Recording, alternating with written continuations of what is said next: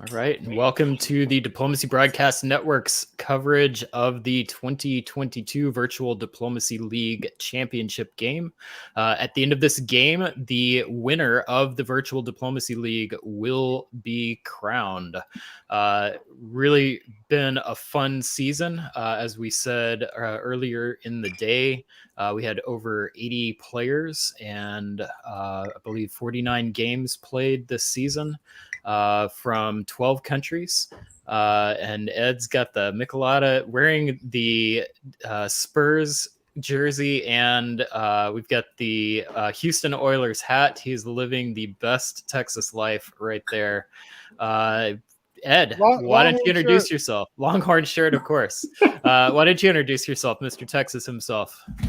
I'm Ed Sullivan. I'm a lawyer from Houston, Texas, who started playing diplomacy a couple of years ago. More seriously, and have enjoyed it greatly and getting to meet everybody. And I learn from every game I watch, and I've already learned a lot from Adam today. And Adam, introduce yourself. Hi, Adam Silverman. I'm from the Bay. Well, I'm from New York originally, but I've been out in the Bay Area close to 20 years now, living near San Francisco. And I've been playing tournament diplomacy face-to-face predominantly for over 20 years. And, you know, I keep coming back because I love the game and I love the people. And this is just so much fun. So I'm thankful for every opportunity to be here with you, Brian and Ed, and the rest of the DBN crew. And I'm thankful to all of the players for making this a reality. It's just so awesome. Yeah, and I'm Brian Pravel. I'm one of the founders of the Diplomacy Broadcast Network. Live in Chicago, Illinois, and I have been playing diplomacy for over 30 years. First with my family growing up, just kind of casually through junior high and high school. College, I started to get more into the game, take it more seriously, played through a lot of the online judges and things like that, found the online hobby, and then met the Windy City Weasels when I moved to Chicago, joined the face-to-face circuit and started playing in North American Diplomacy Federation tournaments face-to-face. And then pandemic hit, we couldn't do that anymore and decided that it was time to find a way to play online. Started this network. One of the founders of the broadcast network, Zachary Moore, became the commissioner of the first Virtual Diplomacy League. It was a great success. And this year, it's gone to new heights. And today we see the culmination of that game for all of the games of this season. They did crown a regular season winner. That was Brandon Fogel, which we'll get to in a moment. But the winner of today's game will be declared the champion of the 2021 season and the winner of the 2022 championship game. So with that, why don't we start with Ed? Why don't you tell us a couple things that you're going to be watching for in this game? So the thing that I'll be watching for is what Brandon does in the Paris method. He's repeatedly stated on DBN that he likes countries with flexibility, that he's not wed to France as the number one pick. I remember a debate between him and Doug Moore on that. So, you know, what will he do? I think he wants to see where the players are. The other thing is, I think the key thing, and the reason why I'm talking about Brandon, Michaelis, and Karthik is I think those are the three probable favorites in this game, and how they react to each other based on the positioning of the countries will be interesting, and how the other players react to them will be interesting. And on screen right now, we see the Virtual Diplomacy League 2021 into the regular season standings. As we said, Brandon Fogel is in first place, Nicolas Telle second, Michaelis Kamaridis third. Saran Kwok and Morgante Pell were unable to play in the championship game. So Karthik Koneth, Jason Massbaum, Tom DeGrief, and Ben Kelman fill out your top 7 for the championship game. Adam, what are you going to be watching today? During the season, we talk a lot about the meta that goes on over the course of a season, with the relationships that players develop with some players working very well together over the course of many games, and some players, I'm not going to mention any of them sitting here right now, who don't get along with certain other players very well, and it can be problematic whenever they're on the board next to each other. I'm not sure if we have any of those kinds of deep-seated relationships on this top board, but these folks have played with each other many, many times for the most part, maybe with the exception of Brandon and McCarlos, who haven't played quite as many games as some of the others. So they know each other really well. They know each other's tendencies, and there's going to be probably a little bit of, hey, we've worked together well in the past. Let's try it again, or maybe some dirty laundry to air in the spring 1901 negotiations. And I'm hoping we'll get to hear a little bit about that from our sideline reporters, because that's always, I think, the best part. Much more interesting than any commentary that Ed and I can give. So I'm excited to hear about that, because this is a top board, and ultimately none of that stuff matters, because you either come out on top of this board or you're in some other place, but you didn't win. Well, Adam knows this better. I'm sorry, Brandon. Brian, I almost walked over you. In fact, now I'm just going to walk right over you. Sorry, I'm stabbing you. But what I was going to say is, as someone who's sort of like the Susan Lucci, look it up, of top boards with a number of second places and no victories, the dynamics on a top board are so different. And I have not mastered them. Karthik's been on a number of top boards and yet to win. Ben's been on a top board. Last year, I was on the VDL top board, and it was my second top board at the time. And I remember thinking, communication time is so compressed, even though the minutes are exactly the same. I felt I was under so much stress, and working with people is so much more difficult on a top board, because everyone's aimed and they're all alphas, and there's no one that you can just sort of get to do what you want. And these are going to be challenges that the winner, whoever wins this game, will naturally deserve, because it is hard to win a top board. Yeah, top board is definitely a different feel. It's one of my favorite experiences. I hope everyone who's watching this game has the opportunity to play on a top board at some point in their diplomacy career, because it does play differently. I wouldn't say that in my experience, it doesn't necessarily play differently than if you get a group of 7 players who know the game extremely well. But sometimes in a league setting or a tournament, you don't go into the game completely empty.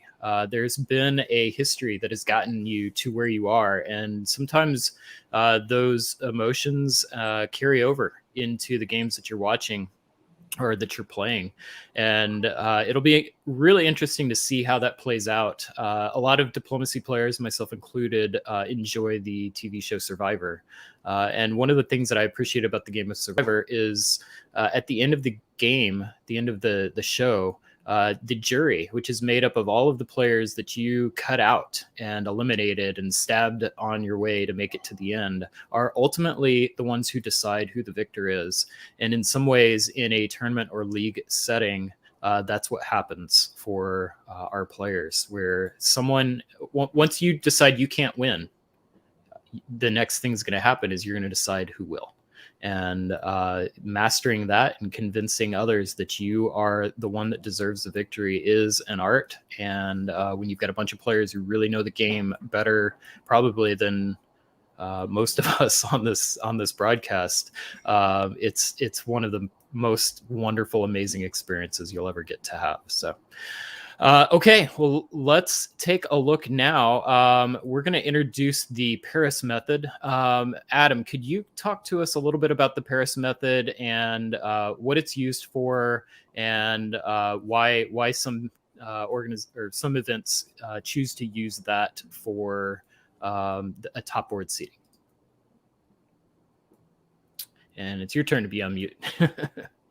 I think for those who have played in VDL games in the past, you're used to just being assigned a power on a board. And that is certainly one way that one could assign powers on a top board. But I think a group of diplomacy players at a tournament, I believe in Paris, some number of years ago. I don't know the history. David Hood probably does, but came up with a different way of doing it. And basically, this is a method for seeding the board for getting power choices. And the way it works is essentially based on your order of ranking.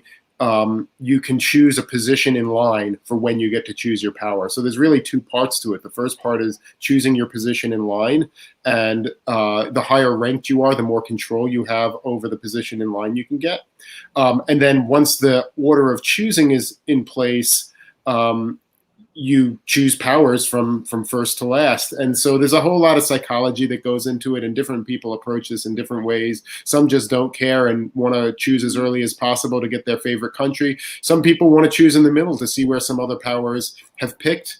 In general, people don't want to pick the last position or the second to last because you're really not being offered much of a choice. Yeah, it's always interesting to watch, and it's a little bit of extra entertainment for all of us.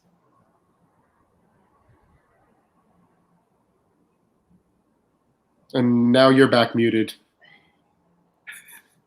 We'll take a look at that now, and we'll take a look at the 2022 Virtual Diplomacy League Championship selection of powers through the Paris method. Recording. All right. Hello and welcome to the 2022 Virtual Diplomacy League top board. The 7th greatest players in diplomacy this season are about to join me on screen, and we will conduct the Paris method of selection. And without further ado, I will introduce this top 7, the first ever final board, to consist of 0 lawyers, starting with Ben Kelman. Ben, welcome. Tom DeGrief in the game. Jason Massbaum. Karthik Coneth. Mikalis Kamaritis. Where are you, Mikalis? Welcome. Nicolas Tylet and Brandon Fogel. Gentlemen, welcome to the top 7. You'll have plenty of time to give your thoughts on the game and the interviews, which are forthcoming. So why don't you just keep everything to yourself for now? We are pulling up to the screen the Paris method selection system. And Ben Kelman, as the 7 seed, will start us off. Ben, where would you like to pick? I would like to go as soon as possible. That's great, Ben. That's a nice thought. Tom? I think I'll let Ben go first. So after Ben. I'd like to pick ahead of both of them. Ah. I'd like to pick ahead of all 3 of them. Mikalis? I'd like to pick ahead of all 4 of them. Nicolas? I'd like to pick ahead of the 5 of them. And Brandon? I will pick 4th in the order. Which means, Nicolas, you have first choice for your power. I'll take France. Oops. That's not. Oh, yeah. Go ahead, Brandon. Just give it to yourself. There we go. Okay. And Mikalis? I pick Russia. Karthik? I will take England. Brandon?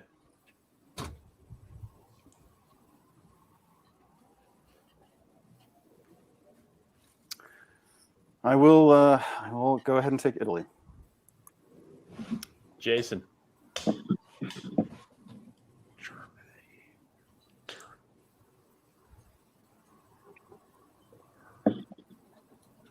I'll take Austria. Ben? You know, I really didn't think I would have a choice here. This is very interesting. Put you on the spot, didn't I? You did. You've already kind of yeah.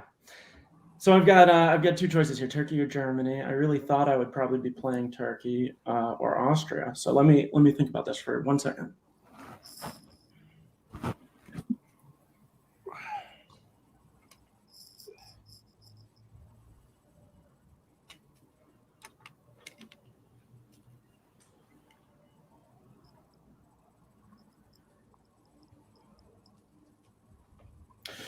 Whew, I'll take Germany.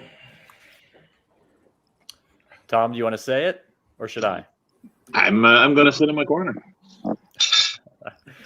Turkey for Tom. Well, here is your power draw for the VDL 2021 top board. I'm about to send the 7 of you out to your DBN interviews.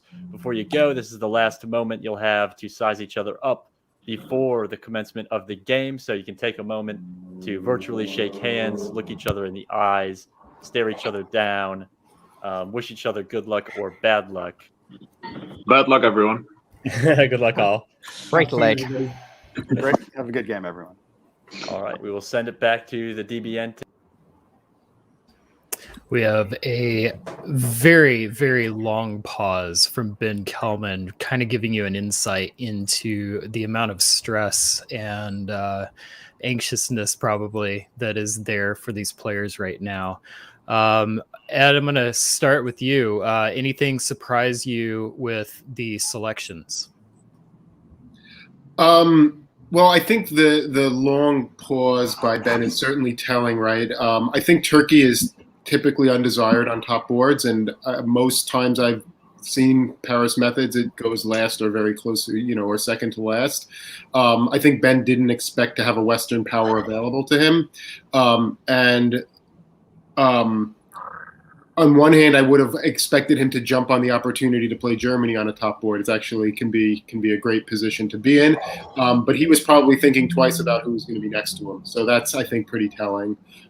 It was interesting to see Jason take Austria as well, with some of those other powers still available. I'll never forget a Paris Method that on a top board in 2016 World DipCon where Peter Jürgen selected first and chose Austria with the first choice in the Paris Method, which was sort of unheard of and was just, I'm going to be bold. We didn't see any boldness in this. France, Russia, England going top 3, that is no surprise, right? Those are powers that people love to play. So I think it's really interesting. Brandon taking Italy, also lots of options there. Decided he was going to take a power that's very flexible, and that we've seen win some top boards before as well. So, but also one of the harder countries to play and to break out with. So, it was pretty good. Ed, what about you? Do you agree with those choices for those players? Yeah.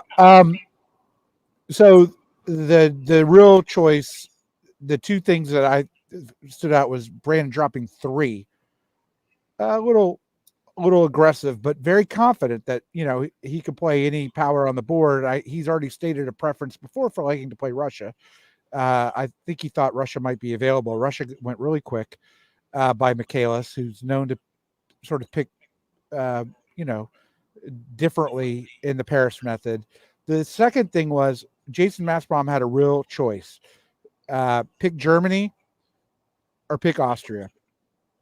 Be on Karthik's side of the board or be on Michaelis and Brandon's side of the board. And he made the affirmative choice to be in Austria next to Brandon. It's confident. I hope it works out for him. And then the third thing was Ben. I mean, sort of like the kid in school, sometimes when the teacher asks him a question, I need to think, and it was a little awkward.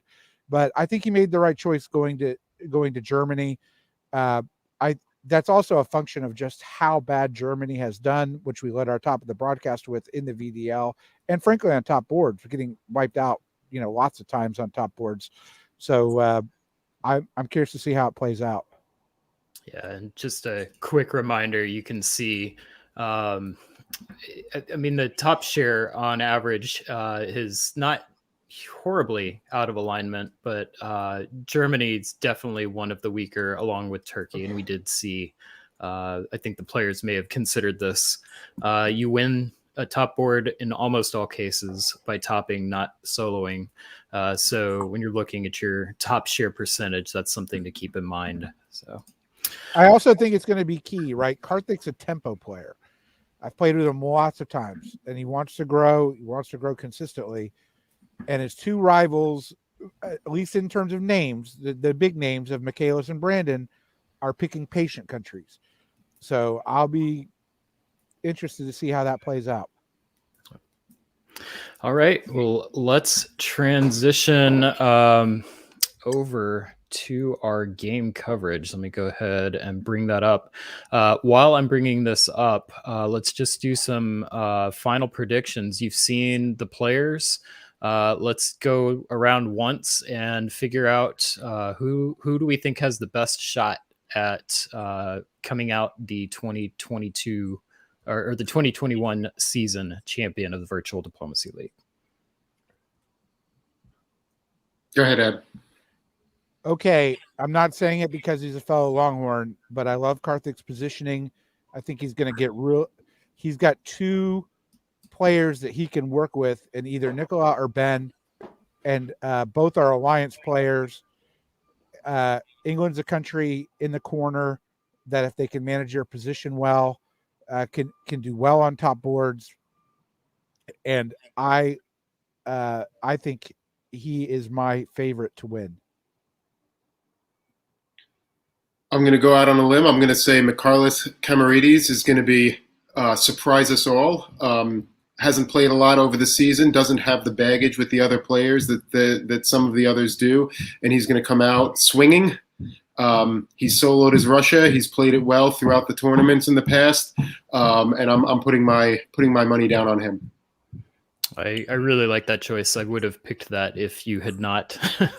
I am going to pick Nicola in France. I've been super impressed with his play.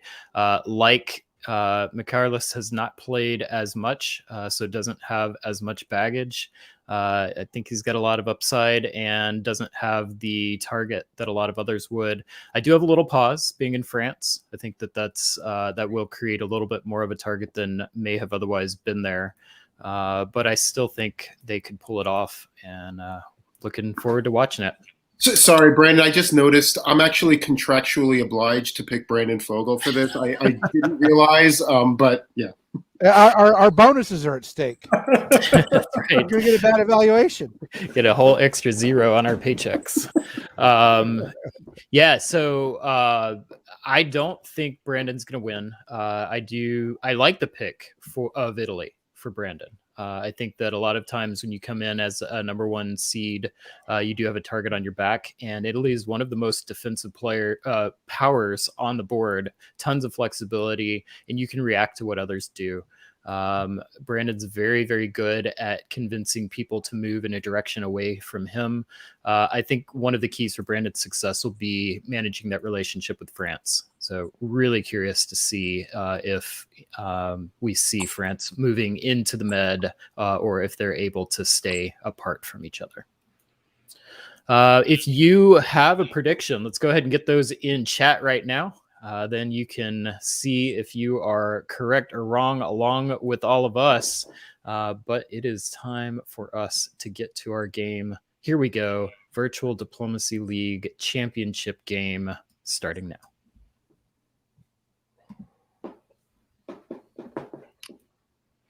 Spring of 1901. Adam, I'm going to move you to the top. You'll take our play-by-play. Ed Sullivan will provide color commentary.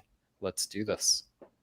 Yeah, this is pretty cool, actually. There's a few interesting things that we're seeing right here. Let's start with the East, where we see the traditional bounces in Galicia and the Black Sea, but we do see that movement by Tom from Smyrna to Armenia, immediately doing that sort of Russian crusher opening, Sundstrom. In Italy, the move to Tyrolia, I love this opening. This is I think, an incredibly powerful opening for Italy. Gives them a lot of leverage throughout the board, gives them a negotiating position with basically every power. Tyrolia is such a great, powerful place for Italy to be after spring 1901. The other really fascinating move is the move into Burgundy. It leaves you wondering, was that an agreed upon bounce, or did that happen by accident? The only comment I have here is I agree with everything Adam just said, but if there's an anti-Brandon Fogel theory on the board, Trieste moving to Ionian right now, and bouncing Albania moving to Ionian and Serbia bouncing in Trieste could make a zero build Italy. I see the chances of that happening as 0. Okay. But I've been wrong before. I'm just trying to. It's Jason Massbaum. I love it. I love it. I have definitely seen aggressive play from Jason as Austria. This is, in my opinion, one of Jason's favorite powers to play. And he plays it well. He's got a good plays it history. very well. Yeah, I've seen a lot of really good things from him. I wasn't surprised at all to see Jason take Austria. But no, I agree. I don't think on this game that's going to happen. So, what do we make of the move of Smyrna to Armenia? I think it's just, I think it's Tom saying, I'm not going to sit in my corner. I think it's a good play by Tom, potentially. If he thinks he's got, somebody else willing to work with him, or if he thinks that it will promote somebody else working with him, right? I mean, you look, you're Turkey. You don't have a lot of influence on the West in the opening of negotiations of a diplomacy game. So you've got to do something to make sure you don't just get an AIR up your rear. So coming in through the Eastern Med Aegean and doing all of that, coming in through your backside over there. So this is saying, hey, Austria, you want to do something? I like it. The other thing is Karthik as England right now is a nice little leverage point. Belgium can be bounced. He can get support into Belgium, which he might because France is going to get two other builds unless we don't know about whether the bounce in Burgundy was arranged or not. So that's sort of the key question. So we'll see what happens with Belgium. I'm willing to bet that's arranged. Interesting. That this is actually really wow. So yeah, I mean, this is the other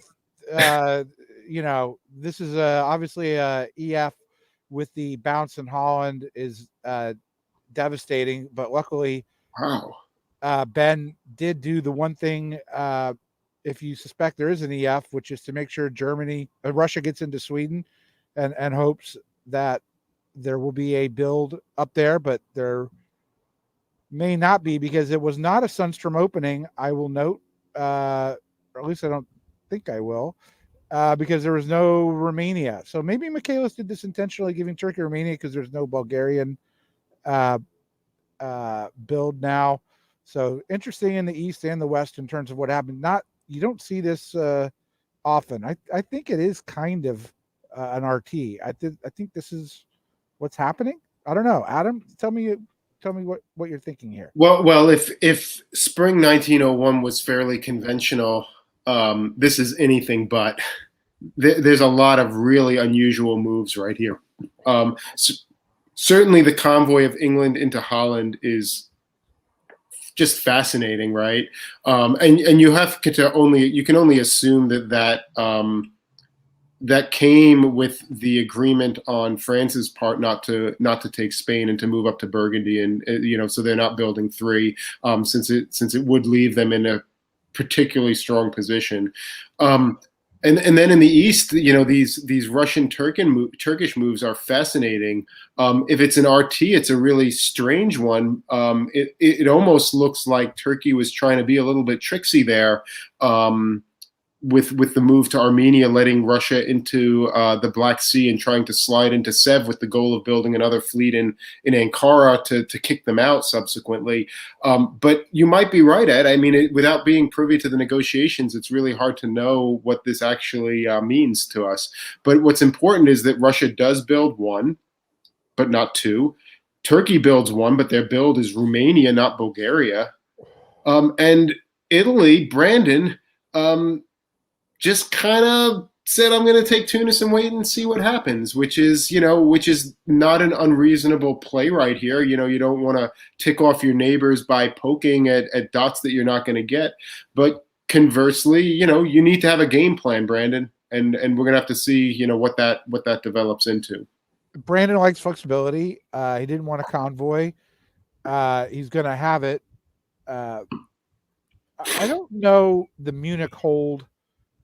I mean, obviously, he may have thought Brandon would have gone to Munich, but I don't think it's a big deal one way or the other. Ben's got bigger problems to worry about than holding Munich. You're going to have an EF going on right now, and if I don't know if Brandon goes west or not with that fleet.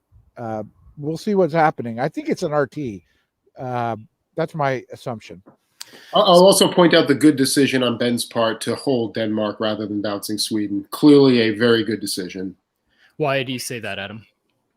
You're in a situation, you just got bounced out of Holland by England, right? You're potentially facing an EF. You don't want to be doing anything that's going to be weakening your neighbor to the east, who's somebody who you can actually use, who can actually be an ally to you and actually help you out up north, right?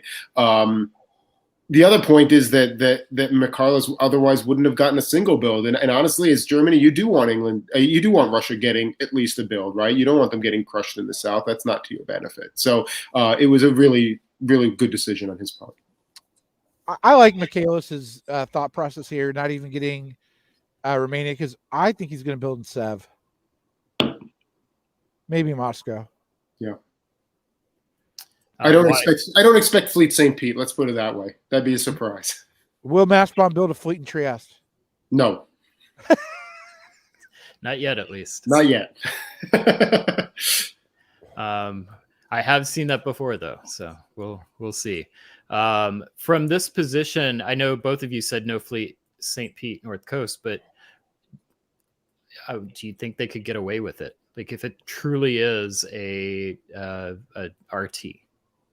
I think it would be a very bad choice on McCarlos's part. I think an Army St. Pete, if it's really an RT, maybe. But I think a fleet would be a mistake. He knows how to read a board. I wouldn't do it. All right. Any predictions for what we're going to see from France? Fleet Brest, Army Paris. I think the most interesting build on this board is Germany's, actually. And I'm honestly not quite sure what you do here. To be honest with you, that's a really hard choice. I'm leaning towards an army, but I'm not entirely sure. I think he's got to build an army, and he's got to rely that McCallus will be on side. But Carthage fleet in Norway, there may be a deal between Carthage and Russia. It's just hard to know if you're Ben what to do. It's a rough spot. I would also build the army. Yep. But the fleet Ankara is the one that I'm looking at, right? Which is that's not supporting your RT theory. It's only supporting a greater deception of an RT theory, but it is saying I'm taking the black, right? And you can have Romania, maybe. I know that Brandon is salivating right now. Brandon's loving it. Jason, you let me down with no fleet build. Brandon loving it because Turkey is. Oh yeah, I mean he's gonna have he's very likely to have no Turkish fleet in the Aegean. At least until the fall, so he's got a lot of flexibility right here. Mastbomb does what you would expect Mastbomb to do, so there's no surprises there. So he's got a lot of diplomatic options right now to really drive conversations, and that's really what you want to be doing as Italy, right? You want to have a finger in every pie and be able to drive conversations throughout the board. I mean, you've even got conversations with France and England with respect to that fleet Marseille build and whatnot. So this is where Brandon thrives, and I think he's probably very happy with how this turned out. And I don't think he's upset about the fleet Marseille. All right. Well, let's begin with our seventh place player, or I'm sorry, our ninth place player, our last player to make the championship game, Ben Kelman. On screen right now, we see Ben's player statistics from the 2020 and 2021 season. Has a top share of 16%, which is good enough for 25th out of players with at least 4 games in the VDL. Capo 4, centers above average player, above average by about 2 centers per game. Capo 4 means he tends to get off to a little bit of a slower start and then build to that larger score at the end of just 1 center above average. Also good for 18th place. OSR, order success rate, is less than 1% less than average. So 25th place for that. That means that he does not, the orders that he inputs do not succeed as often as the average player. That does not necessarily mean that that's a bad thing, but it just means that it's less successful, and we put that under a style column because You mean like moving to Holland? But exactly, that would be a perfect example of that. And also, we'll see a slightly lower Capo 4 in this particular game as well. FSG is foreign supports given. So on average, he gives 2.2 more supports to foreign units than the average player, which is good for 10th overall. And FSR, foreign supports received, receives slightly less than the average player, which is good for 34th. So that's a little bit about Ben. Let's hear his interview from the immediately following the Paris method selection. We'll get a little bit of insight into where he was leading into the start of this game. Hey, thanks, Brian. I am here with coming into the top board here, 9th seeded Ben Kelman, and with some dropouts, fell into the 7th spot in the selection order. Ben, welcome. Thanks, Kevin. Glad to be here. Yeah, so you've been on a couple of top boards preparing for today's. Different than previous ones? I think this is my second after Carnage in 2020. It's been a pandemic for a long time now, hasn't it? Yeah. That one didn't go well for me, and I was actually playing Germany, so we'll see how this one goes. Hopefully, a little bit better. Yeah. So you kind of gave it away here. So you were 7th seeded. Tom DeGriff moved down and put you into 6th. What was your initial reaction to having a choice in your power? I was surprised by having a choice, and then I expected it to be between Turkey and Austria. So I was really surprised when it came to me and it was between Turkey and Germany. And you took a long time to decide, because no way was I having a central or a Western power selection at that point. Yeah, I thought a lot about playing Turkey, and I'd had some success playing Turkey during the season. But I just thought about it, and who knows if I'd have made the same choice again, but I have made it, and I'm just running with it now. Yeah. So I had been scheduled to interview you no matter the selection, and I was ready to ask you. I know you always open with the Chicago-style Sunstrom as Turkey. Not always, but more often than not when I've seen your games. So now I can't ask that. So I frequently do that. You got to go check the record there. I'll check the records. We got some good stats on it. So, yeah. But I can't ask that question now. Now I have to ask the question. You've got the first pick was France with Nicolas, and Karthik is England, and Karthik's had some good results as England. What's the strategy in the West? Well, we'll see. You always have to play the players and play the negotiations. You think about the game all week and you kind of think about what you might want to do, but you can't actually know what you're going to do until you start the negotiations. Karthik certainly is really good and scary. I think him and Brandon, I think, worry me the most on the board. You're probably gonna ask me that. Yeah. So the question always is, if not you, then who? So you kind of gave me that. So looking forward to seeing you out there, and good luck, and maybe we'll see you afterwards as well. Hope so. Thanks, Ben. Thanks. See you. All right. So Ben Kelman giving us the scoop on that difficult decision to pick Germany. How do you think he's feeling about that right now? My heart's breaking for him. Yeah. I played on that Carnage top board. It was both of our first top boards. He played Germany, and Bill Hagenbrack and Farron knocked him out in 1903. I'm sure that went into the calculation that he would get run over by EF. So, but I'll say this, looking at the stats, particularly the high ranking of foreign supports given, he is a solid alliance player, and alliance does well. he does well, which explains his 9th place finish. I'm hoping he can figure a way out of this, but it's looking tough. All right. Well, let's now go to our sideline reporters. One of my favorite things about doing these championship games is we do get a little more insight into the games than we do on a typical league night.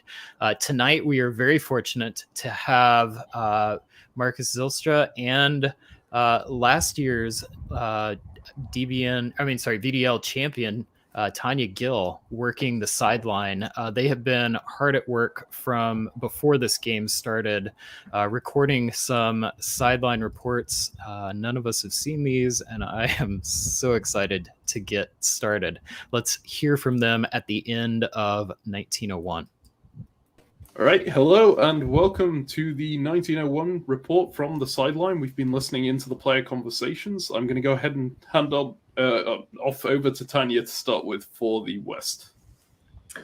Yeah, so pretty interesting discussions coming out of the West. So right off the bat, England and France go into a room, discuss quickly about DMZing the English Channel and then running in on Germany. Seemed like a pretty solid conversation. Meanwhile, Germany's talking to Russia, saying that he's concerned about Karthik in England and tells Russia that 99% he's not going to be bouncing him in Sweden. France and Germany start off their conversation a bit strangely by rehashing old games where they lied to each other in the past.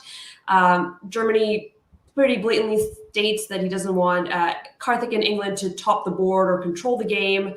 The conversation between the FG seems like Germany is committed to an FG. He's being very specific with France and says to Germany that the two best players on the board are Brandon and Karthik. Meanwhile, France also wants Germany to bounce in Burgundy. So there's a big discussion over the bounce in Burgundy.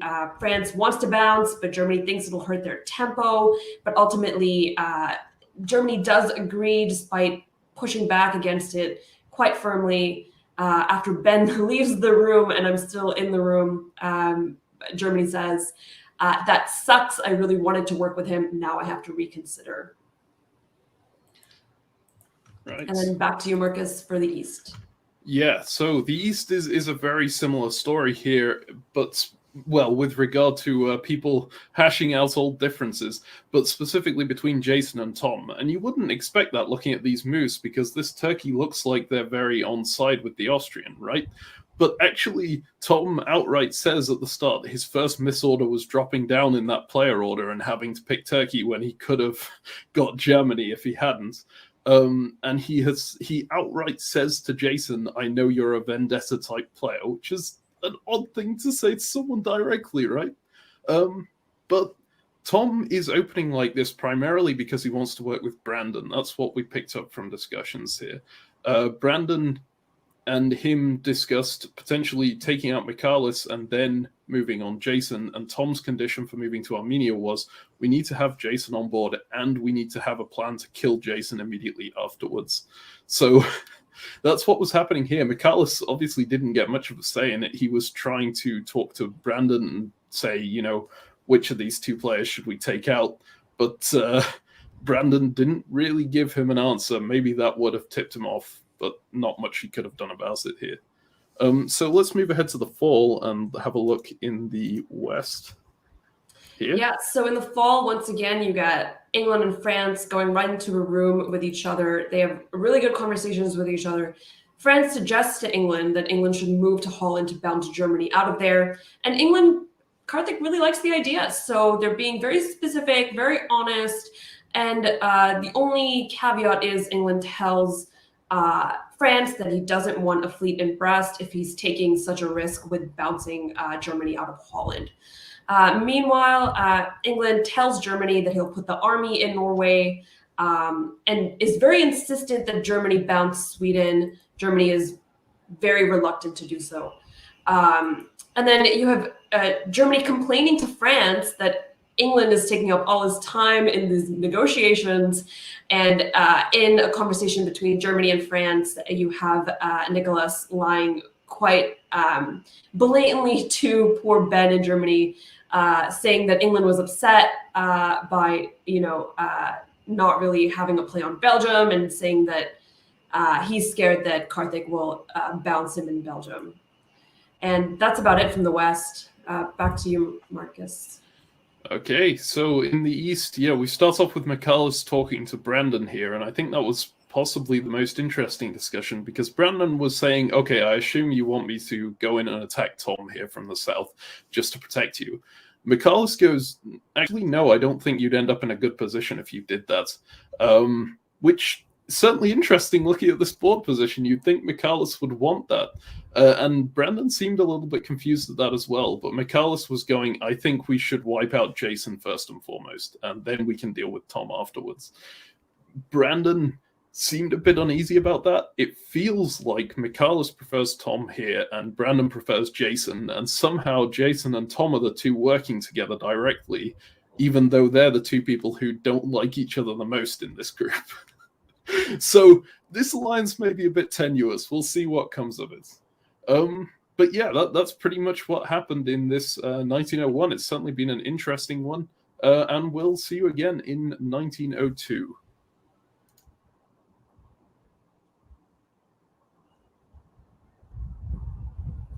My goodness. Two people that hate each other the most are the ones that have the strongest alliance in the East. Fabulous insight. Thank you so much to Marcus and Tanya. We'll start with you, Adam. What stood out from those negotiations? That is juicy. I hats off to Marcus and Tanya for that. I think there were two really interesting things, and actually one I think is a learning experience for Ben. I think Ben accomplished almost nothing when Nicola was insisting on the bounce to Burgundy. Ben could have just said, you know what, Nicola, if you need to be in Burgundy, you go to Burgundy. I'm not moving there. And I think end of story. Then Nicola has to rethink his moves. The problem for Ben is the problem for Germany in general is when France asks for a bounce of Burgundy, France can just support themselves in and basically completely make your move null and void. And Ben should have been thinking that was a distinct possibility here. It wasn't what actually happened, but it could have happened. And, in that situation, you're better off just going to Ruhr and deciding whether or not you need to cover Munich in the fall. And I think that Ben would have put himself in a better position by doing that because there would have been more uncertainty over whether he would have supported himself to Holland, moved back to Munich, or gone to Belgium, and it would have created a little bit more confusion in the EF and made it more difficult for them to make such a devastating set of moves than they did. So I think that's just a learning experience, and hopefully Ben and others in the viewership can take that lesson from this. The second really interesting thing is the mess of negotiations in the East. Wow. It is amazing to hear how off kilter everybody is with each other's goals and each other's objectives. And it is just going to be really fascinating to see if some people can get on the same page or not in 1902, because it sounded like from 1901 that nobody is really talking to each other in language that is working. What I took from the sideline reporters is, one, why have Adam and I? I mean, they just explained what happened. That was fantastic. But we're superfluous. But what I really took away was diplomatic failures. My whole game is the diplomatic part. And you cannot, especially on a top board, and I've learned this in my travails with Farron, have an enemy before you start. And if Ben is rallying everybody against Karthik in the beginning, Karthik's going to get wind of that. It gives power to the other people to make decisions. And that's a bad spot to be in. The second diplomatic failure was, even though they might be working together with Jason and Tom, you cannot, and it seems like this was more Tom than Jason, you cannot rehash history. There's no time for that. There has to, what you can do is show you the money, the orders on the board, tell them, you can address it quickly, but you can't just whine. There's not enough time, and it puts the other person off at the beginning. So I like a better strategy of, Adam, your game, your third game at Carnage, where you and Johnny, where you were very honest with each other about what you wanted to do and what your goals were. Those are the ways to address those diplomatic issues, not just by whining. Well, we'll see how those decisions play out. Here we've got spring of 1902. Let's look at our adjustments before we do that. Adam, why don't you take us through anything stand out to you with these adjustments? Oh, we did those. Yeah, I think we did. I think we did that. I think the only thing, no London, no Brest fleets, Fleet Ankara, Army Sev. I mean, these builds speak a lot in terms of folks on their side of the board either being on the same page or not being on the same page. All right, spring of 02. Wow. Okay. So actually, I think let's start with the West. And actually, it's hard to argue with what with what Ben decided to do here. He knows this is an all-out offensive, so he makes the right moves here, I think, in blocking France from getting into Ruhr. He loses Holland. This is a losing fight, and he knows it. But at least he's making the moves that that are necessary tactically to try to stay alive. What's really puzzling is Sweden supports Norway to Skagerrak. Why McCarless would want to promote this type of behavior is actually kind of beyond me. It's in McCarless's interest to see Ben survive here and or if not thrive, at least not be dismantled very quickly. What happens next? I mean, England is still putting fleets up in Norwegian. That's going to cover Norway. This isn't good news for McCarless in the long run unless he can get some builds from somewhere. So I'll say that. The fleet moves by Nicola are no surprise. That's pretty expected here, and Brandon is responding accordingly. I think the Italian moves and Austrian moves are coordinated here, as are the Russian ones. I think this looks like an AIR to take out the Turks. Good luck to Tom in figuring out how to deal with that. Unfortunately, in these kinds of positions as Turkey, you very often have very little negotiating room. So we'll see, unless he can convince Brandon to do something else, stab Jason here or something like that. Tom could be in for a difficult game, much like Ben. I really don't have much to add to that, so I probably won't. I don't. If I'm Jason, I hate Apulia to Venice. I hate it with a passion. Yep. If that was not arranged, first of all, if it was arranged, Jason shouldn't have made that deal. And if it was not arranged, I would seriously. I mean, I don't think he can do any. I guess he can do something about it, but he might take it back. We'll see. But that's very disturbing to me as an Austrian when I see that. The other thing is I agree. It looks like an AAR, and it's walking and talking like one. But I sort of think Michaela should have. You talked about his moves in the west or the north, but I wish he could have worked it out with Turkey, right? I mean, like, what's he going to get out of this other than Romania right now? So let's see how it goes. Yeah, I think it's challenging for McCarless here, though. I think he needs to make sure that he's in a position where he can do something. And I think the position for Turkey was setting up for the attack on Russia. And if he wasn't able to negotiate with Tom a way out of that for Khan to go to Aegean and all of that kind of stuff, there was not much else for him to do here. Fair point. Yeah. But I agree, it's not the optimal position for him or optimally where he wants to be. If I understand this right, McCarless is now supporting Denmark to hold. Is that correct? Or is he supporting Skag to Denmark? I can't really tell. Gosh, I hope it's the former.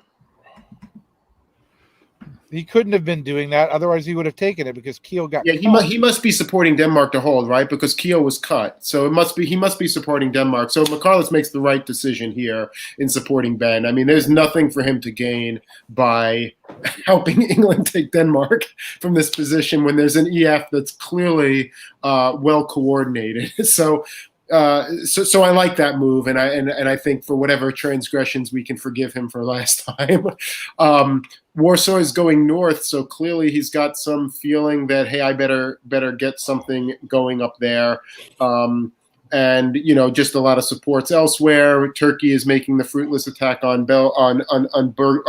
Bulgaria, and we see that move to Aegean. So this certainly looks like the AIR. The only crack that I would say is that Budapest to Trieste, supported by Vienna.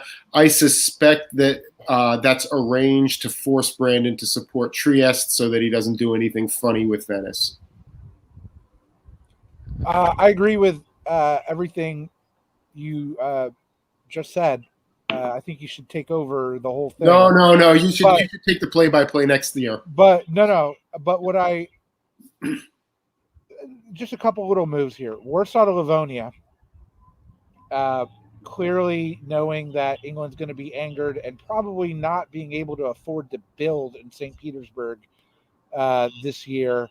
Maybe he does build. I think you can. I think South Coast. I think he can build St. Petersburg if he wants to. Actually, I think a North Coast build is achievable thanks to the move to Livonia, and because he could potentially just say to Tom, like, "Hey Tom, I got Romania. I'm not fighting you at this point. I'm not going to fight you. I'm going to sit here and support myself. I don't want to get involved in this crap." The other thing is, and it's clearly arranged, the bounce in West, because France could have forced it if they wanted to, which they didn't. Sorry, Tom. We're going to take issue with that, and I understand from the perspective of Turkey. All right. Well, let's take a look now at Tom, who just made an appearance. Let's go ahead and take a look at Tom's statistics from the 2021 season. Unfortunately, didn't get the picture of Tom, but we got a top share of 25%, 10th place, cap of just slightly above average, cap of 4 just slightly below average, order success rate about 2% less than average, foreign supports given at 33rd, slightly below average, and foreign supports received slightly below average. So Tom's top share is definitely the reason when we look at these stats that he made it into this championship game.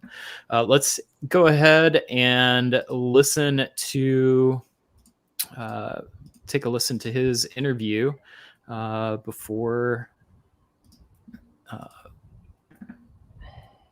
right after the Paris method. Here's Tom. Tom, congratulations on making the top board. You had a great showing this year. So you're one of the 2 alternatives to play today. Does that make you nervous about this at all? No, it takes away some of the pressure. I didn't really qualify, so nobody's expecting me to win. So that's the fine position for me. I even put some pressure on Ben by letting him pick over me first. So I just took whatever was left. And yeah, we'll see what we make of it. Is this your first top board? In a long time, yeah. I think I've had one top board before. Maybe one I'm forgetting. But it was all face-to-face. So you kind of alluded to this, but I'd like you to expand if possible.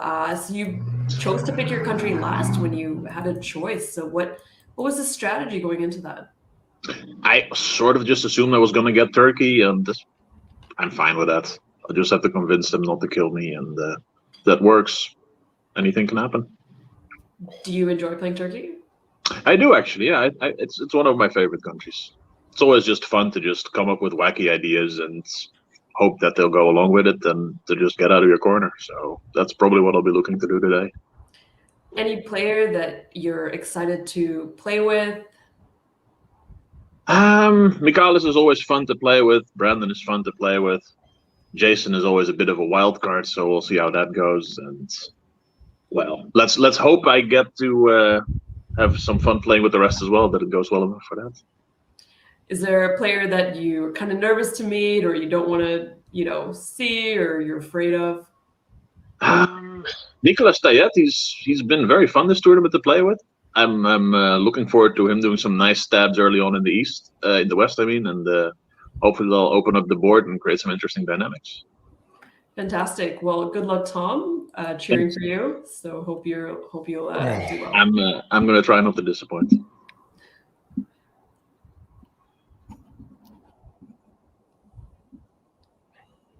All right. How are we feeling after that interview? I think that sums up his game. Is Turkey pretty dry? Hoping for the best. I love the attitude. I'm in this. I got a bonus by even getting onto this board. I'm going to do my best and not worry about it too much. I love it. All right. Well, let's hear our sideline report from 1902. All right. Hello and I just realized I've got the wrong map up, but there you go. Hello and welcome to the 1902 sideline reports. I'm going to hand straight off to Tanya for the West. Yeah, so the West is shaping up pretty cleanly. Ben in Germany is still trying to work with France, and he does so by telling Nicholas that Karthik is a better player than Nicholas, but doesn't want Nicholas to somehow take that the wrong way, but he needs Nicholas to fully reverse now and go after Karthik. Meanwhile, Michalis agrees to support Karthik into Skagerrak, mostly to keep Karthik away from St. Petersburg. Ben, of course, does not like hearing that. Then you have Karthik telling Nicholas, and this is sort of the alliance of the West, the EF, that Germany needs to die. They also talk about how stopping the IT is incredibly important. Karthik then wants to convoy to Holland, asks for support from Nicholas, and also told Russia that he's going to be taking Holland. However, Nicholas very intelligently decides he doesn't want a part of that, says he's going to be supporting himself into Ruhr. Karthik says fine. The EF have decided that they do not want Russia to die quickly. There's also a discussion about getting the jump on Italy as well. Meanwhile, Italy says to Germany, once he gets a build, he'll be coming to help. And that's the spring. Back to you. Okay, and yeah, in the East, you can see the results from the moves here, but initially, Tom and Jason were talking for a while, but it's not the kind of talk you expect off of people who are allied together.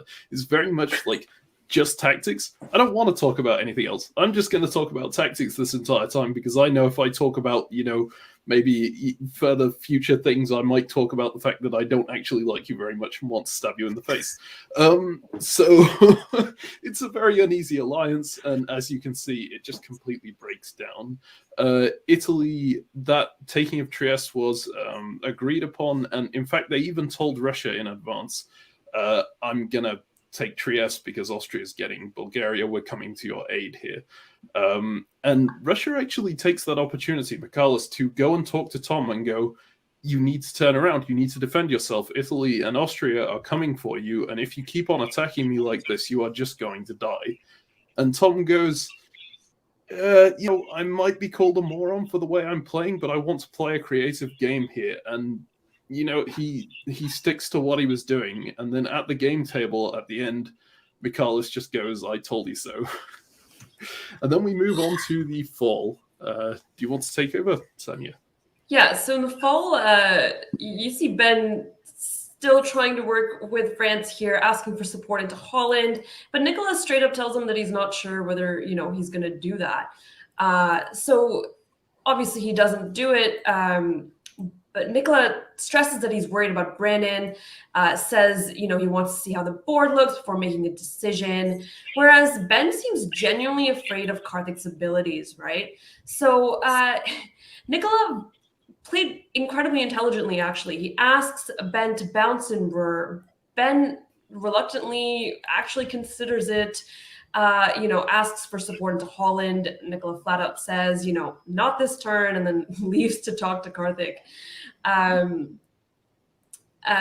You've also got this sort of quasi maybe alliance between Marcus and Karthik, where McCallus, not Marcus, McCallus and Karthik, where McCallus is saying, I need you to contain France, and you need me to contain the East. So then, back to the England-France alliance here, which is going forward. Karthik insists that what's going on the East is an Italy-Turkey alliance, and that Nicola needs to move on Brandon immediately. I'm going to say France played this round very intelligently. He told both Germany and England that he'll be moving to Ruhr.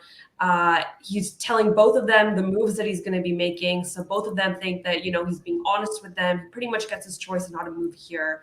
However, at the end of the discussion he has with Karthik, the EF confirm with each other that they are allied.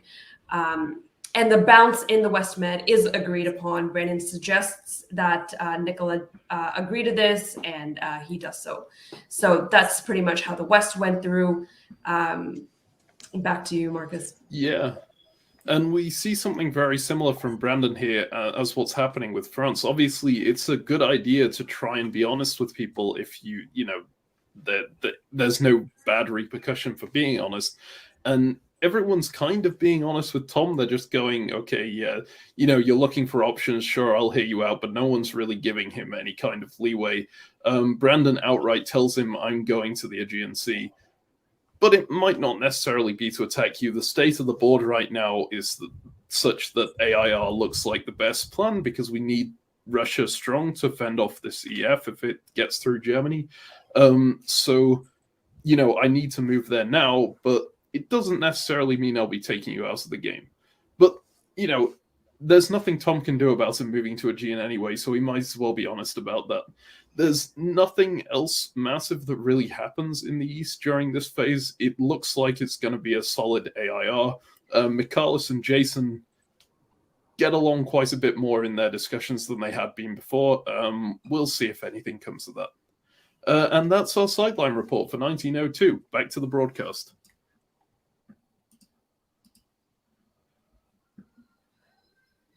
All right, Ed, we're going to start with you this time. What stood out to you from those negotiations? Two things, which is one, in all things, trust Tanya Gill's judgment on things in a room. And this is not the first time that she's mentioned and complimented France's play. And she's saying that for a reason. France is in good position. France is not susceptible to Karthik. I think you're hearing Karthik get a little desperate. The thing that, the only thing I think I really add value is on the diplomatic part of it. And you know how Trump used to call people low IQ individuals? Well, Michalis is a high IQ individual, but I think he made a diplomatic mistake. If what I heard from Marcus was correct, which was that AI told Michalis that Trieste was being taken, and then he tells Turkey what's happening and needs to defend himself, and then he goes at the game table and says, "I told you so." That is information he is providing to AI that he told them what was happening. That will ultimately cause Russia to lose, diplomatic leverage against an AI. And I think that was a mistake. To tell people at the game table to give that information is not something I would have done personally. Well, let's see how that plays out. Any predictions for our adjustments here, Adam? I think England has to build an army here. They don't need another fleet. They got to get another army down on the continent. France. France's build is the one that's tricky. You don't want 4 armies. You don't want to anger Brandon. You don't want to anger Karthik. That's really hard. Yeah, it's really hard. I'm not quite sure what the French build is. I think Italy is a fleet in Naples. I think that's pretty straightforward. I think Russia has some options, actually. I'm expecting something fairly neutral, like an army in Moscow or Warsaw. But a fleet in St. Pete is not off the table here. I'd be thinking about it probably. I think Russia builds north, like we talked about before. I mean, I think you can get away with it, but it's tough. France is really hard. I'm going to guess an army in Paris, but which is sort of the wimpy build to just sort of equivocate. But I don't know. I don't know if that's right. I think Fleet Marseille. I don't think he wants to end it with Karthik. He's protected. We'll see. Army Marseille. St. Pete South Coast. Yikes. That's certainly not what Ben wanted to see. Well, the argument is I'm coming in there to help you, but it also will allow him to destroy him. Wow. I mean, Denmark's lost, so what can you do? I have a hard time agreeing with that build. I think there's not a lot of reason where that makes sense just yet, but we'll see. Ed, do you want to call this one? Sure. As I look at the board here, that savvy Brandon Fogel. I'm fairly certain that they are coming to the rescue, and that the Budapest moving to Trieste is the deal for Fleet Aegean getting into Caen. You know that they talked about a bounce in Western Med, which was, not a bad argument for Brandon to make, but the move to Piedmont and Tyrolia and Bohemia, this is coming to help Germany, to slow Karthik down. And then what we see in the north, I think, is also important. Karthik does pick up Denmark. It looks like there is a Russian support there, but then moves to Norway to cover. But that's going to be problematic for Michaelis in the fall, because it's a choice between Sweden and St. Pete. I guess St. Pete could be covered, so Michaelis is probably okay for now. So look, I think the AIR is on task at this point. The question in every AIR is what happens after Turkey gets down to 2, and now Turkey's going to be at 2. Yeah, if I'm reading the route fleet in Sweden correctly, it's supporting Denmark to Skag. Is that right? It's hard to say. If it was supporting Denmark to Skag, it would have succeeded. Yeah, you're right. So is it supporting Helgoland to Denmark? See, I can't understand why it would do anything other than support Denmark to hold, or something like supporting Denmark to Skag. If Michaelis is actually helping Karthik in this position, he's now got 2 units on Sweden. I mean, sure, Karthik is not going to take Sweden right away, but I just don't see what he's accomplishing here. And the hold in Livonia, if you're actually going to be making aggressive moves against Germany, why is it not going down into Prussia to get a piece of all of that? So I'm really perplexed by Michaelis's choices in the north here. But again, not being privy to the full discussion, there may be more going on. I think it's a misorder. It has to be a misorder. Denmark should not have been lost in that situation. It may have been an intentional misorder, but it is a misorder. He's doing something with that unit. Yeah, but he's not supporting Sweden, right? So, which is really he's not supporting Denmark, which is what it should be doing. Right. So that stands first off. I like what AI is doing here, whether they're in Tyrolia, Bohemia to support Ben or to take Munich before the West can. I think either scenario makes sense. The AIR is doing their AIR things. And it sucks to be Turkey in this position, and there's nothing Tom can do about it, and he's going to get just slow played out of the game. And we've all been there. If we've played enough games, we've played Turkey, and we've been in this position, and it sucks. And I think there's clear deception of Ben. We heard from the sideline report where, Ben asked for Holland and it was not this turn. Well, here's the next turn. Ben thought he was going to get Holland. Nah. Not this turn. It's yet another not this turn. I mean, I think Ben at this point is just, playing any chance he's got. I mean, I suppose that going, he could have gone a supported attack on Roar again, but it wouldn't have made a difference, right? Because ultimately, the Roar was 3-on-2. So I think he's just taken any shot he's got. I mean, ultimately, what he should be doing is offering Nicola Holland, right, and trying to make a play that way, and saying, "Hey, Nicola, I'll put you on top, keep me alive, and maybe I can get a solid second or something." That's really his only pitch right now. Right.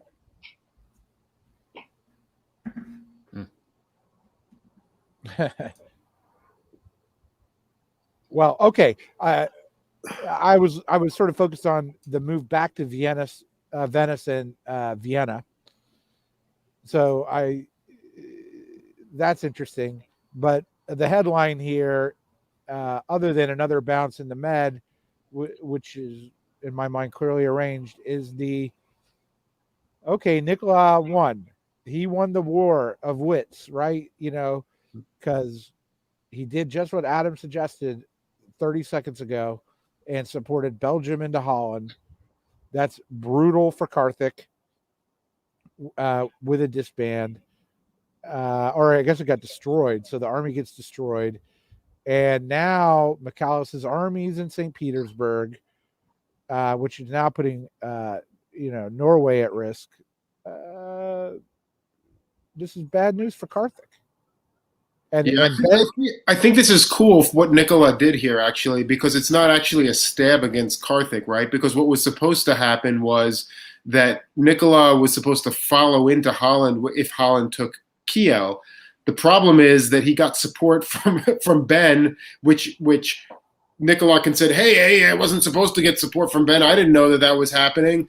I mean, and Karthik was supposed to get Kiel, except Karthik doesn't get Kiel because Sweden cuts Denmark, or Skagerrak rather cuts Denmark. Burgundy cuts Munich, but Berlin support on Kiel is still valid. I mean, look at what Ruhr did. Ruhr actually supported Holland into Kiel. It just wasn't sufficient for Karthik to get in because that Berlin support was still valid and it was 2-on-2. So this is incredibly savvy on Nicola's part, what he did here, because this is not a stab. This is just sorry, it didn't work out the way it was supposed to, but, such is life. And I misspoke. It's a rebuild for Karthik because he took Denmark. He took Denmark, so he'll rebuild it. Yeah. So it's not quite as bleak as I was imagining. Yeah. I think what's also interesting is Brandon's game over here. He does this sort of conga line thing with Western Mediterranean Sea, and I have to imagine he figured that was going to bounce or knew that was going to bounce. I'm not sure, but and then he's going Piedmont back to Venice, which is part of the reason. I guess he's protecting it in case Jason gets funky, but. This is not the kind of order set you really want to have to make as Italy. I mean, he obviously felt like he needed to, but you're sort of not making progress, and if anything, you're going in the wrong direction. The other thing to mention is that, as Wardy does, which is Tom's play is not good with 3 on. Yeah, maybe he thought Bulgaria and Aegean would just support Khan, but to not support Smyrna. I guess he couldn't from the fleet, but to not cut Khan. I mean, there's lots of, to not attack Khan just makes no sense to me. I also noticed that Jason covered Vienna as well. So definitely some doubt in the AI that we haven't seen in the orders from previous turns. Yeah, it's a great point, Brian, and look at what that does for position. I mean, it really just hurts both of their positions when they can't trust each other, right? Because you have Brandon. I mean, maybe Brandon wants to be in Venice. That's certainly possible, but it's certainly not optimal for either of them to have to be pulling back to their home centers when they were standing in a productive position previously. I think Brandon's trying to give space to France. And I think they knew that this was going to happen. I think there's close cooperation here between the two. And I think they're thinking about their next target, which is Russia. That would be my bet as well, Ed. I totally agree with you. All right. Well, let's see. We'll find out more about that in just a moment. But first, let's take a look at our next player. We've got our number 7 ranked player, Jason Massbaum, doing the Monster Mash. We've got a top share of 6%, 40th out of all of the ranked players from the 2020 and 2021 season. Very, very low. But we see that he's making his moves probably through a couple of large games. We know that for this season at least, with the cap of 2.5 centers more than average. Cap 04 getting out to a pretty fast start of almost 2 centers above the average player in 1904. Order success rate, negative 2.7. Foreign supports given, right around average, and foreign supports received much higher. So up at 8th place with 2 more supports on average than other players. So Jason playing a game where he's convincing other people to help support him and getting some large scores, but not topping. So kind of a big go big or go home kind of player. Let's hear from Adam. Let's hear from Jason in his interview right now. Okay, hi, I'm here with Jason Massbaum, coming straight off of the Paris Method power selection, and you made a very interesting move in that power selection. You took Austria when there was Germany on the table as well. Do you want to talk us through your reasoning for doing that? So it was basically I looked at who was on who else was in the West. Thought that was going to be a little bit of a rat's nest. Figured I might be safer just staying out of the rat's nest. Plus, like in general, I think it's a little easier for Germany to just get overwhelmed by events. I figured, so for me, it was really between Austria and Turkey. And I know the Let's All Gang Turkey metas died down a little bit, but once it was, for me, it was really a choice between Austria and Turkey because of what I just said about Germany. Right, and you thought that Austria was definitely the better choice than Turkey, or that was a close decision for you? That was a little bit of a close decision. Obviously, there's something to be said, especially in the top board style of play, to just hang out in your corner for Turkey, wait for an opening, let the game come to you. But as Austria, it's also a little bit easier to get a commanding position.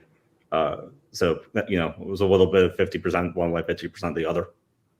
All right. So you chose 5th. So obviously you didn't have much choice left. Was there any country you were hoping would get to you that wasn't one of the 3 that did? I mean, obviously France. France is a good top board power. Didn't really expect that I would get it, given my position in the seeding.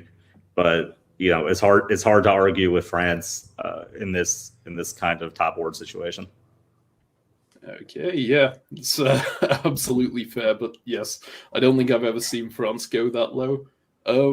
So yeah, how confident are you feeling going into it, looking at the opposition and looking at the players who are around you? So, obviously everybody on this board is a good player.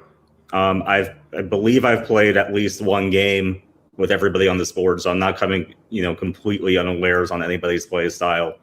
Although I think maybe half of the board I've only played like once or twice with, and half the board I played with a lot. So I think it'll be interesting to see what happens. I think I learned a little bit from my previous top board over the summer on maybe be a little bit more slow and cautious as opposed to let's just jump out the gate and try to make big things happen. Okay, great. Well, I'm looking forward to seeing that work out. Thanks, Marcus. Good luck. Thanks. Take care. All right, we've got Jason Massbaum talking about maybe playing a little more patient than has in the past. When you looked at his Capo 4, tends to get out to a pretty big start fast. Is that in line with what we've seen so far today? So his previous top board, he played Austria, and his first move was Vienna to Bohemia, I believe, or Vienna de Tyrolia, which was not good for him. So this is a lot more cautious than that. I will say he mass bombed math when he said 51 versus 52 decision. That was almost as bad as Zachary Moore calling him Nicola Toilet. But I don't know which was the biggest mass bomb of the day. But I love Jason. I love playing with Jason. And I especially love when Jason gets frustrated in a room. There's nothing better. But I don't think he has any reasons to be frustrated now. Well, let's get a little more insight into that with our 1903 sideline report. All right, here we are with the 1903 sideline report. So I'm going to hand off to Tanya as per usual for the West first. Yeah, so in the spring we see discussions between France and Germany, where Ben, very straight up tells France that he's running out of options for working with him. He's very obviously frustrated. But Nicholas, once again, playing the middle, tells Ben that he's moving to Ruhr with Burgundy. Ben accepts this and says, okay. Then you move to the discussions between Karthik and Nicholas, and there's a discussion over which unit goes into Ruhr. And it gets tense for a second. Karthik saying he's worried about France-Italy alliance. Karthik then pressing Nicholas to go after Brandon and to guarantee Munich. Ultimately, Karthik agrees that Burgundy can indeed move into Ruhr. Once again, France does great by telling exactly both the other Western powers what he's doing and gets away with it. Then between Nicholas and Brandon, Nicholas is seen asking Brandon to move out of the Tyrrhenian Sea if Nicholas has any hope of stabbing Karthik. So there's some discussion here about stabbing Karthik, asking Brandon to back off, but they couldn't really agree to DMZ, and then they bounced in the Western Med instead. Nicholas has a funny thing to say to Brandon here. He says, to Karthik during this phase, I have half the board telling me to worry about you and the other half telling me to worry about Brandon. So Nicholas, kind of interesting position. Karthik also agrees to support, Burgundy and Ruhr, as we discussed. Back to you, Marcus, for these. All right. Well, mine is going to sound pretty short after all of that, but really there wasn't a lot of discussion in these. Well, there was, but it was all very tactical and straightforward. This AIR are fairly solidly locked in. Brandon agrees to give back Trieste in exchange for Constantinople. They talk about going west. The only slight point of debate was whether Trieste goes to Tyrolia or goes to Albania. Brandon was pushing for an Albania move so that they can potentially convoy it down to Syria here. But Jason was not happy with that, so they ended up agreeing to go to Tyrolia instead. Michalis makes a point that, we need to be able to hold back both of EF if we're going to negate the CF. Otherwise, we're just choosing someone to throw the victory to. So he's trying to make a pitch for, do not attack me. You will only be able to hold back France then, and then England will just win the game. That's pretty much it from the East for the spring. Back to you, Tanya. So for the fall, interesting to note that during this, there's really no discussions or not many discussions going on between England and Germany. It seems like that relationship is going to be pretty impossible to mend. At some point, I looked at the rooms and they were sitting alone in their own rooms instead of talking to each other. So that's that. And meanwhile, France is the most desired player for discussions. Everyone is always going into rooms to try and get a word in with France. So with the England-France alliance that we were sort of seeing, Nicola admitted to Karthik that he waited too long to move on Brandon. And then they had this discussion on how to handle the AIR. And in this discussion, Karthik says, regarding the entire board, and I quote, "Whatever you think is best for the alliance, I will do for you." So they decided here that Holland will be moving to Kiel and Belgium would be following back. Now, Nicholas is very, very intelligent with this play. He then goes to to Ben and tells Ben exactly what he's doing. He says, Burgundy is going to hit Munich, and I'm going to try for Munich, and Belgium is going to go to Holland. And he's like, do with that as you will. So as we can see, Ben did with that as he would, and that's about it from the West in fall. Yeah, very interesting play there. Essentially, well, I mean, convincing Ben to support him into Holland without actually asking him to. There's some interesting stuff going on in the East, certainly more than there was in the spring. Initially, Brandon's quite annoyed that Jason has moved into Trieste in the spring instead of in the fall, because it puts Venice under threat.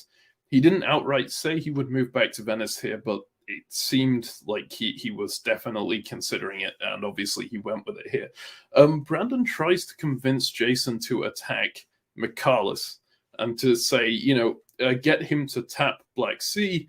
You can go and take Romania, and we can jump on him. If he's working with the EF in the north, or if he's working with England in the north, what's the point in sticking with him here? And Jason seems to agree. And in fact, he does go into the conversation with Michalis, and he asks Michalis to tap Black Sea. And Michalis is just, there's a pause, and then he sort of goes, why? And then Jason is talking about, Turkey could take Constantinople. Michalis says, well, you have 2 units that can hold that. That seems like it shouldn't be an issue. And after a fair bit of discussion, Michalis changes the subject to, why is Brandon not moving harder against France here? He's very non-aggressive when you look at the moves, and like this turn proves it even more, right? But obviously before this turn goes through.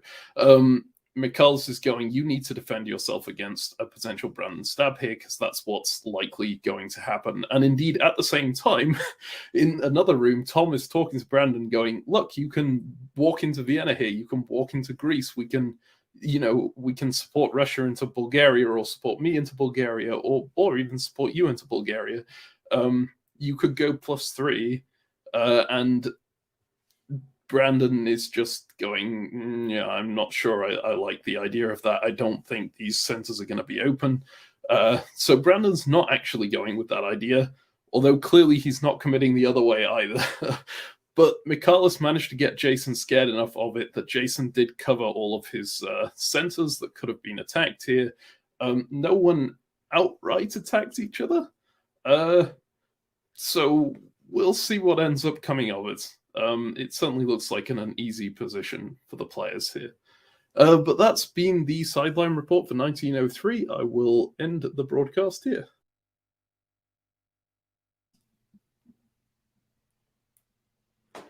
I don't know about you, but I cannot wait until the next year's sideline report. There's some really interesting setup here.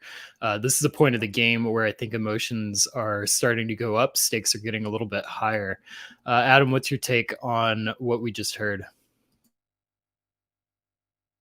You are muted. Of course I was. This is the real challenge with Italy, and Brandon, I think, is doing a very admirable job here to achieve what he needs to achieve. But when you're forced to go back and forth between multiple fronts, you never really can gain enough momentum on either of them to put you over the top. And Brandon's going to really have to figure it out very quickly, or at least get his neighbors on both sides in alignment with him really quickly if he's going to have a chance to get to the top. We're in 1904, but we're already, it's early in the game, but we're already starting to lay the groundwork for where this is going to go. Ed, if you're Brandon and you've got to make a choice, first of all, do you agree? Does Brandon need to make a choice? And if so, what choice would you make? Your turn, Ed. Dictates at the time, but he's playing a game very similar to how Peter McNamara played the DBNI top board, which is no explicit warfare against France, while keeping all options available in the East to see how it sort of turns out. Look, he's in position to do a lot of things, and so I like, and he's obviously savvy enough to figure it out. What I took from the sideline report, and I want to tell this to Karthik. Karthik, now you know how it feels to be your ally sometimes on a top board when they don't do the things that you want them to do. Karthik likes to control because he thinks by logic and he argues cases, and he's probably right on the board about what Nicholas should be doing, but Nicholas not doing it. And that gets frustrating when you are low man on the totem pole in a two-person alliance. And this can be super frustrating for Karthik. And but Karthik should know that because he frustrates sometimes a lot of his allies in similar fashion. So let's talk builds. I have seen Karthik can be a player that can play emotionally once he gets frustrated, I would say. And do we expect that here? What are we looking for from the English build? Fleet Eddie. I think he's going to do Fleet Eddie, but we might see something else. I think you'd love to build another army here, but I don't think you can get the first one off. In this, I mean, you really don't necessarily want yet another fleet, but I think you got to go Fleet Eddie here. And everybody wanted to talk to Nicholas. What are they doing here? Fleet Brest. He can't build another army. He cannot build I mean, another it's got to army. be Fleet Brest. If Karthik wants him to attack Italy, he has to accept Fleet Brest as the build here. I mean, regardless of what, I mean, and then Nicola can make whatever decision he makes with respect to what he's actually going to do. But I mean, an army makes no sense, right? Well, then if I'm Karthik and I know that's what's happening, I might build Fleet London. That's what I was leaning towards, is Fleet London. I don't think you do that because you don't really want to antagonize and make something like that a self-fulfilling issue. You're leaving the army on England in the spring anyway if Nicola does anything funny. So I think you still do Eddie. I see a comment from Robert about Nicola. I agree. I've played a couple games with him. He is a fantastic player, and we have done him a disservice by not putting him in the conversation. He got to number 2 in this league for a reason. Okay. And he's playing a great game. Well, Ed, I will point out he was my prediction for winning this game. Come on, Brian. We'll see. But no, I agree. I've not seen a ton of games, but the games that I have covered show, I mean, besides the amazing solo, which is just fantastic, even the other games that I've covered, very obvious understanding of this game, seems to be good, a well-rounded player on every front. So go into a room with the two Nicolas speaking French to each other. It's pretty intimidating. Yeah. Well, I have not had to play against that. So, all right. And then last, Jason, obviously it's going to be an army. The question for me is, where is that unit going? Is he better off starting to make a move in against Russia, or should it move towards the center of the board?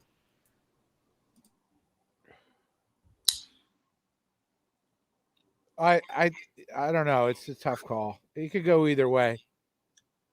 I mean, I'd love to continue working with Russia at this position, but you don't. It's not obvious where the dots are coming from. I think your best case scenario is if it's still an AIR and you can get yourself as your next build Constantinople, and then maybe set yourself up for Brandon to get out of position and make a move on Italy. That's really what I would be trying to do here. If there's no way that can play out, and it's clear from the negotiation that that's just not going to happen, you might have to think about making a move on Michalis. I mean, at some point you're going to have to do something. I don't like the idea of sending my armies up to Bohemia and all that kind of thing at this stage of the game. It leaves me too vulnerable. All right, well, let's see what we get. Yep, Adam was right on all counts. I think you were too, Ed. The Turkish disband is. I think it's probably the right one, actually. Probably the right you one. need to keep the army, and Fleet and Black is just more flexible. You can always cover and car from them. I think it's the right disband. Yeah, the Smyrna's lost.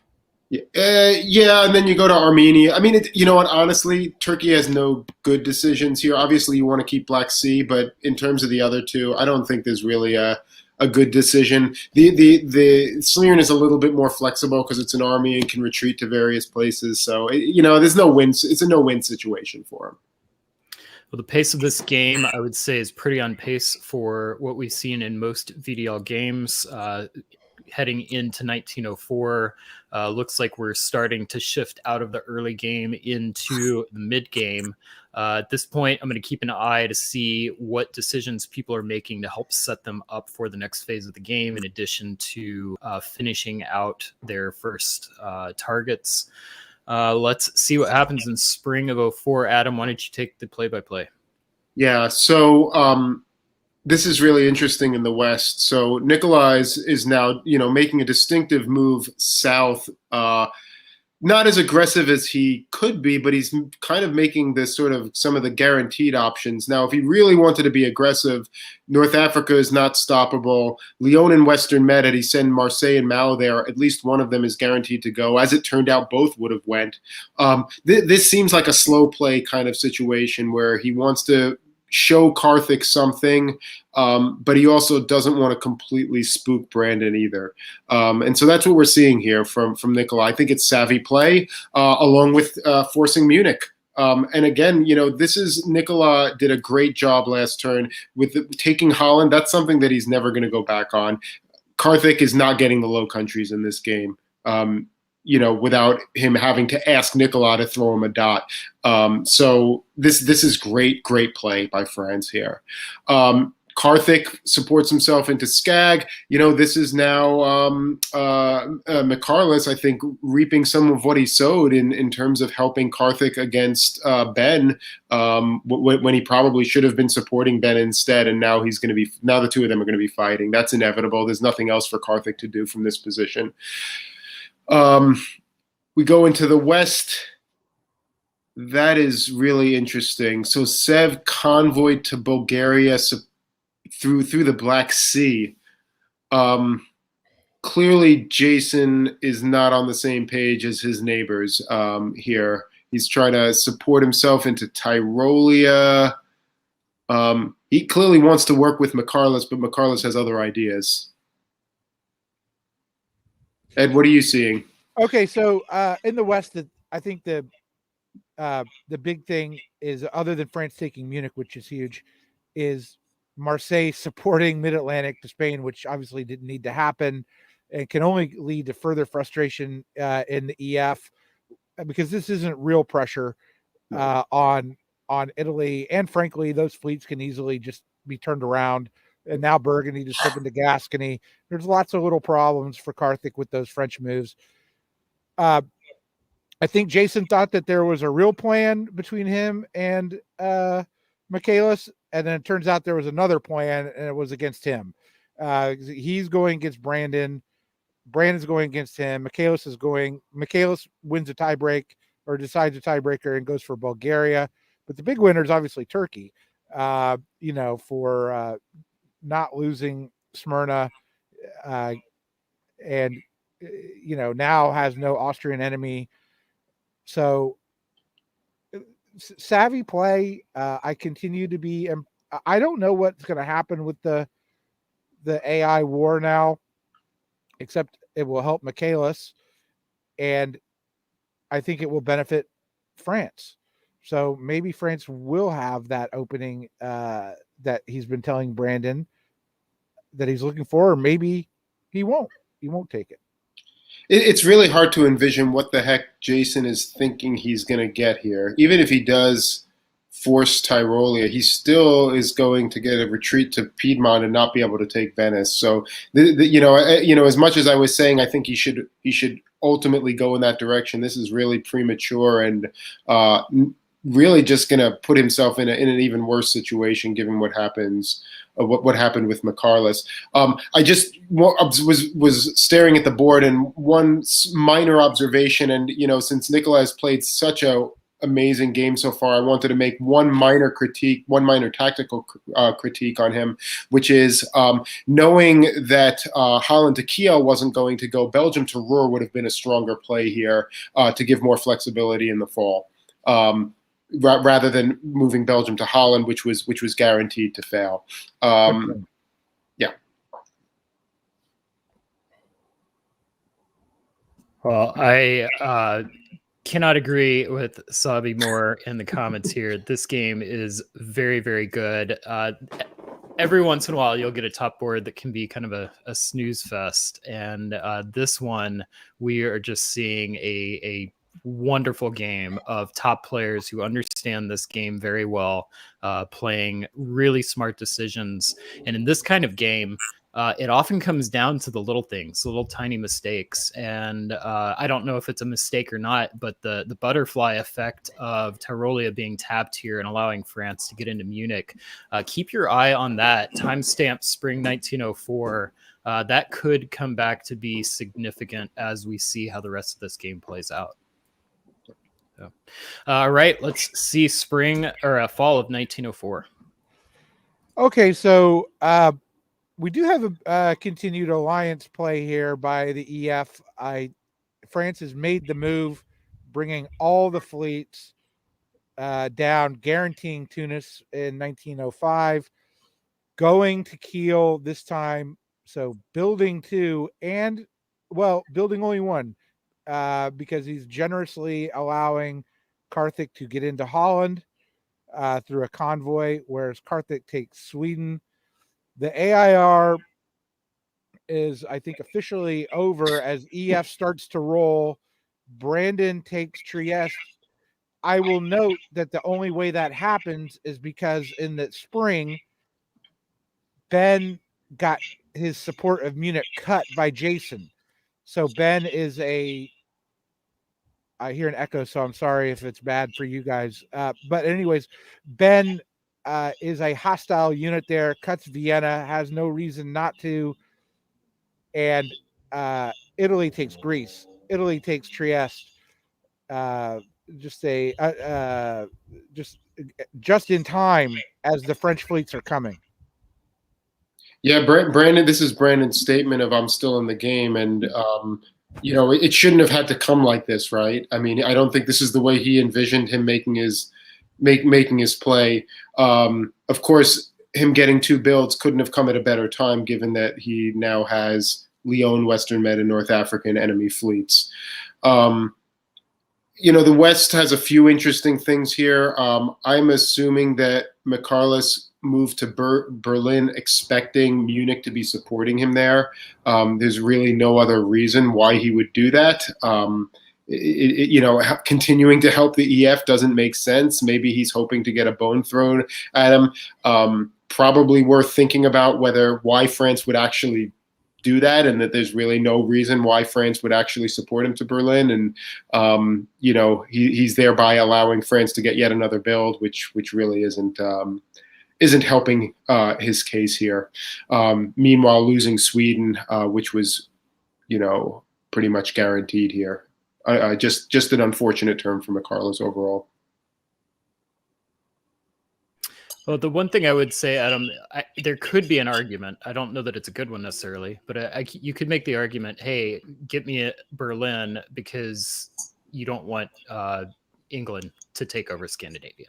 So that would be the one pitch that I might make. But then it's Russia probably taking Scandinavia, so makes no difference for France at that point. So, all right, well, let's take a look as we head into winter of 1904. We'll take a look at our stats for our next player, and then we'll play Who Do You Like? In fourth place, we have Karthik Konath, a frequent DBN commentator, sixth place in the league, fourth place in this game. Top share of 33%, which is good for ninth place. Cap of 2.3, 14th place. Cap of 4, 1.2, 12th place. Order success rate 4.4%, 11th place. FSG 2.1 and FSR of 1. You are going to notice a pretty significant jump starting with Karthik in the overall rankings of these players. The previous players that we looked at had elements that were strong that helped them get into the top. Starting with Karthik, you're going to start seeing much more consistent top across the board. What do we want to say about Karthik? Ed? I've played with him many times, against him and with him. He's better to be on your side than not on your side. And actually, on the map right here, on the who do you like, and I know we're not there yet, is I like Karthik. He got France finally to commit against Italy. And he can breathe a lot easier than he was breathing before. I just think and the one thing from the stats that really pulls out for me is the order success rate, which was high. The reason for that is Karthik is he's not talked about in tactical terms like McNamara or other people, but he's tactically fantastic, and it explains why a lot of his orders are successful, because he knows what's going to happen on the board and is able to dictate the pace of play. This is just what he needed. This is just the spark that he wanted. I'm super happy for him right now, because I know he was frustrated before. So we've got England at 7 centers, Italy at 7 centers, Russia at 6, and France at 8. I love the comment from Chris Kelly. Not that one.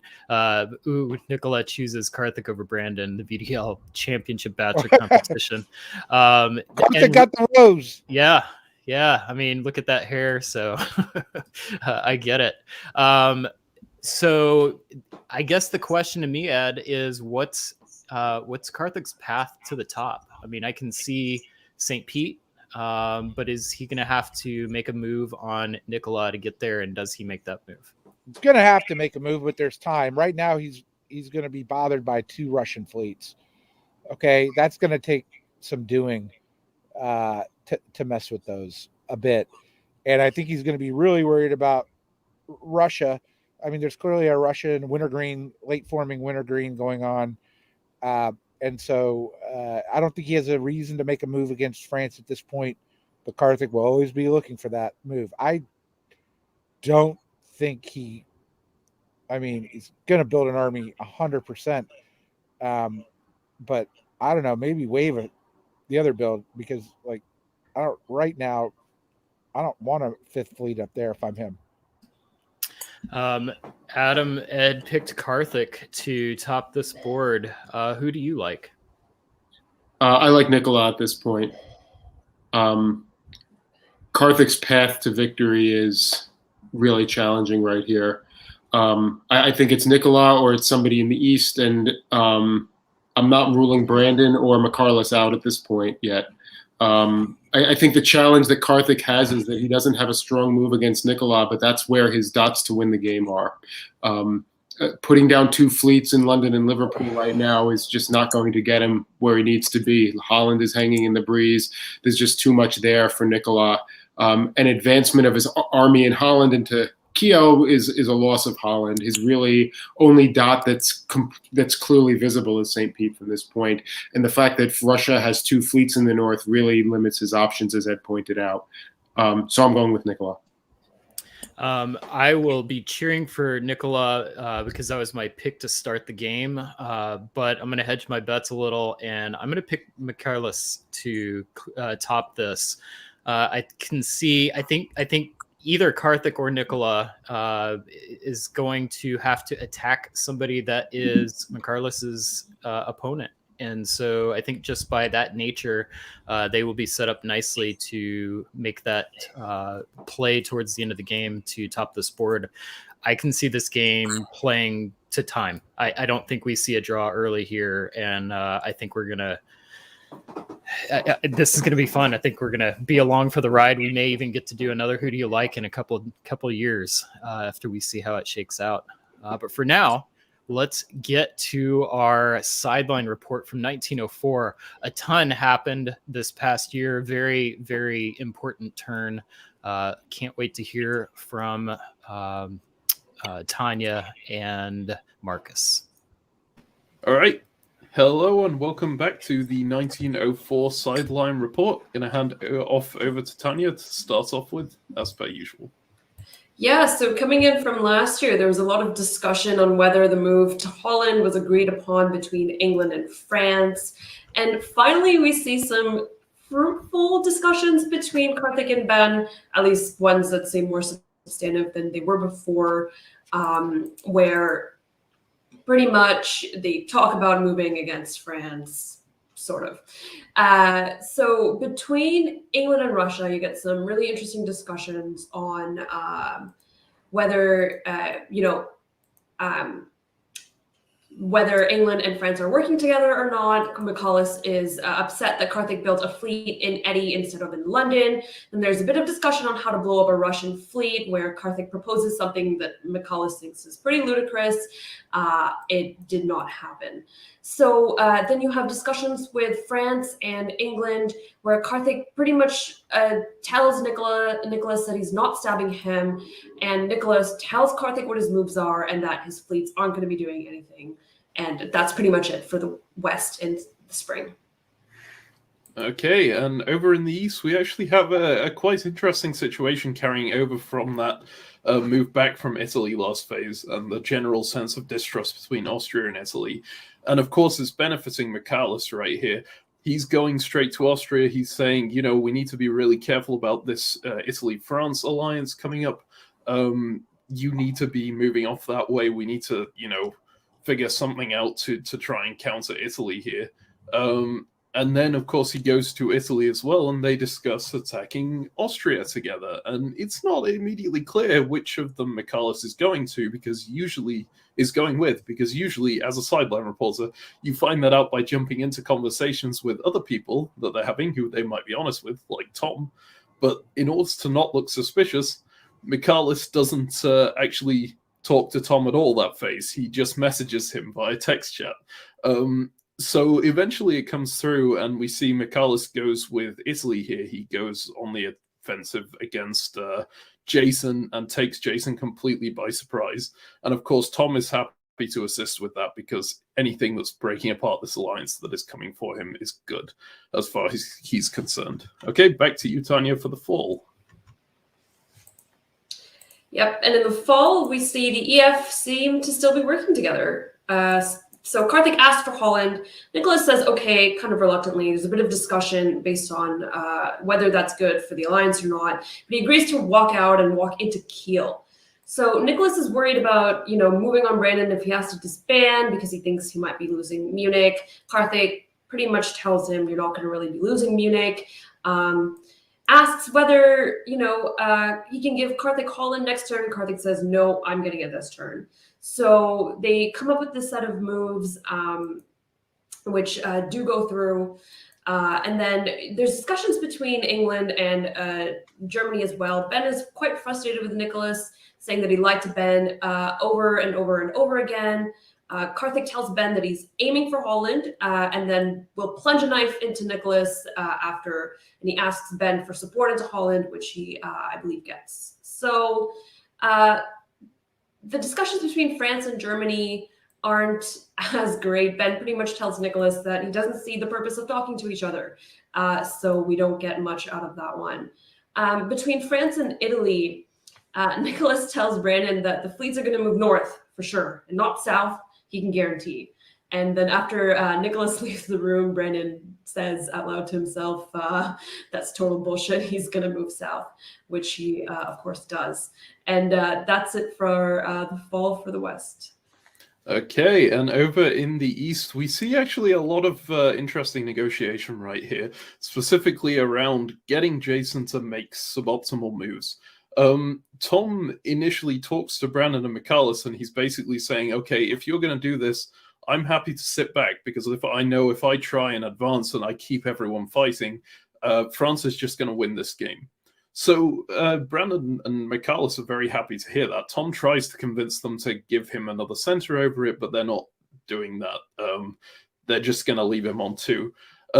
Outside of that, AIR all get together, and then Jason is pushing, we need to eliminate Tom as fast as possible and turn around, otherwise France is going to win this game.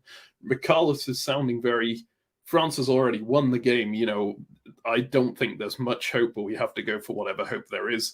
And Brandon is going, the only way that you stop France here is give me Greece. There's no other option here. I need a build if I'm going to stop France. And Jason agrees to that on the condition that Brandon gives him Smyrna. And you can see that attempt of Eastern Mediterranean into Smyrna, hoping for the support, doesn't pay off. And of course he goes for Bulgaria as well, just hoping that he can scrounge something else of this. But combined with having annoyed Germany last term by cutting Tyrolia, he's in a really bad spot right now and loses quite a lot of centers right here. That's basically everything for 1904. So I'm gonna hand back over to our broadcast.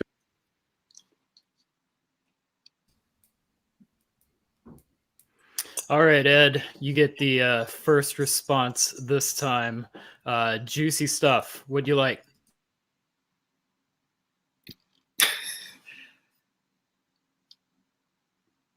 I'll talk over Ed's mutedness. Say hope is the most dangerous drug in diplomacy, and they gave Jason hope, and look what he got out of it. Look, I understand all that. Everything happened, but I also really can't criticize Jason too hard. I don't think he had an attack on Tyrolia, so I don't know why he did that. But he was worried about Brandon, which is a smart play. Just turned out sort of, wrong for him. The other thing that I took out of it was this is common by Michaelis. I think you have to play diplomacy optimistically, even though I just said hope is a dangerous drug, with realistic hope. But sometimes he gets real down when he reads the board and, he just says, oh, this is what's going to happen. And I don't know if it's an act or if it's not an act, but he's got a lot of hope here. And I think he should play his attitude hopefully a little better. Well, let's take a look at our adjustments. What are we expecting? I think the interesting one to me is going to be England. What are you predicting, Adam, from Karthik? 2 armies. 2 armies. Army in a wave. Army in a wave. All right. I would say Army Marseille from France. Maybe fleet. Probably an army. Army Marseille. Yeah, that makes sense to me. And then I think it's obvious, but maybe you disagree. Adam, what would you pick for Brandon? I mean, there's an argument for 2 fleets and there's an argument for a fleet and an army, so I think you could go either way here. All right, well, let's find out. That's probably not where I would have put the fleet and the army, but sure, why not? Yeah, and fleet Brest is probably not what I would have done as France either. But there you go. But I got Karthik right, so 1 out of 3 isn't too bad. You got them all. I mean, you got them. I can understand the fleet Brest. I mean, you don't know what Karthik's going to do for sure. Yeah, it's just it's kind of suboptimal, right? And I get it. I mean, I get it. If you really don't trust Karthik from this position, I get it. But it's kind of suboptimal for whatever you want to do next, I think. Unless what you want to do next is go to the English Channel, which may be what he wants to do here. We'll find out. All right, Ed, why don't you start with play-by-play this year? You're going to have to go somewhere else. Okay, here we go. Sorry. All right. Well, France takes Tunis. Meanwhile, it looks like we have some sort of cooperation now between Austria and Russia as Michaelis declines the request, the offered support into Serbia. Instead, Michaelis looks like he's just going to go after Turkish dots and let Khan fall, which I'm willing to bet Brandon thought would be support held by Bulgaria, whereas Brandon convoys the army into Albania. Interesting play given the dire situation with the French fleet. And going forward, we see sort of turnabout's fair play. This time, Denmark gets into Kiel because France thought that Kiel would get into Berlin. So this is much like what happened earlier with Holland.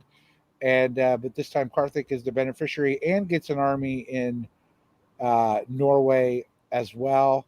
And so he's cutting. France is cutting the support of Holland. It looks like. I'm assuming that Holland is supposed to go to Kiel, while Kiel is supposed to go to Berlin with support of Munich. Okay. I think that that's actually what's supposed to happen here. But Karthik does not do what he's supposed to do, right? So Karthik is supposed to take it the other way so that the armies advance. Instead, he's putting a fleet into Berlin, which in some ways is less of a threat to Nicola. But I can't imagine Nicola would be happy about this outcome. You must be right. You must be right. It was an exchange trade that Karthik decided not to do because Nicola was already up one and was going to get another one in Tunis. Well, he just went in the other way, right? He went in from Denmark instead of, because he knew that Ben was going to support him. So he went in from Denmark instead of going in from Holland so he can keep both, right? I mean, this is his way to try to hold on to what he's got, because otherwise he's basically taking dots forward and having Nicola walk in behind him. So I appreciate what Karthik is trying to do here. I think the problem is it's going to create an incredible amount of tension in this alliance.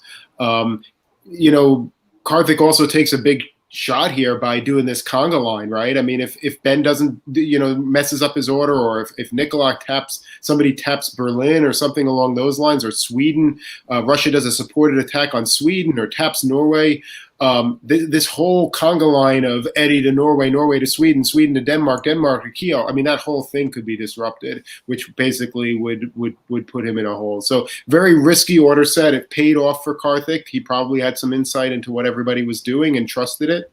But very risky, and we'll see what impact that has on the EF alliance. I would imagine it's going to really create some tension.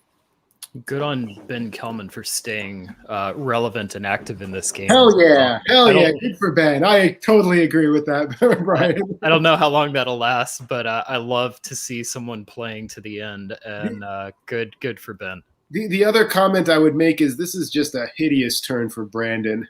This is just a horrible, horrible turn. The only way it could have been worse is if Ed Nicola bounced him in Tyrrhenian Sea. But man, is this, getting that army into Albania really does not do a hell of a lot when Michaelis is clearly not making the moves that Brandon wants him to make. Yeah, I mean, it's one thing to lose Tunis. I kind of understand that choice, but then to have not just Michaelis not work together in the East, but possibly maybe setting something up to work with England here or Turkey. Yeah, I mean, this is not good at all. And an unexpected beneficiary out of this could be France. I don't think that's unexpected necessarily. Okay, so as we head to fall 1905, the Karthik is making his belated attack. It's not belated. I mean, just limited by options. It didn't work. Nicola snuffed that out. Nicola will not be building because he or disbanding because of the swap with Tunis and Kiel. I think everything with Michaelis and Karthik in the north is all arranged. Ben hangs on. Meanwhile, this time, Michaelis does go to Serbia, and they work it out in such a way to where there's no possible retreat to Bulgaria for that army. And little old Turkey is going to get a build, but has more fleets to deal with. So it looks like Brandon has again gone back and said, look, you just take Tunis, that's fine. Go back and fight Karthik, who's stabbing you. Let me deal with all this mess in the east. So I love this game. This is of 7 or 8 top boards I've either participated in or watched in the last year and a half. I think this is the best one we've seen by a country mile. This is an incredibly interesting game, and I think the other thing that I would point out, I think Ed covered just about everything there. Yeah, and I see Wardy making a comment here. Mao supports Leon to Spain, South Coast. Obviously, that's an extraneous support, but the question really is, why is Mao not moving to North Atlantic or Irish Sea in this position?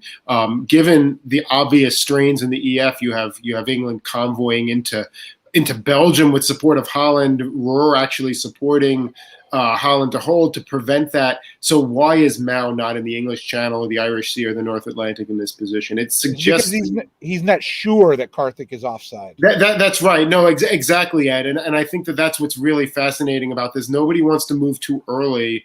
And will the conservative play end up hurting Nicola in the long run? Or is he doing the right thing by being restrained in order to try to get the EF back on track? And I don't know the answer to that, right? I mean, that's something that's really deep within the conversations and the personalities of the player. But that's what makes games like this so incredibly fascinating, and how a simple single order could be making a huge difference in the outcome of this game. Mao hold, or Mao whatever, whole support, making an unnecessary support, versus Mao going to the English Channel or Mao going to North Atlantic.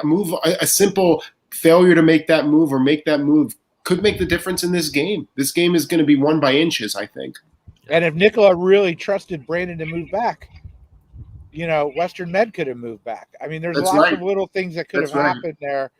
I suspect Karthik will lay down the fleet Liverpool now. There's no circumstance where you don't have West support Tunis in this situation, I think, regardless of what you think Brandon is or isn't going to do, because it's just, it's just foolish if you end up losing it. But man, there are so many hard choices here, and there is so much pressure on these players. I think for those who haven't been on a top board before, it's hard to really get that across, but there is so much pressure right now. You are playing for one of the biggest championships that's going to be played for this year. I mean, this is just incredible tension for those who are in contention, which is really, I would say, 4 players right now, and they are really all feeling it, and it is really tough. And Brandon has a heck of a disband choice. Yeah. Oof. Yeah. I want to just give a shout out to Dip Chat right now. Our audience is very educated and understands this game so well. Adam, you were mentioning tension, and I mean, just look at the comments here. You've got Chris, tension in the alliance. Is there any long-term alliance without tension on a top board? I mean, this community understands this game. They can feel it. We can feel it. The stakes are getting so high, and there's 4 players who have a shot at winning this thing, and they are doing everything they can to fight for every single space, every single move.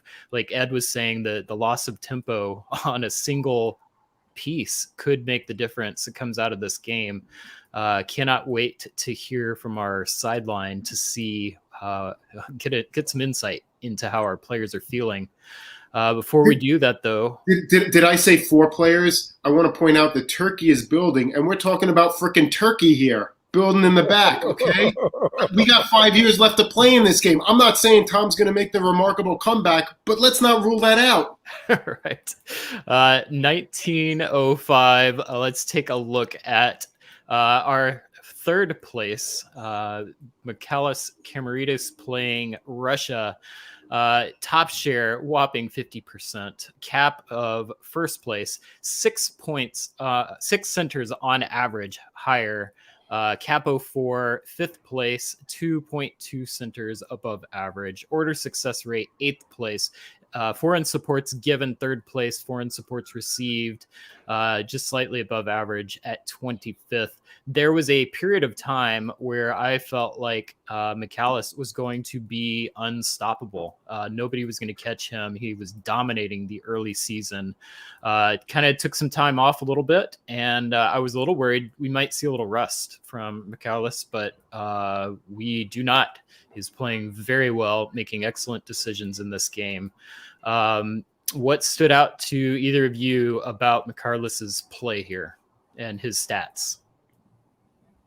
Well, I think what happened is he soloed so early that what he did was he spent the remainder of his games building capital with other players, which is why you see a lot of foreign supports given, which is why you don't see a lot of foreign supports received, because his pitch, and I know this because I was in the first game with him after he soloed, was I've already made the top table. This is in May. He's already made the top table. If I can help someone else in their game, and he was helping me, he goes, I'm going to do it. Well, let's hear from McCarless now, and then we will hear from our sideline. Congratulations on making the top board. You had one of the 3 solos coming into today. So how do you feel? Are you nervous, excited? A little bit nervous. I mean, I haven't played very much recently, so got to shake off the rust quite quickly. It's not going to be an easy board, but yeah, hopefully it goes well. And thankfully, I think I'm glad I'm not the only person who soloed, because I think that means there shouldn't be a target on me for that. And so you picked second. Why did you decide to go with Russia? I wasn't really feeling any country in particular. Russia has a lot of options, gets to talk to a lot of people, and if you're not feeling great on one flank, you can always look to go on the other one. So yeah, I think I just wanted to have as many options as possible, and Russia was the way that I was feeling like I'd get that. So did you specifically try and avoid a certain player? No, as I was picking second, the only one who went ahead of me was Nicola, and I've not played with him before, so not really any reason to try overthinking and that sort of thing. Is there any player you're excited to play with or thinking that you might get along with? I don't know. I mean, me and Tom have a pretty good relationship from all the years we've played Mafia together on WebDip, even though we've only played Diplomacy twice, and that was both virtual last year. But yeah, I'd get on with everyone on this board, I think. And obviously I haven't played with Nicola before, but I hope I get on well with him too. Do you have a strategy coming in as Russia playing here, or are you just going to see how it goes? Hopefully to win, but short of that, yeah, just see how it goes. Take it as it. Maybe try not to grow too quickly. Perfect. Well, look forward to seeing you on the board, and good luck. Thank you.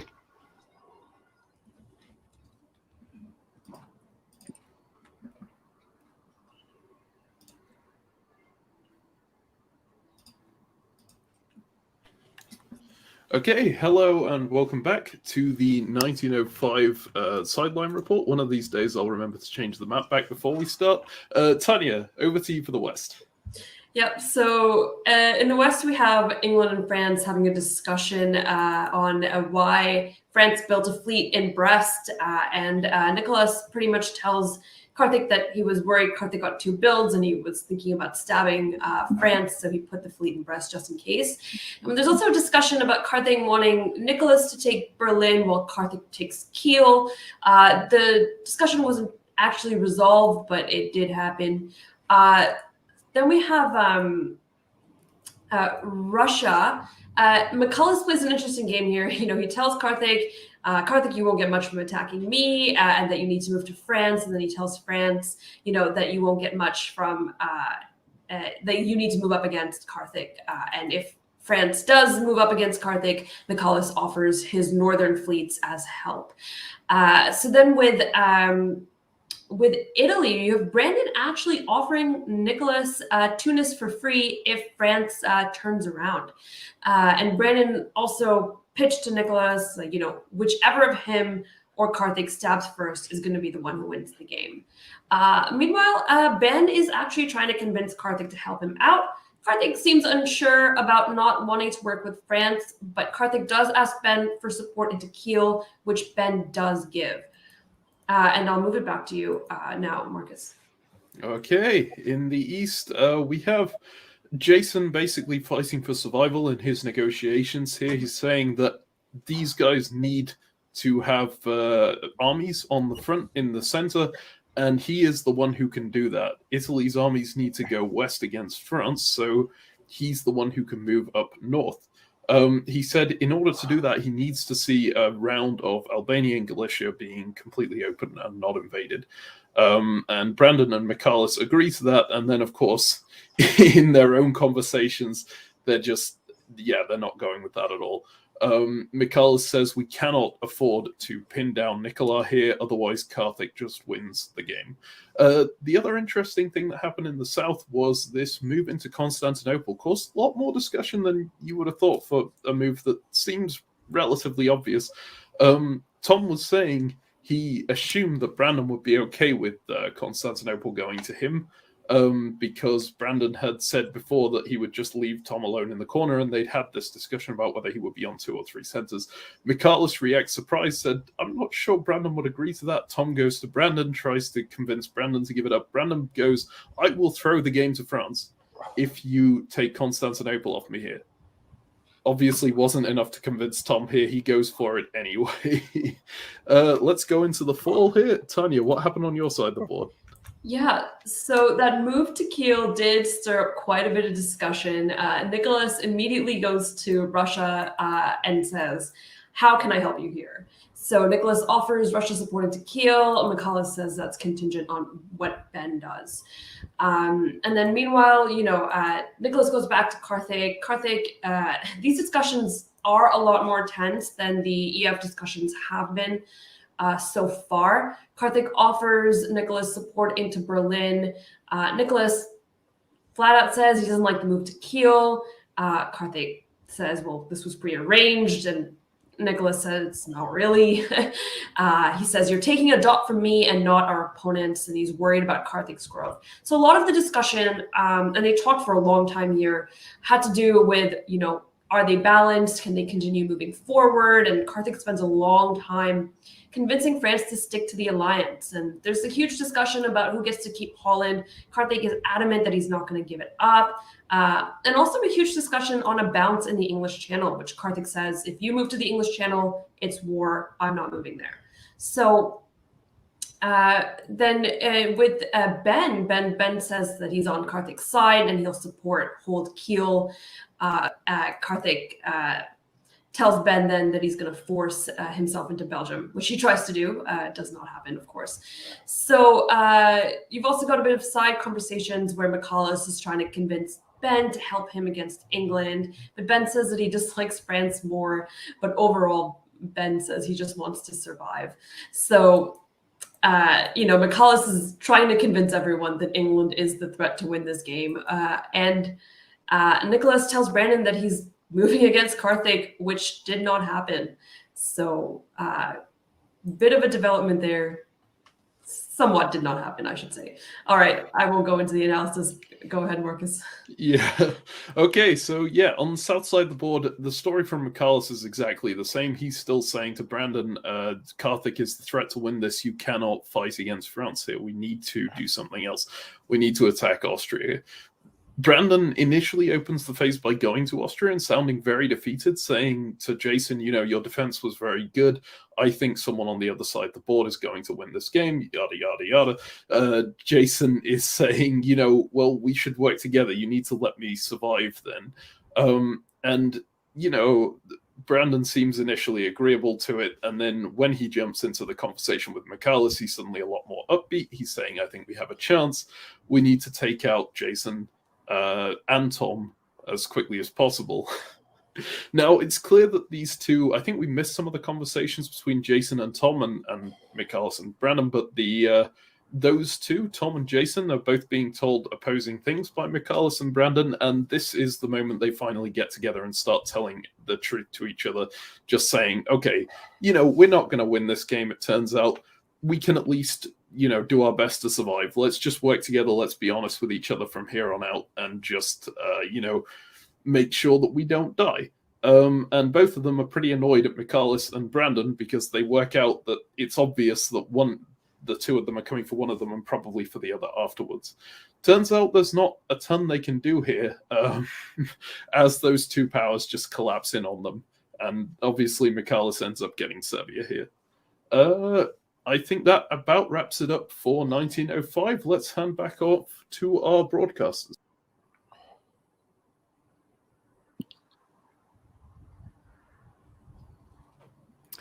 The name of this game is Diplomacy, and it sounds like at the moment Michalis is the one making all of those diplomatic plays right now. His name was brought up both sides of the board in conversation with pretty much every single other power in the game. Adam, what's your take on what we just saw? I think I alluded to this before, but it is really hard to be in this position. You've got powers who are at 8-7-7-6. They each feel like something needs to happen for them to win this game, and they're getting to that point in that point where they need to stay in it. They need to be able to make a move, and there's a lot of tension as to what is the best way to do that. I love the fact that they're all so active diplomatically. Everyone is talking to everyone. That's clearly happening on this board. That's got to be happening now. But this is really hard, and there's a lot of hard decisions that everyone is making every time. And, this is people. It's not computers. It's hard to make the right decision with every unit, both from a tactical and a diplomatic standpoint. I just think this is diplomacy at its finest. Absolutely. Ed, speaking of hard decisions, Brandon Fogel has to disband too. I thought it was one for a second, but it's how did it end up being two? It's Khan and Tunis. And Tunis. So Brandon is not a player anymore in this game, and so his threat to throw can be very credible. Because if he disbands Ionian, he can throw to France. But is that a threat to Turkey? Does Turkey care? I mean, what? No, I don't. No. I don't think Turkey does care because, why should Turkey care? Right. I mean, if you're going to make a threat to somebody, make a threat to somebody who is actually impacted by that threat, right? I mean, that's a legitimate threat to Karthik, but it's not a legitimate or Michalis, but it's not a legitimate threat to Turkey. Turkey doesn't care. Well, I know, but he had no other. Well, I guess he could have gotten Russian support in Khan. I don't remember, but in any event, I mean, it was the only move he had. I mean. But if that happens, then whatever Karthik does here is irrelevant, right? You got to disband. You got to disband Albania and Eastern Med here. That's what he's going to do. All right, let's find out. Oh, geez. Okay, you win, Ed. Well, I don't think Brandon is the kind of person who makes a threat and doesn't follow through on it. Yeah. I don't think he makes that threat lightly. And maybe it was a threat that should have no impact and frankly will have no impact because he can't do anything to Turkey. But what he can do is give France the game. And if he does not move into the Ionian here,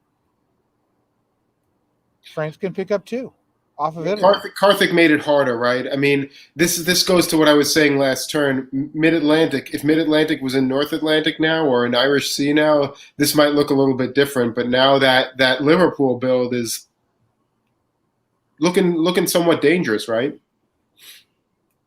Well, yeah, it looks dangerous. I think you should have gone with my decision to wave before. Of course, the consequence of this is the world is Michalis' oyster. Everybody's Michalis' friend right now. How amazing is that? That is very true. Except Brandon takes Bulgaria. With support. This must be an argument for Michalis to take it. Right? This is incredible. I mean, look at the conga line. Look at the French conga line. This is incredible. I mean, great job to Brandon to get France to move like that, huh? I mean, how can you compliment Brandon's diplomacy enough? I mean, it was obvious that France was going to move some things north, but to get France to completely shift or try to shift in that direction is just I mean, that's just a coup by Brandon. Absolutely incredible. I mean, the utterly ironic portion of this has had Western move to Turnian and Tunis move to Ionian. It would be a guaranteed 2 for France. I don't quite understand why that didn't happen. It's also the wonders of diplomacy, where one unit, Fleet North Sea, stops 4 from their goal, which is part of the beauty of the game. And I prematurely have written Brandon off not 2 minutes ago, but now has a significant shot here because he's getting support into Bulgaria from Michaelis. So kudos to Brandon for his diplomacy. We'll see what happens in the fall, but fantastic. Can you explain to me why Michaelis would be directly encouraging that move to Bulgaria? I mean, there's not much he can necessarily do about it, but why? I think the argument is we'll get you Khan back. Black Sea will support you to Khan. I'll cut. You'll put. But that's not even guaranteed, right? It's not guaranteed because you have Ankara and Smyrna, so Eastern Med can cut Smyrna. I guess one of them's guaranteed. Yeah, I guess it can be guaranteed. I guess it can. Well, it can't be guaranteed to take it from Bulgaria, though. It can only be guaranteed to take it from Aegean. Yes, you are correct. So that's completely backwards from what you want if you're Michaelis. Well, maybe Serbia takes Greece. Oof, maybe. Well, to me, the big head scratcher is Tunis and West not moving to Ionian and Tyrrhenian. I can see a world where that happens, where Brandon just did a great job there. I don't get the conga line move. If you really want to shift, then why are you doing it in this particular way? That's a little bit strange to me. Let's not completely write Nicola's moves off, right? He does force Holland, right? I mean, so this is not a total wash for him. I'm not sure whether he can hold it or not, given that Karthik now has Helgoland, Kiel, and the North Sea. But on the other hand, I think that Ben has been supporting Nicola to some extent. I'm super puzzled by Bothnia to Livonia. I mean, that looks like a diplomatic move to free up Karthik a little bit. But again, what is that unit doing there? It doesn't give you any flexibility. It doesn't give you any options. It's just a tactically bad place for a fleet. I think Michaelis is being too clever by half with a lot of this, but he's not in super great position to dominate. So I can. You're right. It's a diplomatic leverage move. I don't know what it does get him, except some goodwill with Karthik, which he frankly needs. Well, what it gets us is a game that is still incredibly dynamic and fluid. We get more of this. Let's see Fall of 06. Okay. Oh my gosh, this is a good turn for Brandon. You're looking in the east, and I'm looking in the west. I can't tell what happened. I can't tell what happened with Berlin other than it got destroyed. I think France support. Did France support the English there? Are they somewhat back on track to some extent? I honestly can't tell who took it. I think that England took it with support from the French. They cut Baltic from Sweden, so that was the thanks that Michaelis got for moving out of Bothnia was to get their support from Baltic cut. Meanwhile, Karthik tried to take Holland. Nicola protected that. So he is back on track, and if it's back on track, why didn't Norway go to St. Petersburg? Yeah, I mean, you're right. Unless it's again a balancing move by Karthik's part, but you're right. It would be normal for you to just order that with an expectation that it's not going to work, right? Right. Okay. I haven't even looked at what's happened. Brandon got Khan. And Smyrna. And Vienna. Vienna. But Vienna. He's building 3 right now. This is a great turn for Brandon, as much of a disaster the previous fall was. And he doesn't have a French fleet in Ionian or Tyrrhenian Sea for some unbeknownst reason. Because you're right, Ed. I mean, this is like the Jedi mind trick on Brandon's part. I mean, it's absolutely incredible what's happened here. I'd written him off, and that's a big lesson, is to never write off Brandon Fogel. I mean, my God, you think he plays well from the front. Well, he was behind here, and to see what he's done, I mean, I don't care if he wins this game or not. This last year is one of the best years I've seen a player play, from where he was to where he's going to be. It's really beautiful play, and I just to respond to Wardy's comment, I think this is just a misorder on the part of Tom. I think probably Tom's an experienced enough player. This stuff just happens. I think he probably knows that he needs to support Con there, and it's just a mistake. It happens. The other move I'd like to point out is McAllis moving Moscow to St. Pete leaves St. Pete open for a build, which he should get from taking Budapest. That it takes some stones to move or to leave that open in a fall turn when you've got Karthik sitting in Norway. Had to be very confident that Karthik not moving. It's so puzzling why Karthik wouldn't just order Norway to St. Pete there with a full expectation that it's not going to work, but just as a move to keep McCarless honest. And this is why you make that move, right? Fascinating. This game continues to keep on giving. Let's take a look now. We move on to our second place player, Nicolas Taillet. Top share of 22% and 18th. Cap of 3.3 puts him in 6th place. Capo 4, 2.4 in 4th place. Couple of good solos or a good solo and a couple of good tops will get you a nice cap like that. OSR of 1.4%, FSG 2.7, and FSR 0.6. Not a lot to say, I think, about Nicola, except he's consistently playing well and scoring well, and we're seeing that in this game. Continues to play well. Ed, anything stand out to you about Nicola? No, but I think we can see he's an extremely solid player. He did well at the VDC in December, and only didn't advance to the top board because he lost a coin flip to Nicolas Sauguet. And you can see why he's a really good player here. Right. I look forward to seeing what's going to happen, because I don't know. Well, let's hear from Nicolas' interview now. Excellent. Thanks, Brian. And I am here with second seeded Nicolas Taillet. Nicolas, welcome to the broadcast here. Hi, pleasure to be here. Yeah, I bet it is. It's so I heard in the pregame chat, this is your first top board. How did you kind of prepare for it going into today? Actually, I didn't really prepare much. For me, it's a game like the other. Basically, I play every game to try to have the best results, so it's not going to change anything. It's exciting for sure because you have like 6 great players in front of you, but like no special preparation. I've just looked a bit at the VDL games, like to see what were the tendencies of the players, but it's kind of everything, I'd say.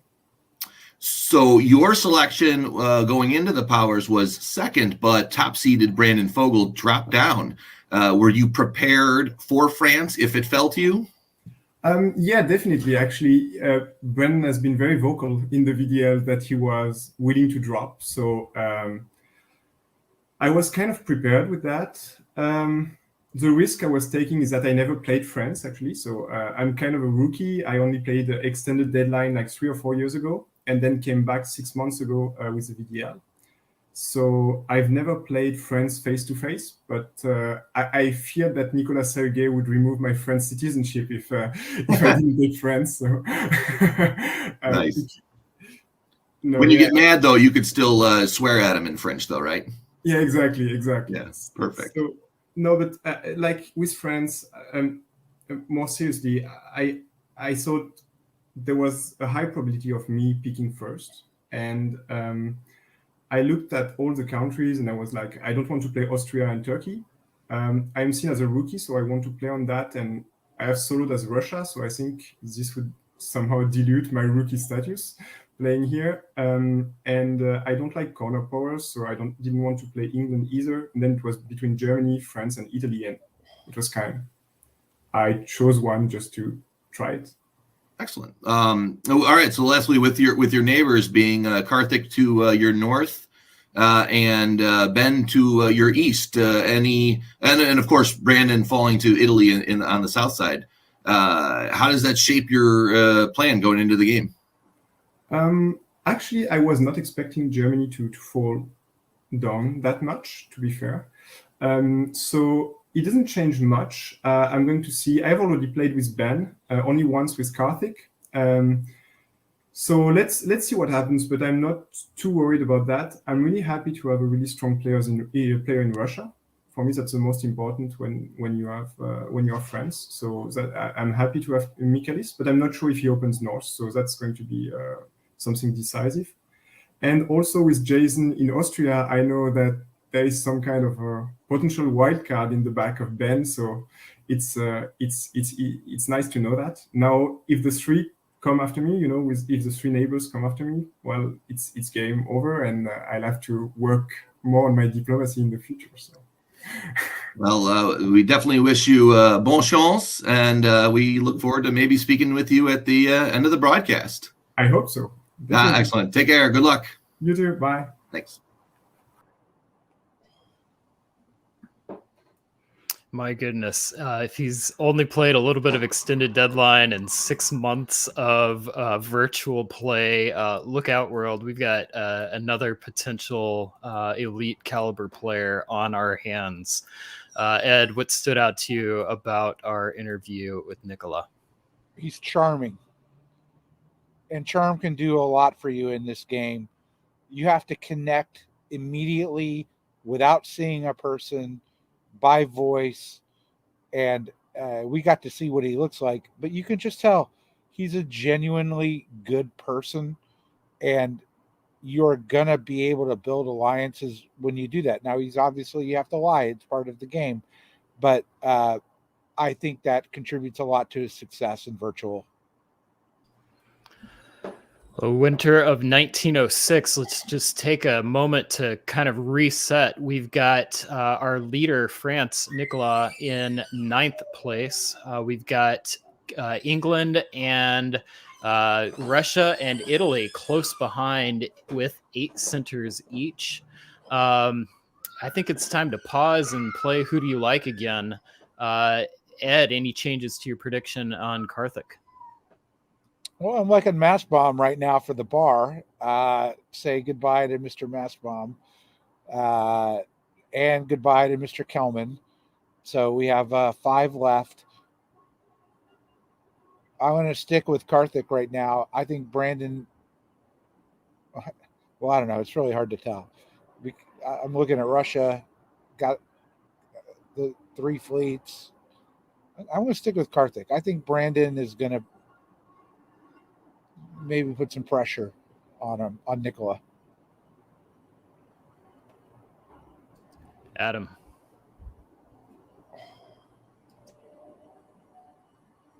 You're on mute, my friend. I'm not even sure what to say, Brian. This board has 4 powers left, and it is so balanced from a position perspective, from a tactical perspective.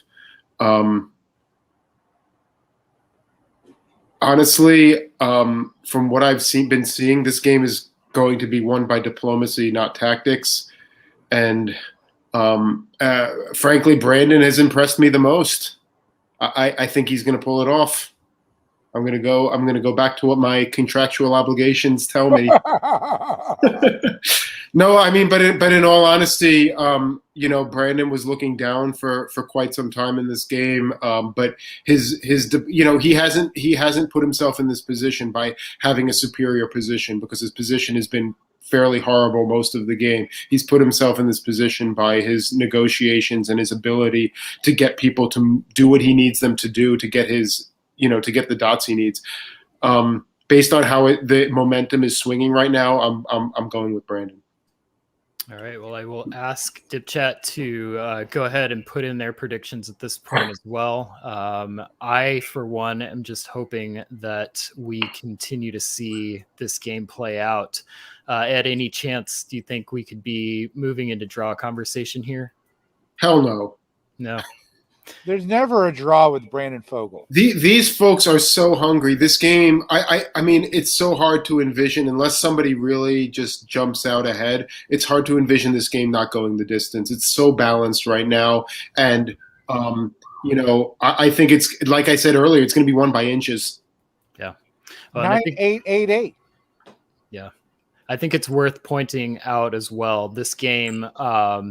As far as the points go, most top boards, the winner wins the championship and there's no adjustments to the standings. In the Virtual Diplomacy League, that's not the case. So your standings will impact the final results of the VDL standings, which will be meaningful for players that intend to play in the DBNI in February. Because the Virtual Diplomacy League scores have not been added to that tournament yet. And they will be scored the highest of all of the league formats. So Nicola, for example, does not have very many events recorded, and this would go a long way to adding a very large score for that. Even for those who aren't interested in the DBNI, the bragging rights on the standings for winning the largest Virtual Diplomacy League, one of the largest leagues in existence, goes a long way as well. So a little more than just the winner takes all for this game. Also, it's worth pointing out these games are time limited. They usually end somewhere in the neighborhood of 1909 to 1911, depending on how fast the players go. So we're getting to that point in the game where we're running out of chances. Tensions are already high, and we're going to see somebody's going to have to make a move to try and win this one. It's going to be fascinating to see who pulls that off. Something's wrong here. Oh, I see. There's a -2. Turkey has 2. Yeah, okay. Turkey's going to keep a G in. That would be cool, actually. I wouldn't dismiss that possibility. That actually seems like a good choice. Well, I mean, probably will keep it, but I think Aegean would be a great choice. Why not? It can do a lot more damage than Ankara can. All right. Well, we'll give a shout out to a member of our Twitch chat who just said this is the first time they've ever heard of this game. Welcome. Congratulations for watching. This is one of the best games ever made, in my opinion. I've been playing for about 30 years. The thing that makes this great is you play the players more than the pieces. The human element of this game is the critical factor. So it doesn't matter how many times you play this game, you will always have something a little bit different because the 7 humans on the board are different. So you are tuning in to the championship game for the Virtual Diplomacy League. It's a year-long event that is playing their final game today. Winner of this game will win the 2022 or 2021 season. And you're also tuning into one of the best games I've ever seen. So let's keep this moving. Absolutely. What does Russia put down here, Ed? Army Sev. You don't want a fleet North Coast? Nah, you're not going to be. The way he's been playing. You're not going to be provocative based on what we're seeing. I think you're probably right. Here we go. Oh, South Coast. He likes the South Coast. He likes the South Coast. That's no more friendly to England, though, is it? No more. I'm not going to. No more friendly to England than a North Coast would be. In some ways, that's even more aggressive, isn't it? It's as anti as it gets England. Yeah. I mean, if I'm Carter right now, I just what can I do? I'm doing everything you wanted, Michaelis. I couldn't get rid of those 2 fleets. I'm darn sure not going to be able to get rid of 3. I'm in full-fledged war against Nicola. Yeah. But Brandon, with the two fleets in the army, love those builds. Aegean is the choice from Turkey. And Love an and an Army Marseille. It's almost telling Karthik, I'm not too worried about you. Now I got these 3 builds because I engaged in malpractice, not taking Tyrrhenian and Ionian before, and now I've got to go play D again. So there's a completely reasonable argument that both Karthik and Nicola can make to one another that's like, hey, we probably should be working together right now so that one of us can win this game. And maybe it takes a turn or two, and maybe it's one of us, but why do we want one of those guys on the other side of the board to win this? EF is back on. I would imagine that's the conversation happening right now. I agree. EF is going to be on this turn. Hell yeah. There it is. I'll show you your South Fleet Coast. I'm going to take Baltic. I'm going to give France Kiel. Look at this order. The OSR. Look at me picking up the stats. The OSR of Karthik here just went up tremendously. Every order he entered succeeded. I want to just go across how bold these moves are by Karthik. He convoyed that army out of London. Mao could have walked up into North Atlantic or Irish Sea and had a free take on Liverpool. That is how much he was sure that Nicola was going to go for this. And why was he so sure? Because this is the right thing for them to be doing right now. That's why he was sure. And Karthik is a savvy enough player, and Nicola is a savvy enough player to have that figured out. That is just amazing. This game is incredible. Yeah, I need to see a convoy out of Kiel if I'm Karthik right now. But otherwise, Nicola will be up 2. Yeah, super wonderful. I guess we should talk about the East, which there's not a heck of a lot going on. One of the interesting things to me, I suppose that Romania is going to Bulgaria with support as a consequence of that Turkish fleet in Aegean. It's moving to Bulgaria in case there's some shenanigans there, or when it goes to Aegean, he can help Brandon back into one of the other dots. But ultimately, Ankara is sitting there for the RI to take. Man, this is going to be just a show 2-on-2 right here. That's what we're about to get. And I think EF has the better of it. Well, St. Pete is gone, right? Well, no, because it's not. Is it gone? We've got the fleet retreats to Bothnia. There's a unit in Livonia. I mean, I can't do the math, but I think he can hold it. I think he can hold it, right? Even with the cut on Bothnia, I think because he can. Finland 1, 2. He's only St. Pete holds now. Which is why Karthik doesn't want to go down one. They're going to have to try and push it into Prussia or figure out some way. I know Karthik well enough. He's not going to want to lose one. I think getting that fleet into Baltic could be the linchpin that helps push the West across the line. That is huge, absolutely huge tactically. Yep. By the way, I think this was enabled by the fleet South Coast build. Had Michaelis not done that, I'm not 100% that we would have seen these moves in spring 1907. Well, there was nothing to lock up the EF like a build like that, right? I mean, there was nothing going to ensure that the two of them got back together and said, we need to do this. Well, what we have previously had as a primarily diplomatic game is rapidly pushing towards a tactical one. We've got the East facing the West. We'll find out who comes out the better in this situation. Fall 1907. The answer is Nicola. Yep. Whatever promises were made or whatever.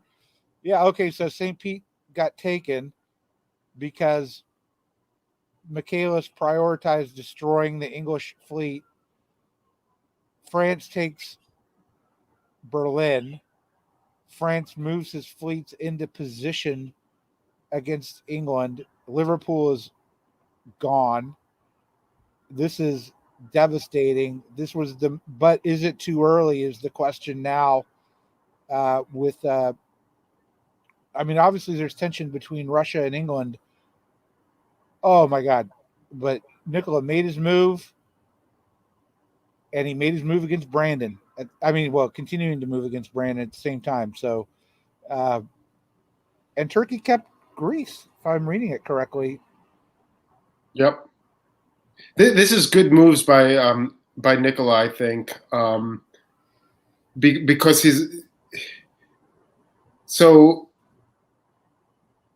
there is not a heck of a lot that can be done at this point. He's got the South pretty much is going to be locked up regardless of what Brandon does. Even if Brandon manages to push his fleets back, he's got enough units down there to hold the Marseille-Spain line. So now he's basically taking the dot off of Carthage. Actually, he's taking 2 dots off of Carthage while Carthage is just taking St. Petersburg. So Carthage is going to be even with the he's building with the disbands. Actually, he's got two pulls, 1 gain, 2 losses. So he's actually going to rebuild, which makes this a little bit harder for McCarless if he's going to get to rebuild an army in Liverpool. Nonetheless, it's not a huge risk, right? Because he's got the units in the south to hold tactically against Brandon. Even if he has to push the units back, he's not going to get pushed out of Marseille, Spain. He's getting 2 builds this turn, which will certainly help with that. And he left Marseille open for one of them. And how angry is Brandon? That Brandon's probably not very happy about that. There's no way Brandon's happy about that because Brandon thought he had the jump here and he doesn't, right? Well, no, but Bulgaria doesn't support Aegean to Greece. Yeah, I mean that's a interesting choice on McCarless's part, and I'm not sure what to make of it. I guarantee you what Brandon makes of it. Yeah, combined with the move to Budapest, which I mean you could argue is a good play either way, but those in concert plus moving to Ankh, there's a lot not to like here. I guess Michaelis could say, well, I could have moved to Serbia, and he didn't do that. It's typical Michaelis, clever by half. You would have to assume that the deal for McCarless to take Ankara was for him to be giving Brandon Greece back, right? I mean, the point isn't that Russia gets a build or gets to stay even and Italy has to pull. I would say that this is now Nicola's game to lose from this turn. This was just beautifully played. Winter of 1907. Let's take a look at our number 1 player going into this game. Won the Virtual Diplomacy League regular season. One of the founders of the Diplomacy Broadcast Network, Brandon Fogel. Top share at 49%, 4th overall. Cap 5.4, 3rd place. Capo 4, 2.6, 3rd place. Order success rate of 10.9%, above average, 2nd place. Foreign supports given 5.4, good enough for 4th. Foreign support received 2.6 in 15th. Every single stat is high, which you would expect from your league leader. Brandon Fogel is a complete player. There's not a element of his game that is you could call out as a weakness. In this game, he's had some incredible comebacks. We're going to see if he can do it again. It is not looking great. He's running out of time for those chances this time around. Let's hear from Brandon, and then we'll hear from our sideline on our winter of 1907 report.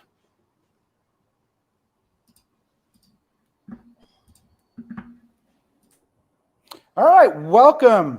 Well, it's not really quite the back channel. I got promoted on DBN. Congratulations, Brandon, on making the VDL top board. Thank you very much.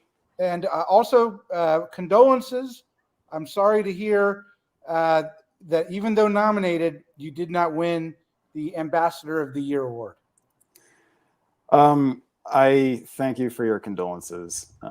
It was something that I had my heart set on, and I have been recovering slowly with the help of a lot of therapy. You're always one step ahead. You knew where I was going with that joke. All right, that's like your diplomacy game here. Although, I'm going to say I think you were a step behind here. You dropped to 4th, and you seemed resigned and frankly a bit melancholy with having to have Italy. Your 3 favorite countries went before. Is that right? I don't know. Is that true or not? You tell me. No, it's not. I with the top board stuff, I like to see where people land more than picking a specific country. I all the countries I'm sort of more or less happy with. I tend to like the ones in the middle a little bit better, just because you have to sort of do more dancing. When it fell out, though, it was really between Germany, Austria, and Italy. Russia is one I really like as well, so I might have taken that if it was available. But I decided I didn't want to be in between Michalis, Nicola, and Karthik. I thought having all three of them as neighbors maybe isn't what I wanted to do at the outset. And I also thought that Nicola is probably unlikely to come after me in the Mediterranean, at least at the outset of the game. So if you're in Italy and you can get France to focus on their own theater at the beginning, then that's a pretty big win. So that was why I took Italy in the end. I was happy to see somebody choose Austria, that it didn't just fall to them. So it wouldn't surprise me if Jason proposes a strong AI to start the game out. Okay, and how would you feel about that? Just fine. I mean, I don't know if I've ever actually been mass bombed before, so I'm all for new experiences. I have got some towels nearby just in case. What will the emotions be like when he builds a fleet in Trieste at the end of winter of 01? I will probably shed a tear internally. Externally, I will have a cold stone stare for Jason. Even though we can't see it, I will stare him down. Give me a metagame thing. You obviously have a big target on your back, and you're well known in the hobby, and you had an incredible year, including a solo win at VDL. Not the only one, obviously, in this game to do it. But how do you manage that? And I'm assuming Italy, picking the country of Italy helps with that a little bit. Yeah, honestly, it's about finding people who are willing to take me seriously, not just view me as a threat. And so that will be the thing that I start out with in the beginning. So it's going to be Tom and Jason and Michalis to some extent, but especially Tom, Jason, and Nicola, figuring out which one of them is going to be willing to cooperate with me and not just be afraid of me. So that's the task to start out with. Okay, my last question. In diplomacy, is it better to be loved or feared? I think loved, actually, because when people play from fear, they are too cautious and not willing to give you enough room to maneuver at all. So at least if you're loved, you can get people to hold your hand a little bit. Brandon, you've had an incredible season. I am really looking forward to tonight to watch the broadcast and to comment on it. So good luck, sir. Thanks, Ed. See you later.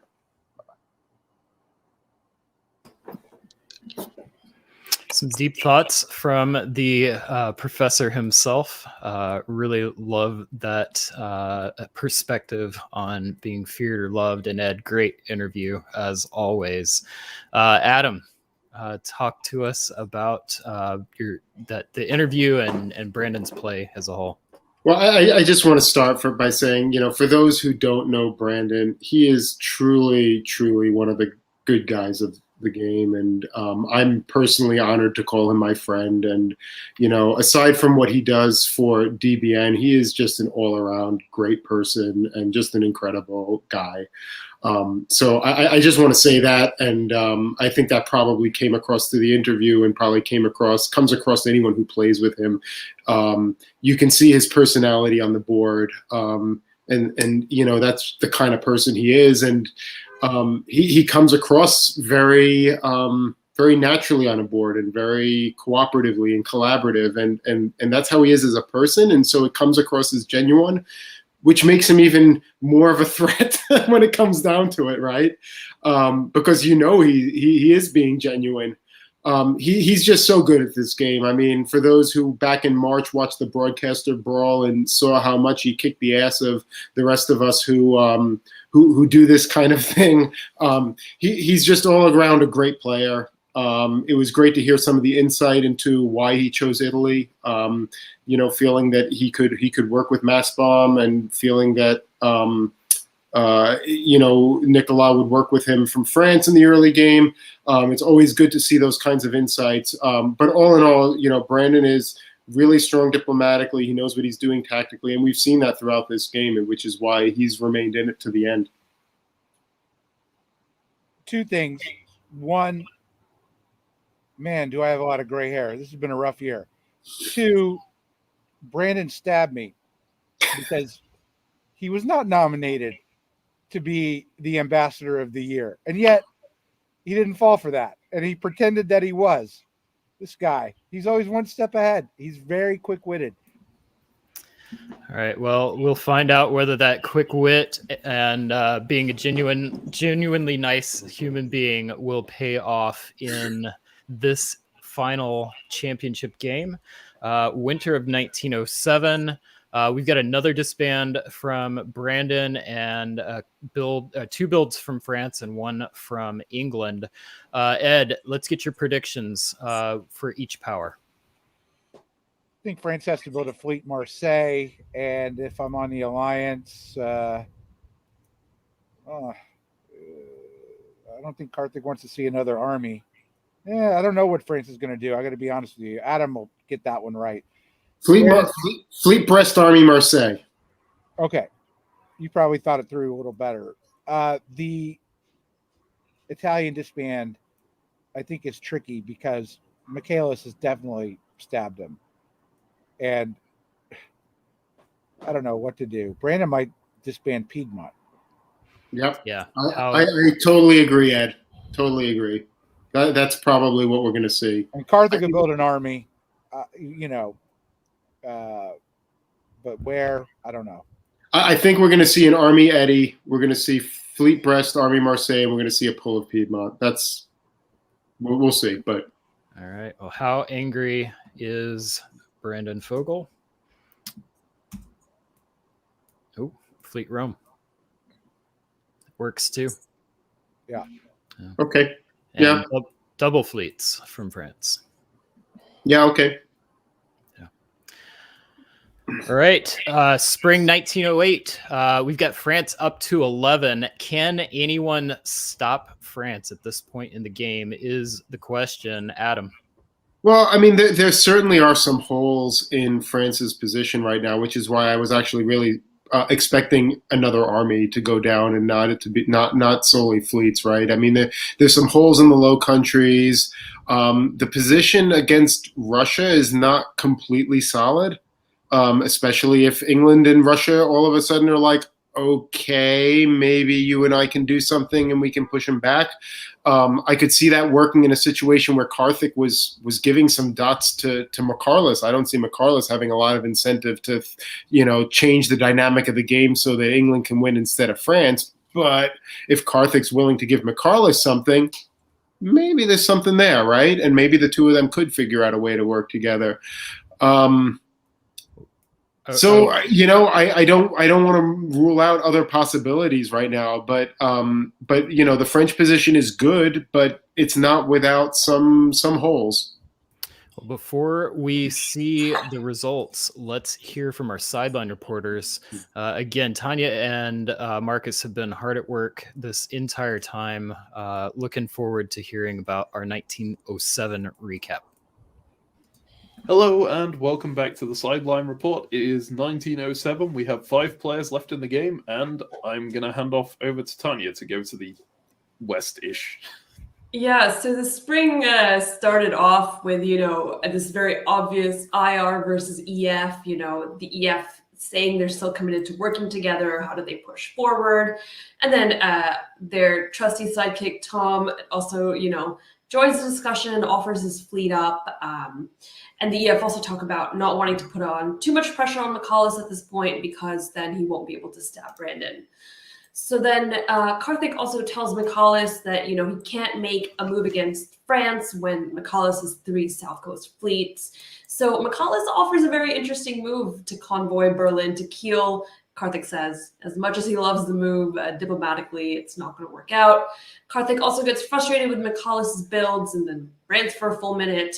Funny little moment when Tom hops in without being noticed and goes, well, I like your use of the word entanglement, but the deadline is passed. That's about it for spring. Yeah, and in the East, we had Italy and Russia just talking to each other for a very, very long time. Michaelis made a very strong point that if he gets stabbed, he will disband in the North and give everything to Karthik. So that was Well, it's a very McCallus approach, I think, from past experience. Brandon suggested maybe an alternative method to break the deadlock here would be to put him, Brandon, on 9 centers so that the two Western powers would have to attack each other to beat him. But McCallus doesn't seem incredibly happy with that idea. Later on in the phase, we see Italy and France get into a room together. They were generally quite friendly in their negotiations. They discussed the fact that Karthik will stab for a win if the game goes to time at a stalemate, because France doesn't think Nicolas doesn't think he's in position to defend himself. So they generally agreed on bounces rather than actually fighting each other. Let's go on to the fall here, and back to you, Tanya. Yep, so the fall was, of course, very interesting. It started off with England and France, more discussion on tactics. Karthik asks Nicola to walk out of Kiel, to which Nicola does agree. Obviously, that doesn't happen because immediately after there's a conversation with Nicola and McCallus, where McCallus convinces Nicola to take Karthik down now. Nicola starts off kind of suspicious, but then asks if McCallus would support him into Berlin, where McCallus says, you know what, let's do it. Let's change up the pace of this game a little bit. McCallus also indicates that he won't help Brandon into Greece to keep Tom alive. So meanwhile, Karthik thinks that McCallus rightfully will support France into English centers, and he wants Brandon to stab McCallus now. Karthik says that he's only going to fight France if he has a chance at the board top. Brandon says, me too. And Karthik also says, this is McCallus' style. Remember the Summer Classic. He'll do insane stuff if he can't board top. Right. Are you done with yours? Yeah. Okay, no worries. So in the East, we had, I initially started off in the East because Tom got left behind at the game table when these two pairs went off to talk. So I got a brief chance to talk to Tom. He said that his quote that he wants to go out on if he went out, which obviously he didn't actually go out, but he said that his quote would be, when you come at the sheriff, you better not miss. And I missed badly, referring to the fact that he attacked McCallus off the bat, and it did not work at all. He thinks that McCallus will win the game, but he doesn't want to underrate the other players. He just thinks that McCallus is shrewd and he's in the best position. There was one other interesting thing that happened this phase. McCallus suggested to Brandon that they go and trigger a draw vote to force Karthik to veto, just so that France will know that Karthik is not willing to let the game end here. They all go back to the game table, and the veto comes from Tom, the one sent to Turkey, saying, no, you are not going to end the game like that.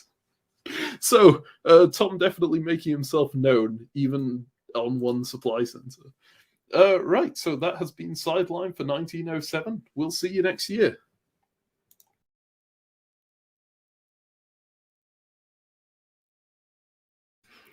I love seeing players play this game. Thank you, Tom, for that fantastic way to contribute meaningfully to this game.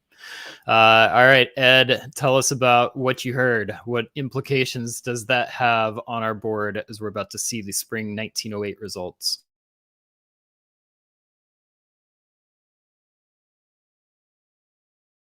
Ed, you're on mute. Welcome to the inside of my new apartment. It got too cold in Houston for me, but I switched to an artificial cigar. Is it 60 degrees now? It's 72. It's warm and toasty for me. So, look, McCallus is very difficult to play with. The comment that was made that if he can't win, he does insane stuff. Everyone's making sort of logical points. Everyone's playing to win. But ultimately, if Russia and England cannot work it out right now, France cannot be cracked. That's it.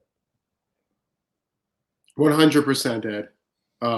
You're spot on. The only chance for anyone other than France winning this game is England and Russia patching it up to now, and that's going to involve England figuring out a way to get Russia into some dots, because McCarless has no incentive to put England into dots right now with the loss of St. Pete and the army up there.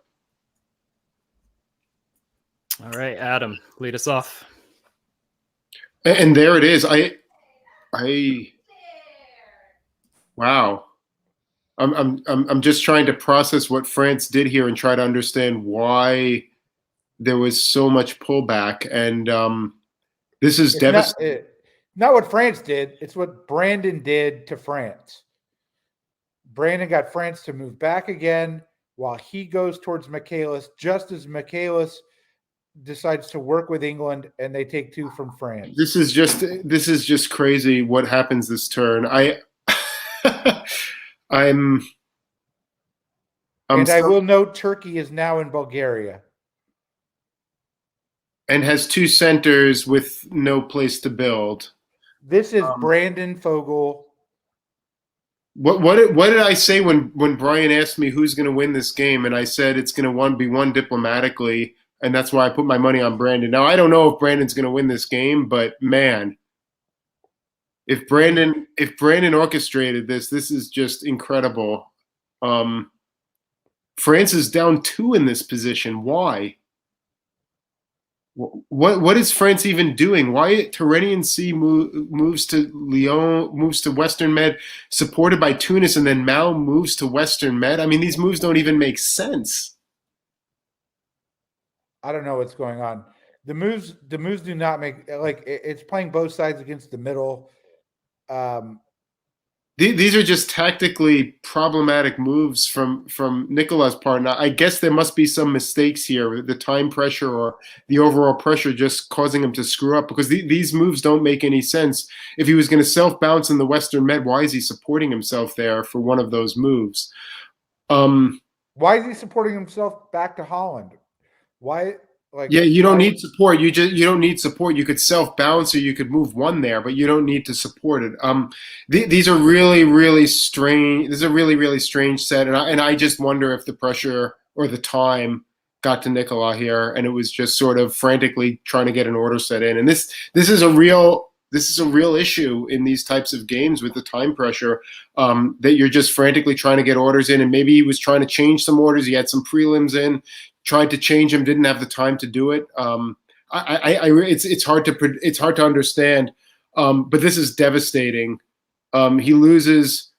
It's a spring turn, but he gets Berlin destroyed. He loses Kiel, is not really in a position to retake it.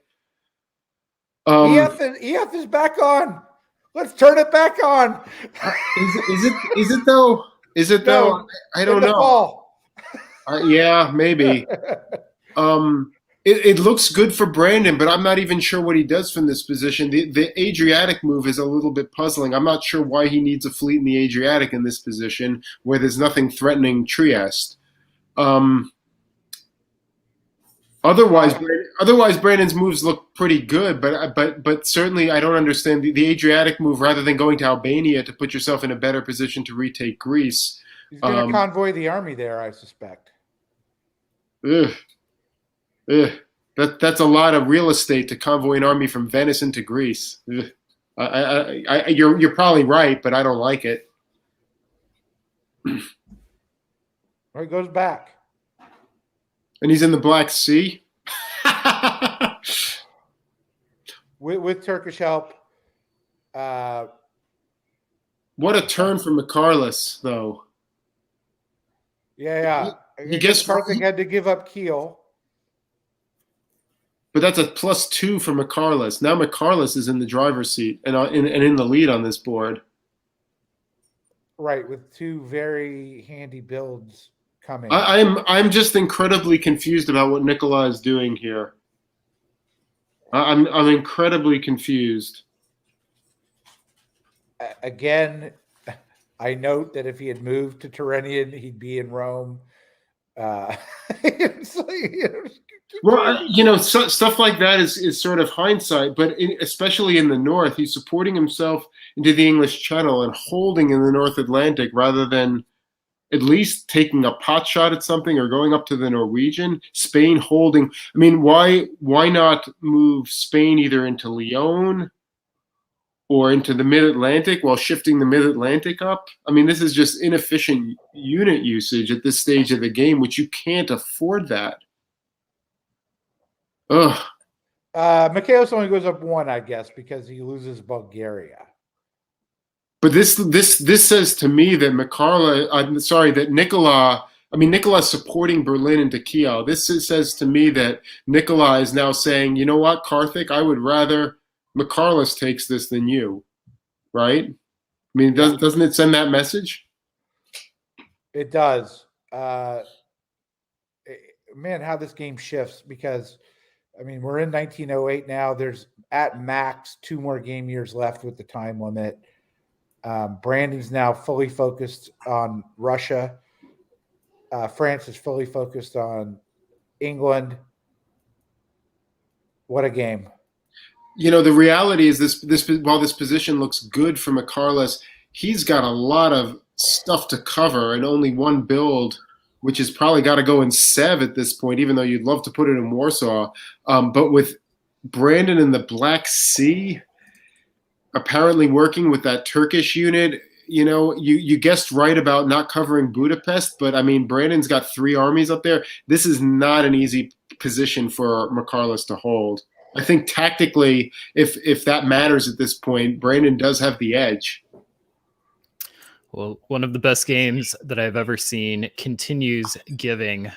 You can just see these shifts in center count continuing to swap back and forth. Let's get a little insight into what happened from our sideline reporters for our 1908 report. Okay, hello and welcome to 1908.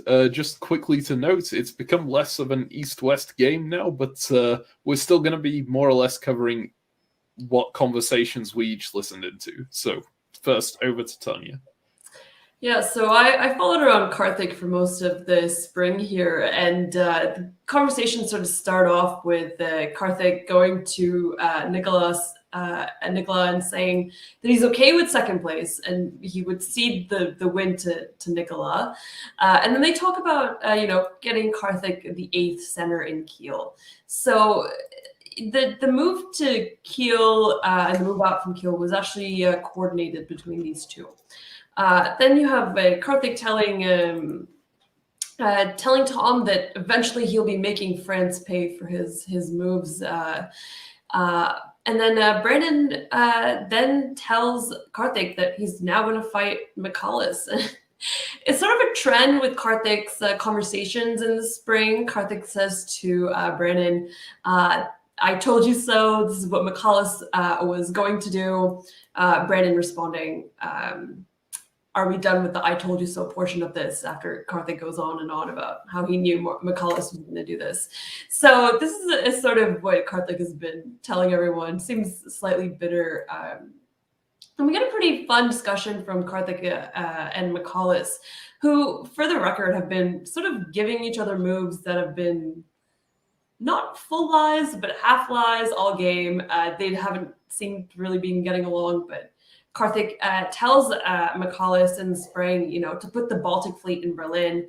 And he pretty much says, I give you Berlin and hopefully you give me Kiel in return. And Michaelis says that that's fair. That's what happened in the spring. On right.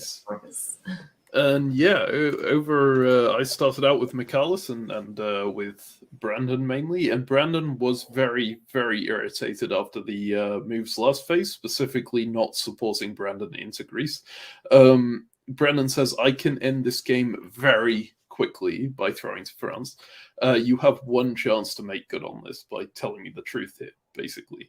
Michaelis is claiming that he didn't realize Brandon would have to disband. Seems a bit tenuous of a reason, but like Brandon's not accepting it. He's just saying, just make sure you're honest now. So the interesting thing with what we then follow Michaelis for a bit, and Michaelis is being very, very upfront with Nicola here with France. he's basically outright said, obviously, I'm not playing for second. I want to try and keep everyone in check, and that includes you. So Michalis is not even pretending here. He's just saying, I'm going for the win. And it seems like everyone on this board is. Meanwhile, Nicola and Brandon then get together. And Brandon says, go back to Western Mediterranean and I'll attack Michalis. If you do that, you probably win the game. The only thing I could possibly do is throw to Michalis. Don't make me do that. And they agree on doing that. And then finally, conversation with Tom and Brandon. Brandon agrees to put Tom into Bulgaria against Michalis. Tom basically says, okay, you know what? I'm going to tell you the truth every single time from now on. If I tell you an order, I am doing it. And if, the only... Anyway, Tom then tells Brandon that Michalis just messaged him to go to Albania, and Brandon basically takes that as confirmation that Michalis is attacking him. Brandon said he won't eliminate Tom unless it would give him the win. So that's what happened in the spring. Tanya, do you want to take it with the fall again? Yep. So the fall, of course, we see dynamics change again. But Karthik starts off by asking Nicola if he can wait to take a turn to take Berlin back, so he doesn't want to piss off Michalis. Nicola agrees to that. Karthik stresses to Nicola again that he doesn't think he's going to win the game, and it seemed as if him and Nicola had come to some sort of non-aggression agreement. The rest of the fall, really, most of it was them sitting at the game table with Tom, speculating what Brandon will do. But then there's a few discussions after where Karthik tells Brandon that he can't do anything against Nicola, and Nicola tells Brandon that he won't be coming after him. So Nicola pretty much agrees with Brandon that they won't be coming after him, and then there's a few discussions about what happens in terms of Karthik centers, and Marcus, I'll let you take that away. Yeah, so essentially on that front, Michalis goes to Nicola and he says, well, they have some debate about Berlin. Basically, Nicola says, I really need the unit. If you're making me lose a unit, it's taking away a unit that's being used against your neighbors, right? I need this unit. Michalis says, why do you need an extra unit? It's not like you've been using them effectively, pointing to Mid-Atlantic Ocean going to Western Mediterranean last phase, unsuccessfully self-bouncing himself. So he then pitches, you could support me into Kiel from Berlin. And Nicola goes, are you going to leave Berlin empty? Michalis went, well, Karthik could go after Berlin. So then Nicola said you can self-bounce yourself there. Michalis agrees to do that. As you can see, it wasn't what he actually did. He went to Brandon and he offered Brandon support into Munich just to completely dismantle that center. Brandon agreed to do that and then obviously didn't. So a lot of stabs going on here. It's been a super interesting phase and everyone's still very much playing for the win.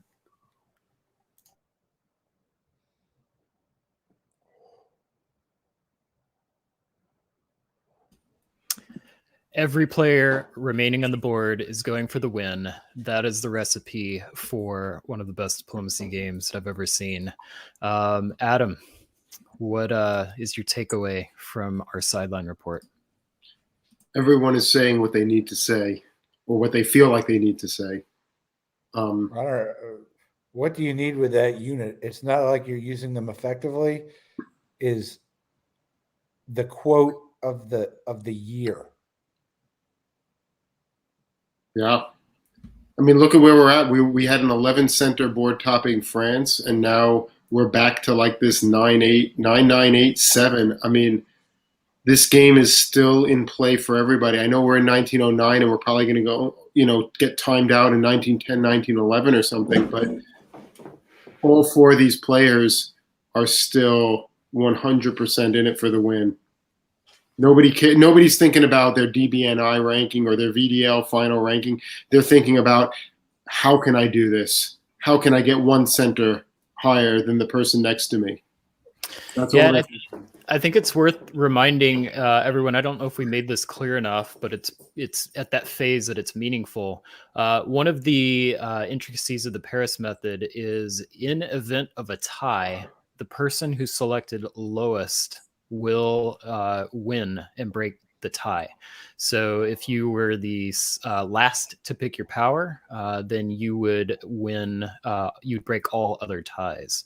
So keep that in mind. Let's just run through real quick the order of selection. First, we had, I believe, Nicola, and then Karthik was next. Then was it? I think McCarless was next, actually. Okay, Carlos was next, and Yeah, then and then Karthik, yeah, and then Brandon. Yeah. So in event of a tie, as time runs out, then Brandon being the lowest ranked, assuming Tom doesn't have the comeback of all comebacks, would win this game. So keep that in mind. It's Brandon needs to tie. Karthik needs to beat Brandon and tie everyone else, and so on. Mao. I'm shocked that I'm shocked that it's Mao and not Spain. I think that's a mistake. Wow. I mean, what's the message? I'm totally shocked by that, Ed. The message makes no sense. If the message is not one of love to Karthik, otherwise it would have been North Atlantic or Channel. It's nonsensical, and it's late in Europe. This has been a bad 15-20 minutes of game for Nicola. The only rationale is if it's all of a sudden like I've decided that I'm going to rush in on Brandon, but too little, too late for that. The med is very difficult to break through if you don't have support from the other side. Maybe Russia and France are trying to cut some kind of deal here. It's a dangerous game to play. I'm agreeing with that. I think this is a mistake. I think Spain should have been the disband. Look, yeah. Oh, we're back on an EF, I guess, with Holland supporting. Now everyone's worried about Michaelis. So there goes Denmark to Kiel. There goes St. Petersburg to Livonia, Norway to St. Pete. But man, if I'm Karthik, I'm frustrated with this self-bounce in Mid-Atlantic. I mean, it's a baffling choice from Nicola's perspective. Honestly, what is he actually getting out of this? I mean, and why is Belgium holding in this position? Why aren't you going to Ruhr? I think Nicola played great through most of this game, but I've been really puzzled by some of his moves the past few seasons. Well, that could be the fact that the inexperience showing. This is a high stakes game to be in a stage of the game that a lot of times you don't get to in the VDL. I think that maybe we're seeing some inexperience show. Could be fatigue. I don't know. Also, let me also just say it's very easy to make these critiques from the perspective of the broadcaster booth. I have nothing but respect for everybody on this board. So let me step back a minute and say that we're realize how hard this is from the perspective of the players. Yeah, I'll say this too, which is a game like this is not played very much. Right. You know, a lot of tournaments, such as Adams, I believe, don't have a top board. And I hear those cases and they make total sense to me. And then I hear cases where they say they need a top board. And those make sense to me. But when I play a tournament without a top board, I play Ed Sullivan style. I'll take a Alliance a long way, score high in 3 games and be in the mix. They're not used to playing a game to win where it's all on the line, all the marbles. You can't trust anybody. And it's a snake pit in there, man. And you got 5 snakes. This to me is the game that diplomacy was designed to be. What we're seeing play out right here. I just want to point out the craziness of the tactical situation right now in Russia, around the middle of the board. There are some really interesting tactical choices, and I know that I and others have been pushing the diplomacy angle of this game. But man, from a tactics perspective, some people got some hard choices to make right here. McCarless in particular. This is live or die here for him. Well, we're going to see right now the Brandon-Tom relationship. It looked like there was a little bit of a skirmish in the spring where they didn't get along. But what does Brandon do? Does he put Romania and Sev supported by Black and hope for a bounce? Does he help Tom into Ankara? Does Tom help him into Ankara? Oh my God! What's going to happen? Yeah, it's a tough choice. Lots of tough choices on this board. They both try to support each other into Ankara. Well, as Siobhan would say, that's a choice. That's two choices. I can't believe they did. It inures to the benefit of Michaelis because he gets Romania. He doesn't lose Ankara. Brandon loses Naples. Brandon loses Naples. Finally, this is insane. This is everybody's taking centers from everybody else. And I know, look at the genius. I'm going to call it genius of Karthik here to bounce Munich. Well, I don't know if it is genius because Michaelis keeps it. I don't know what's going on, guys. Keo stays with McCarless because not genius. Yeah. Karthik, you're not a genius. I can't even keep up with what's going on here. Yeah, I don't know who's on what. There's an attack on London, an attack on Liverpool. We're just going for dots. There's no more working together. Let's step back a second and actually break down what happened here, because actually I think there are some telling things. I think this is very clear that McCarless and Karthik struck a deal here. This really, that St. Petersburg moving back to Norway is a pretty strong statement, along with Livonia convoying to Kiev. That was the price to pay for getting that unit out of Russia, right?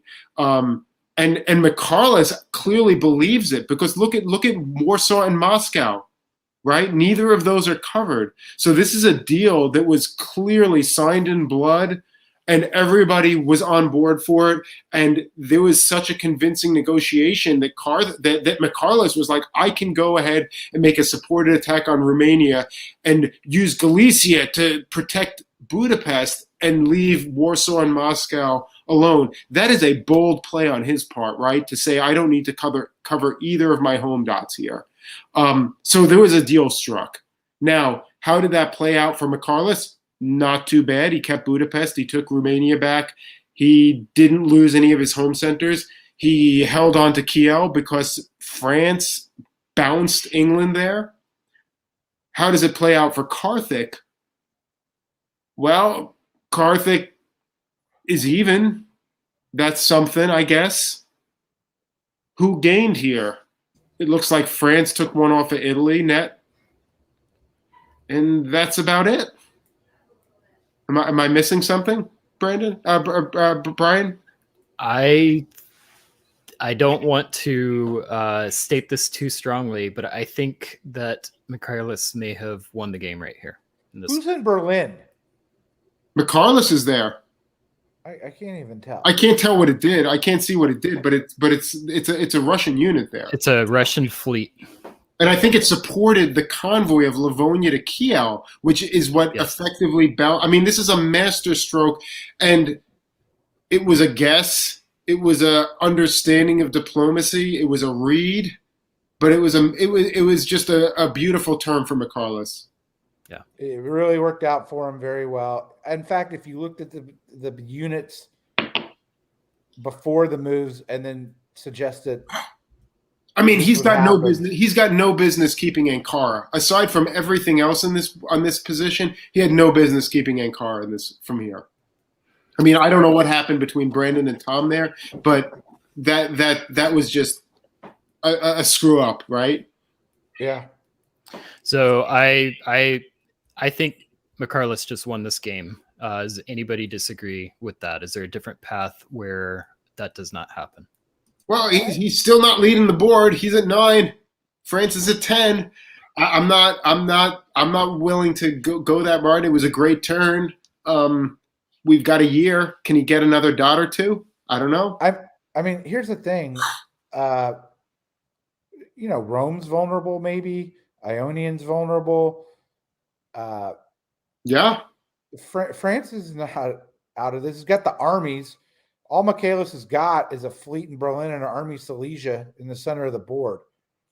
But at this point, Nicola might say to Karthik, like, "Hey, cool, let me put you in Kiev. Why not? Why shouldn't I do that, right? Because who's my main threat right now? I've got England at 7, or I've got Russia at 9. So I don't know, Brian.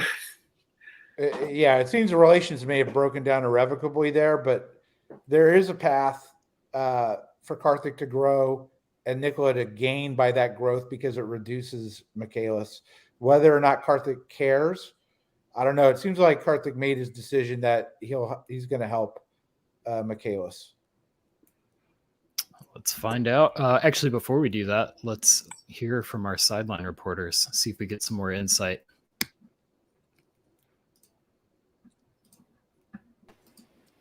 All right. Welcome back. This is the spring of 1909 report, not the fall so far. There we go. I'm going to hand over to Tanya to start off in the spring. Yes, so the spring starts off with Michaelis, Nicola, and Karthik all sitting in a room together, talking about how to untangle the West and stop the great force that is Brandon. So Karthik is working really hard to tell Nicola that, Karthik isn't a threat and Nicola should move his fleets against Brandon. This conversation was quite long, and a lot of it was just like long, silent pauses.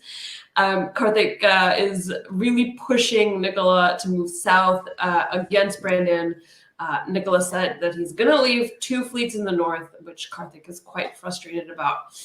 And then we get this conversation with Karthik and Michaelis, where Michaelis asks Karthik, if it comes down to it and we both can't win, who do we prefer wins? And Karthik responds, me. So, Michaelis tells him that's not the question. And there's a discussion on which of Brandon and Nicola they'd rather win. And the consensus between those two seems to be that it would be nicer to beat Nicola. And that's what I've got. So on to you, Marcus. Okay, well, over in the East, obviously those 3 talking for so long meant that the only person Brandon got to talk to and the only person I was listening in on for most of the phase was Tom. They had quite a long discussion. They were talking about how Tom, his only goal now is to survive, and he is making that very clear. He says, as long as I survive, I'm okay to do anything. I will be looking for the route that gives me the survive. Michaelis messages him to ask him to go to Aegean during that conversation with Brandon, and he immediately tells Brandon this. Brandon says, would you be okay to hold instead? And Tom agrees on the condition that Brandon does not eliminate him. Then Michaelis changes the message and says, could you go to Con instead? Again, Tom asked Brandon for permission beforehand, and Brandon says sure. So this was actually arranged with Italy here. Finally, Brandon gets to talk to someone else. He gets to talk to France right towards the end of the phase. France says that he's not coming after Brandon. He's just going to keep him honest with the fleets. And Brandon threatens to turn around if Nicola comes for him. And then it leads to an interesting conversation afterwards, because they're both going back and forth on it, where Nicola goes, I'm not coming for you, I just want one more sensor. Brandon goes, which? Nicola goes, that's a mystery. Brandon goes, okay, so you are coming after me. And then Nicola goes, maybe, which was an interesting way to respond to that. Back to you, Tanya, for the fall. Yep. So the fall starts off with Brandon pulling Karthik into a room to discuss how to keep Nicola away from winning this game. Karthik says that he doesn't know how. Then we get another 3-way conversation with Karthik, Nicola, and Michaelis, where Karthik apparently had gone back on his word not to put that army in Livonia, but agrees to falling back and continuing on with the plan. Karthik tells Michaelis that Brandon is more focused on Nicola than he is on Michaelis. Then Nicola leaves to chat, and Karthik tells Michaelis that he put the army in Livonia in order to convoy it over to Kiel, as it is his only hope of winning the board. We see that McCullough agrees to do that convoy, and McCullough tells Karthik, perhaps not a full truth here, that France is going to attack him in full force.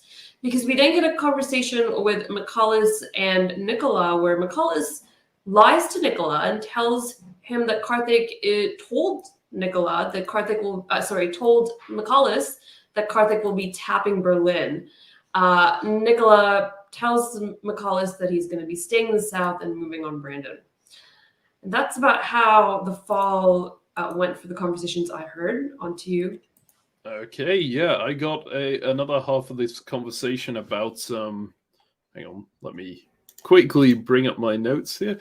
So this was Michalis and Nicola. They were both trying to get each other to support them into Kiel.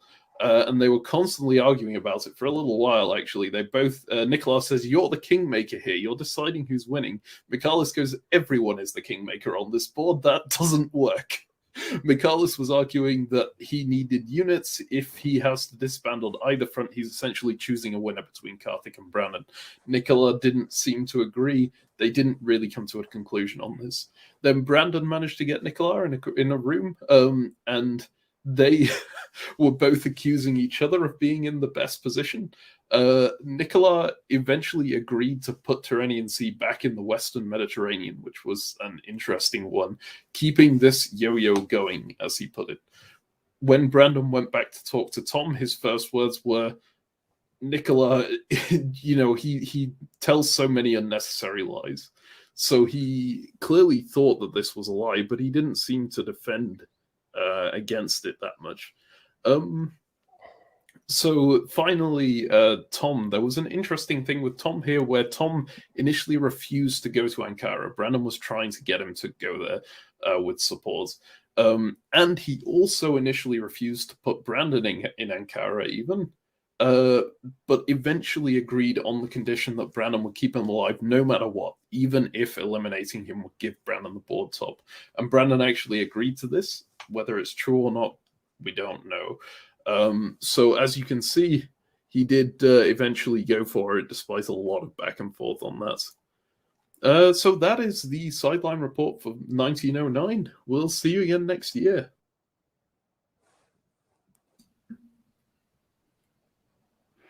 All right, Ed. What was the insight we learned from that sideline report? Tom really wants to survive. I learned that from the sideline report. I mean, look, they can't get it together. Everyone's trying to win, and when you're trying to win, when you're clawing, when you're slinging mud, it's like The Walking Dead right now. Okay, you get through one, and then you got to go stab another. And I'll be honest with you, if it is a snake pit, it sounds like the biggest snake. The biggest, baddest snake is Michalis, that he's playing everybody as best he can, like a fiddle. And that's really hard with these players. I will tell you that. If he comes out on top, man, did he earn it.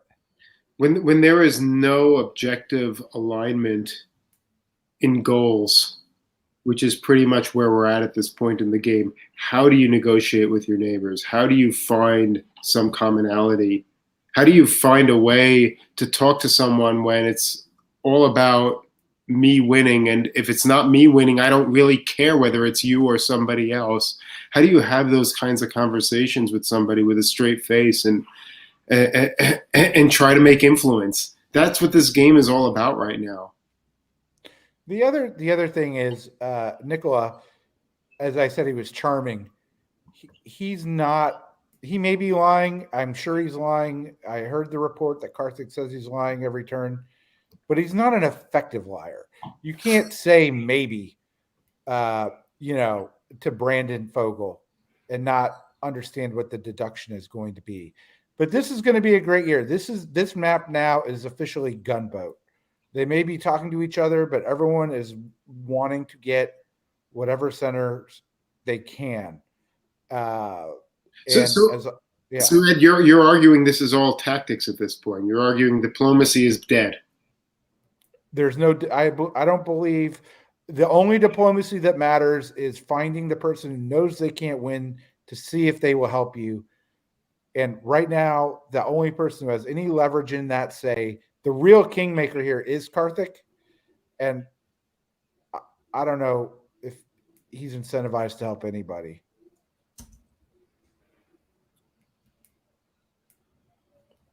I think both of those adjustments seem reasonable. Armies all around. Yep. Yep.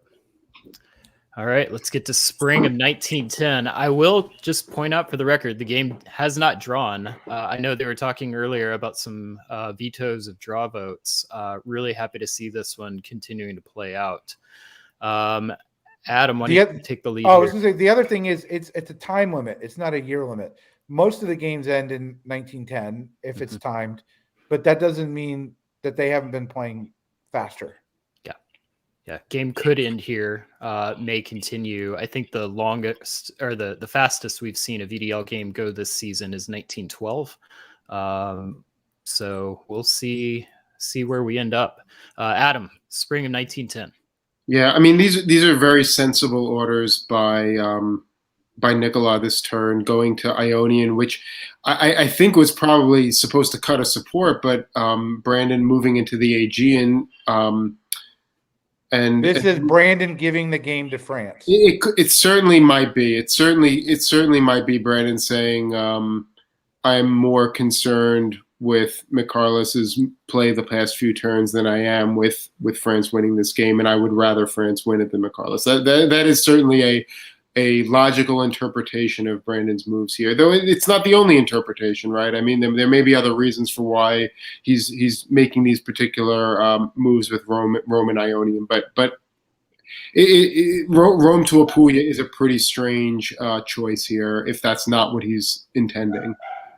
He's going to go to everybody and say, now he has Venice. We are drawing.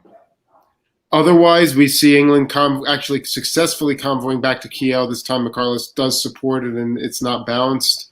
But otherwise, I mean, we've got Russia moving down to Armenia, presumably to take Sev, to take Smyrna, which may explain the Ionian to Aegean move. Yeah, I mean, this looks like it's in Nicola's hands right now.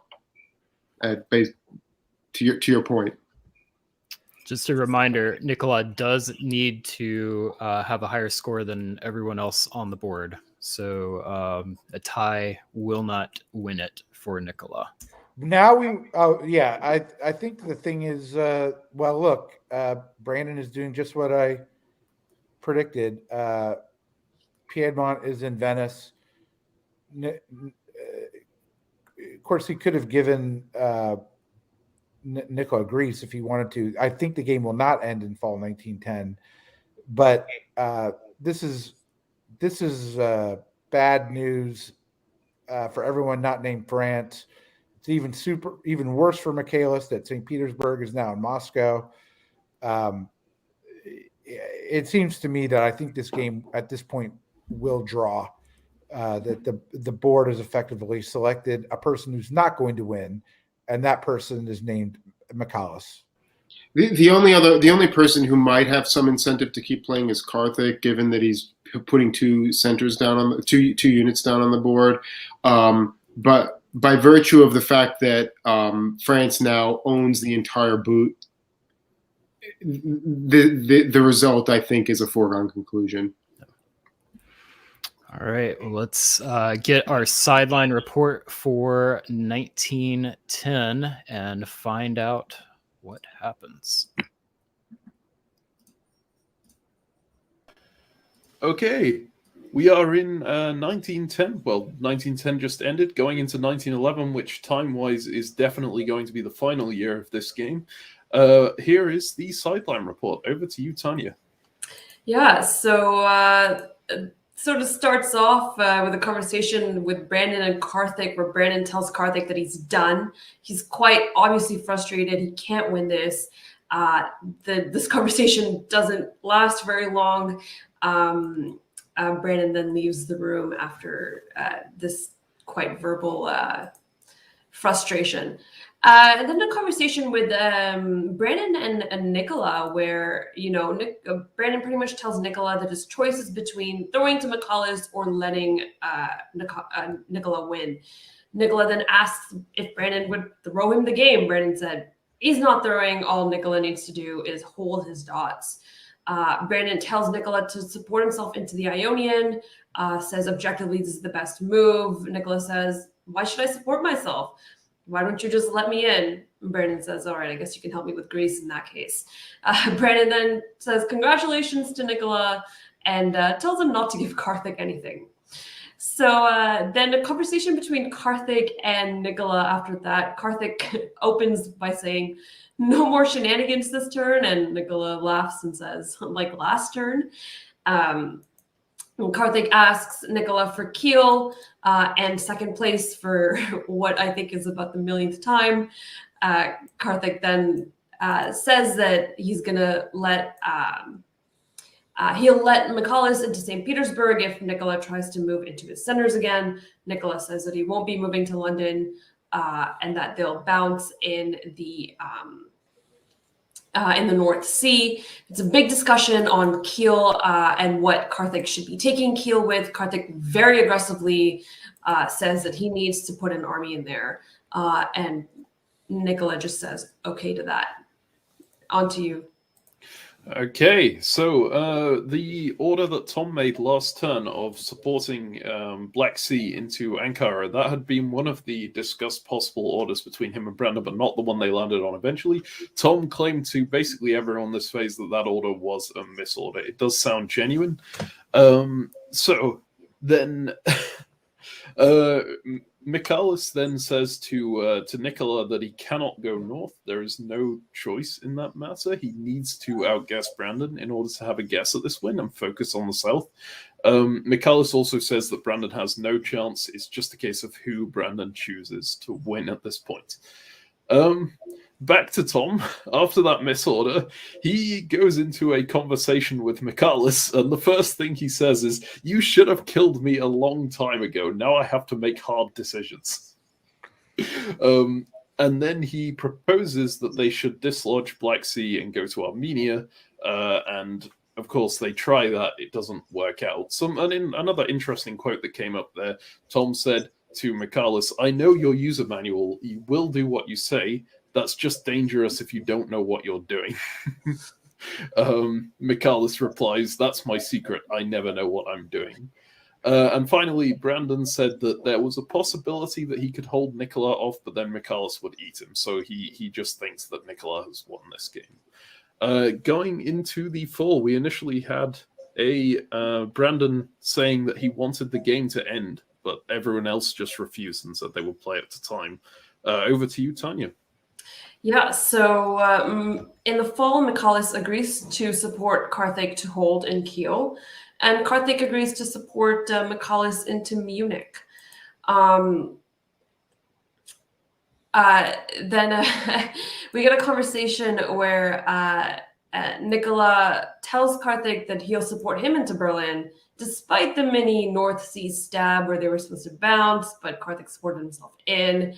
They spend a long time talking to each other here, and at least 5 minutes was about trust and about Karthik getting second place. And then, the real last conversation I heard was Tom telling Nicola that really all he's trying to do is survive, not decide the winner. Unfortunately, Tom does not get his wish there. So on to you, Marcus. Yeah. So Nicola, his only worry right now is that Karthik could potentially throw to Michalis. Brandon was saying he could offer to throw Nicola dots, but he doesn't think Nicola will be able to keep them in the sense of Greece and such. He won't defend his home centers, though. Michalis then goes and has this interesting discussion with Brandon where he goes, what's your aim here? Are you aiming to punish someone at the end of the game, or are you aiming to maximize your score? And Brandon is just like, I really don't know. I want to eliminate Tom for what he was doing. Michalis thinks about this for a bit, and then he says, I can offer his elimination in the final year, so next year. Brandon, on the condition that, you agree to do some defending against France here. Brandon says, no, it has to be this year, but I'll go in from Black Sea. So will you support that? Michalis goes, yeah, that's okay, I guess. I guess I can cover Smyrna. And then Brandon says, I'll be bouncing Smyrna. And Michalis backs out again. And says, okay, let's do it in the final year instead. Brandon says that's not okay by me. It needs to be now. Eventually, they come to a conclusion. They agree that they kill Tom now on the condition that Brandon lets Michalis have Smyrna. And if you look at the moves here, Michalis holds up his end of the deal, kills Tom, and Brandon does not let Michalis have Smyrna. He's committed to throwing at this point. One final stab there. So, that is 1910. The game may end in a draw vote here, or it may go on. We don't know yet. You will. So let's hand back over to our broadcast.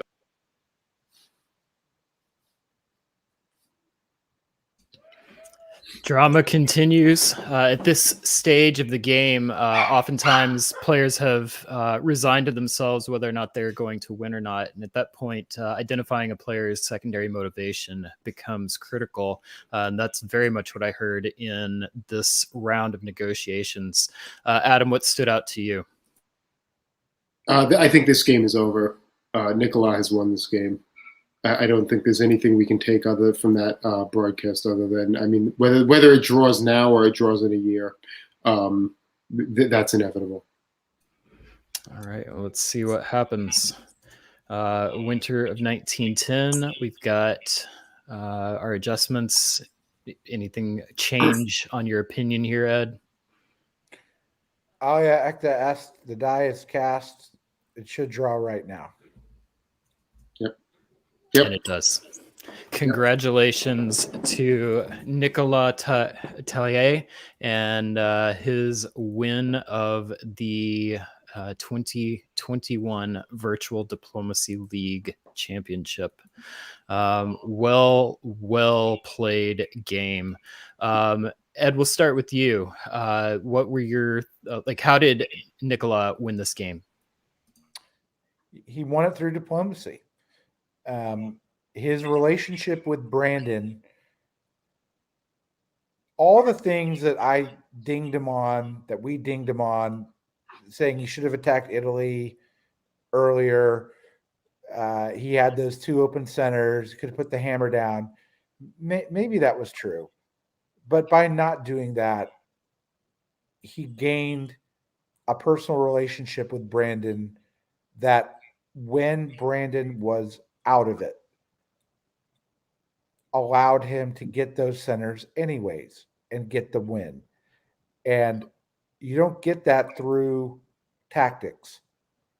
He got it through his skill and his diplomacy. This is the best virtual game. I've watched every DBN broadcast, and I've probably gone through Backstabber of every game of virtual diplomacy played. This is the best virtual game I've seen. It was a privilege to watch.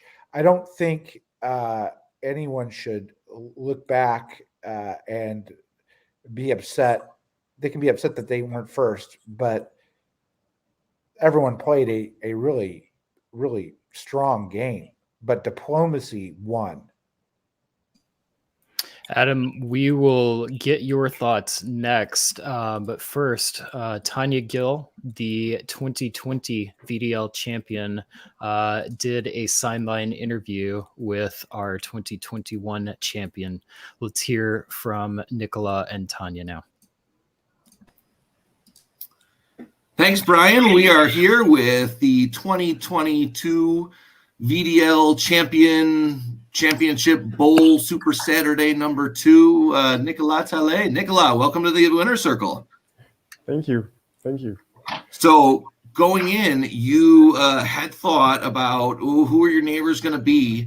Kind of the opening pitches of the game. It seemed EF from most of the tactics. Was that how it worked out?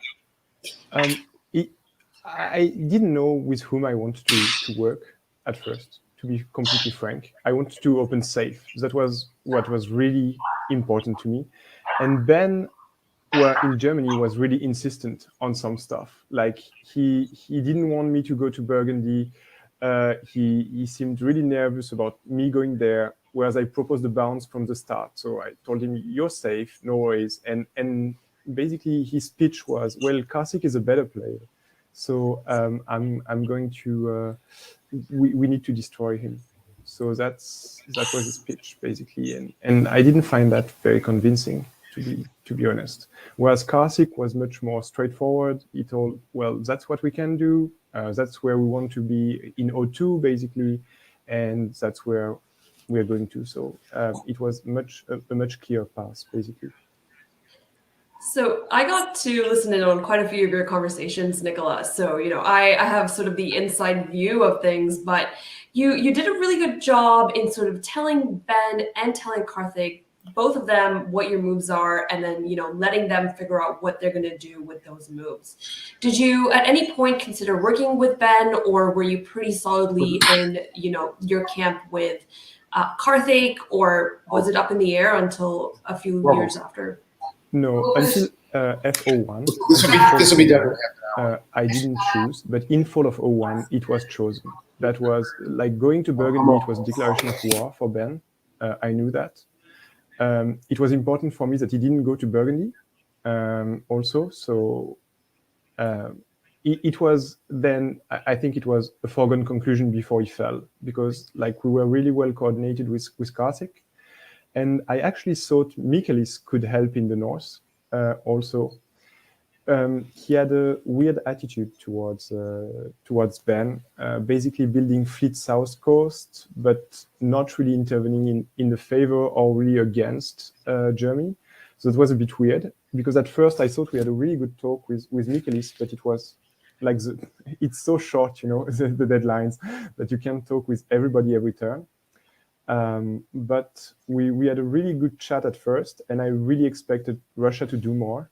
But he told me after the game his goal was to always balance me and England out. So it's not the way I play Russia, but it's how it works for him, and it almost worked for him tonight. So great. So can we move to 03 here, like the spring? Yeah. So here you've got pretty good position with a mid-Atlantic Ocean and Spain South Coast. You have a bit of flexibility. You're in Ruhr, so you can take Holland or you can keep fighting Germany.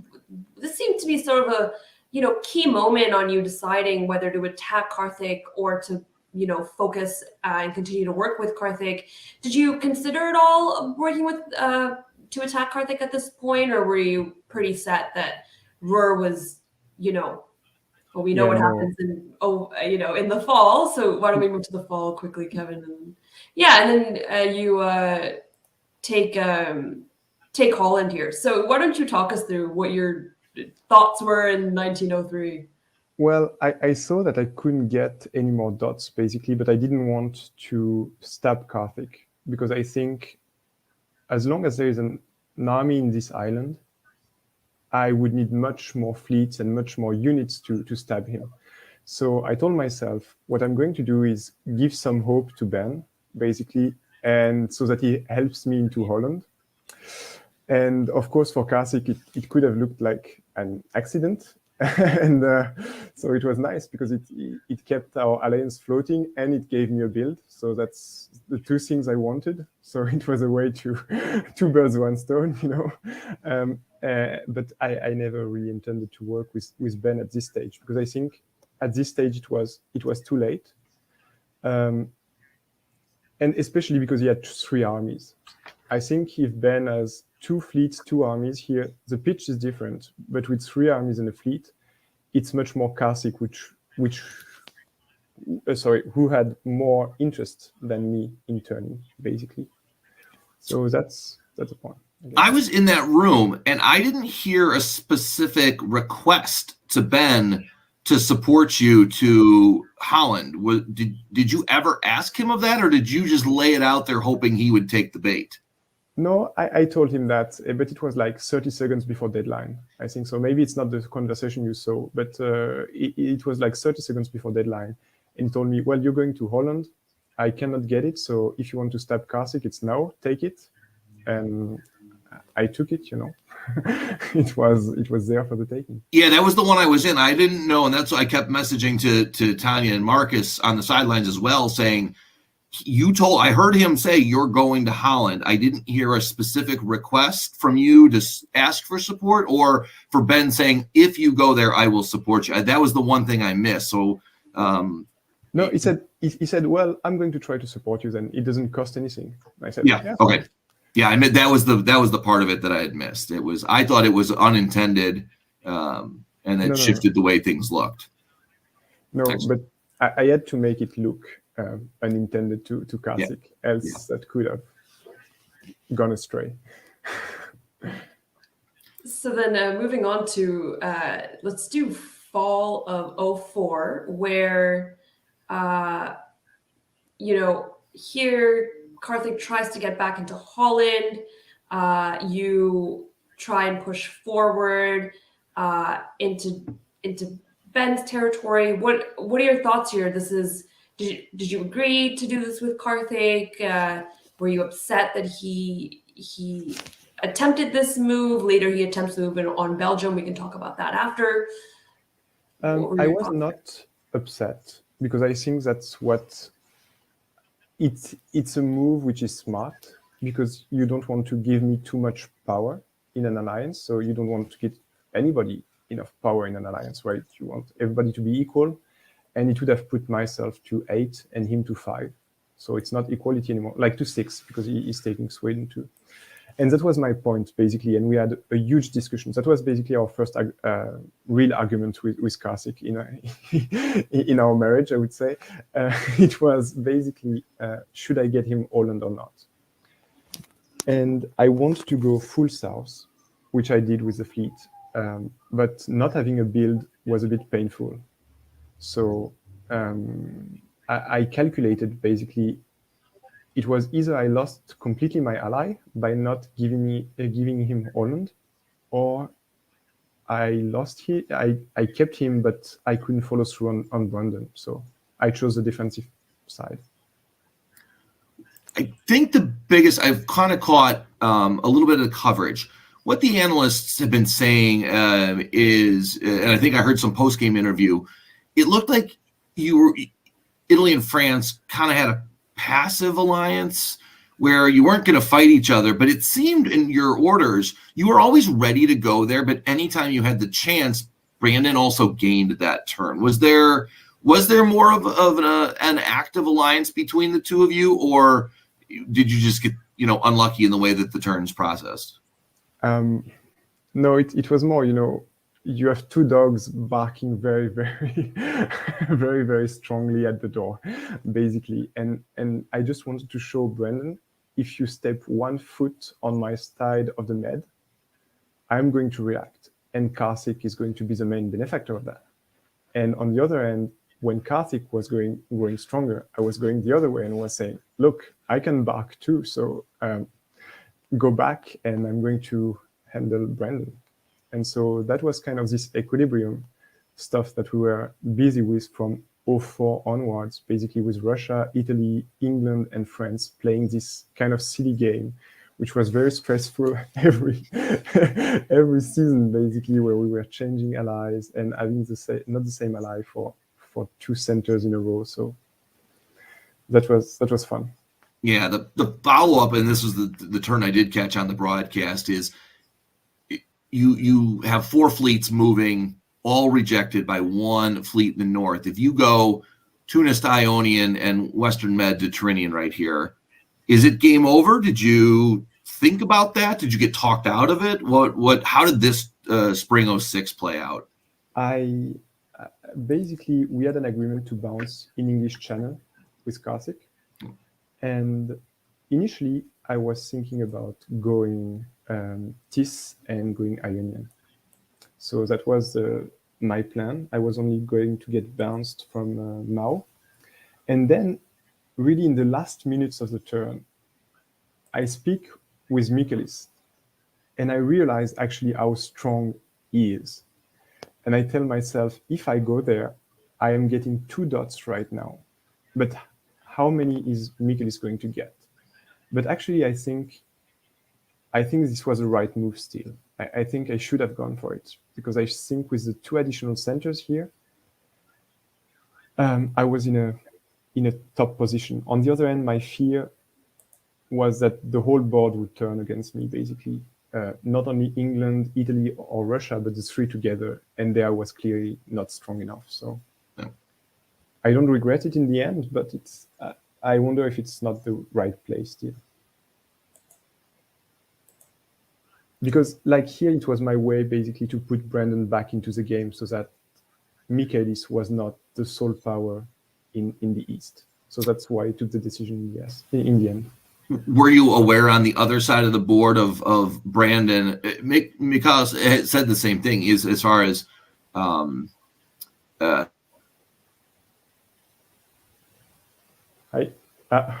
I think we lost him. Yeah. Oh, there's back. Oh, there we go. Well, good. I'm glad it. On the other side of the board, Brandon was owed some centers, so Michaelis wasn't going to grow immediately. Were you aware of the other side's dynamics when you made that decision? Not really about this precise dynamics, but it's really when I talked with Michaelis, I got the feeling that he was way too calm in his position. And then I looked again at the board and I was like, actually he doesn't have so many dots, but he's in such a position that I think I'm screwed if I do that. And so I had a good relationship with Brandon. Like, it was a bit complicated, but it was overall good. So I told myself, okay, don't risk it. Be like as defensive as you are usually, basically, and try to hold on and to keep this equilibrium happening.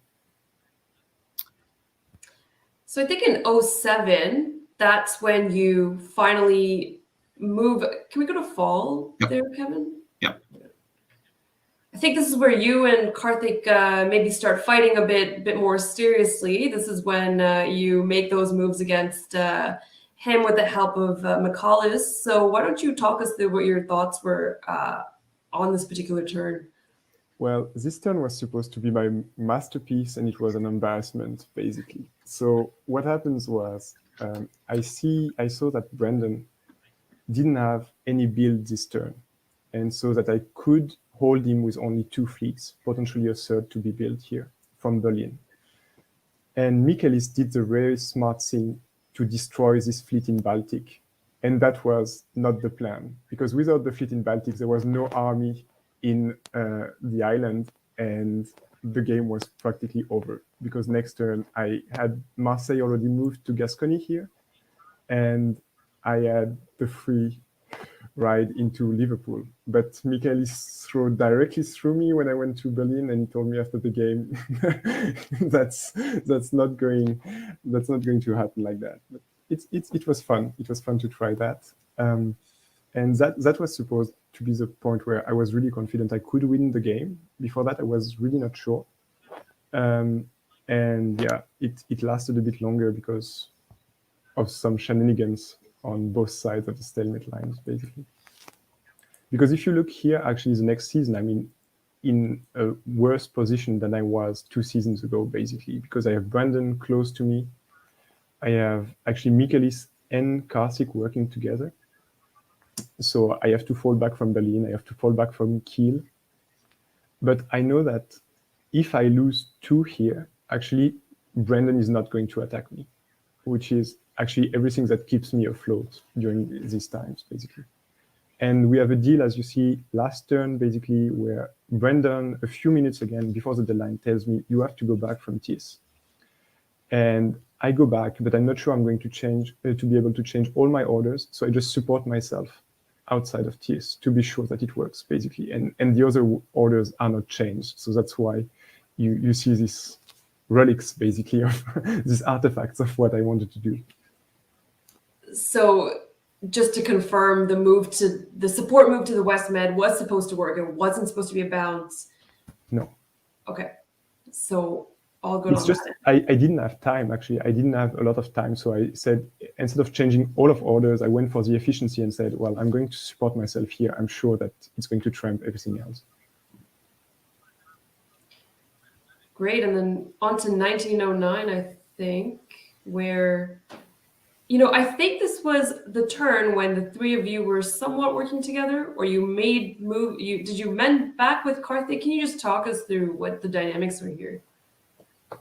I'm not really sure what everybody was thinking, to be completely honest. It was more, I was telling Karthik that I was really worried about Brandon because Michaelis was really worried about Brandon. And so it was a good pitch to make forget that I was ahead, actually. So, but on the other hand, everybody was understanding that I would keep my fleet in English Channel and in Now because else Karthik would be too strong. So I said, yeah, I'm going to stay there, but I'm going to work with you. That's why I went to Bohemia. And actually, that's a turn where Karthik completely screws over Michaelis because he's supposed to take Livonia with the fleet. And of course, he goes there with the armies, as Karthik does. And but that's a mistake in the end because he knows that if he stabs Michaelis, basically Michaelis is going to throw all his dots to Brandon and to help me into Michaelis' dots in the north, into Karthik's dots in the north. So yeah, that was a great turn for Karthik, but actually he didn't have any way to follow up. So if you look at next seasons, basically what happens is that he tries to convoy to Kiel, and that has been my goal during the entire game, preventing an English army being in Kiel, because I knew that the ultimate center I wanted to take was Munich, and I wanted only fleets around Munich. And so I made sure every time I could that Karthik was only there with a fleet, basically. Very good. So let's move on to the sort of last year. You end up getting quite a bit of dots from Italy there. So how did you pitch that to Brandon? Why did he do that? Was he just fed up? What magic did you have in this game that other people didn't? I didn't have any magic, actually, to be fair. Like, I was very surprised when Brandon did that. I was very happy, of course, but very surprised too. He told me that was a good guess. The game is over. It's yours. It's not worth it to make it more painful. So I'm going to protect my dots against Michaelis, basically, and you have a free ride into my dots. So I decided also to help him into Greece because that was like the least I could do, given everything was given to me. So and actually, I was a bit sad that I couldn't work more with Brandon, because at first when I saw the FI working so well, I even proposed him to put him into Munich, but in the very beginning of the game, but he said, well, you would go too powerful with England on your side, so he didn't go this way, but I think we could have done even more work together, so that was great. Fantastic. So I just have one more question and I'll give it off to Kevin. So what do you think your biggest factor in this win was? The ability to balance basically the power in the north and the power in the south, and to make Michaelis understand that I was balancing this power also for him, basically. Because like the way I see the game, and I've much less experience than you do, so tell me if I'm completely wrong, right? Maybe it's completely false. But basically France and Russia are perfect friends. So they have the same interests and the same disinterests. So basically they don't want EG to happen, either of them. And they have to balance the south and the north. And they are the only two countries, in my opinion, which can really do that. And so my whole game was about Michaelis understanding, but since he's a good player, he understood really fast, of course, that it was in his interest to help me balance my side of the north of the board, from the south to the north, and I think that's what led to the win in the end. So it's great that you say that, because we are in Fall 09, as you may have seen on my screen as I'm checking back and forth. And one of the analysts, I won't say who, just said that he still has no idea who's going to win this. So from balancing powers and playing both sides, and the conversations that I was able to hear, and I know that Marcus and Tanya were in every room all the time. It was great to watch, and this is a fantastic victory. I think maybe one of the first French, not Francais French, but country France to win. So congratulations for making France the rightful victor today. Yeah, and as mentioned, like it's also two Nicolas winning in 2 months, so that was great. So that was Nicolas Sergey came to me right after and said, "Well, congrats! I heard it went well." So he's also the one who convinced me before the game. We discussed a bit, and he told me, "If you have the choice, I think France is the safest bet." And I was hesitating at the time between Germany and France, so I thank him for the advice here. And Yeah.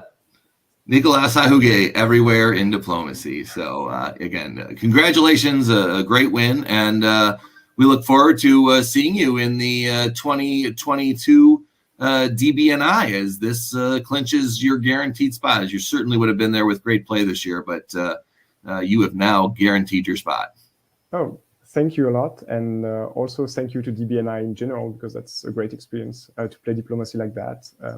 And so keep on with the good work. Sorry, and I really hope I can make a few more upsets in the next tournaments. I don't know. You're a favorite now. It's going to be yeah. Excellent. All right, congrats. Thank you much. Thank you.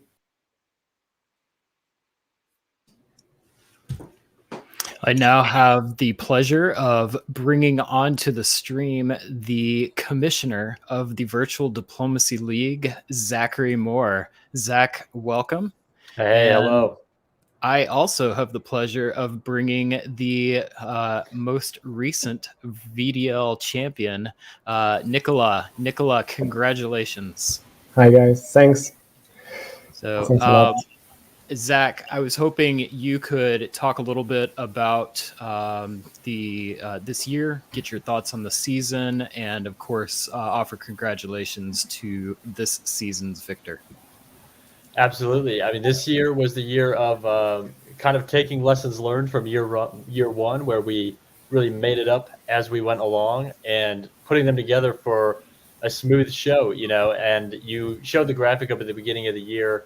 I think it was 53 players this year who didn't play last year and 30 returning players from last year. So you just had a nice mix of new blood and old blood. And the diversity of time zones seemed to be so much bigger this year as well. As you saw it on the rookie board had 6 different countries. This board had, 4 or 5 different countries represented, with Nicolas coming on top for France. So I've been really excited by the progress we saw over this year.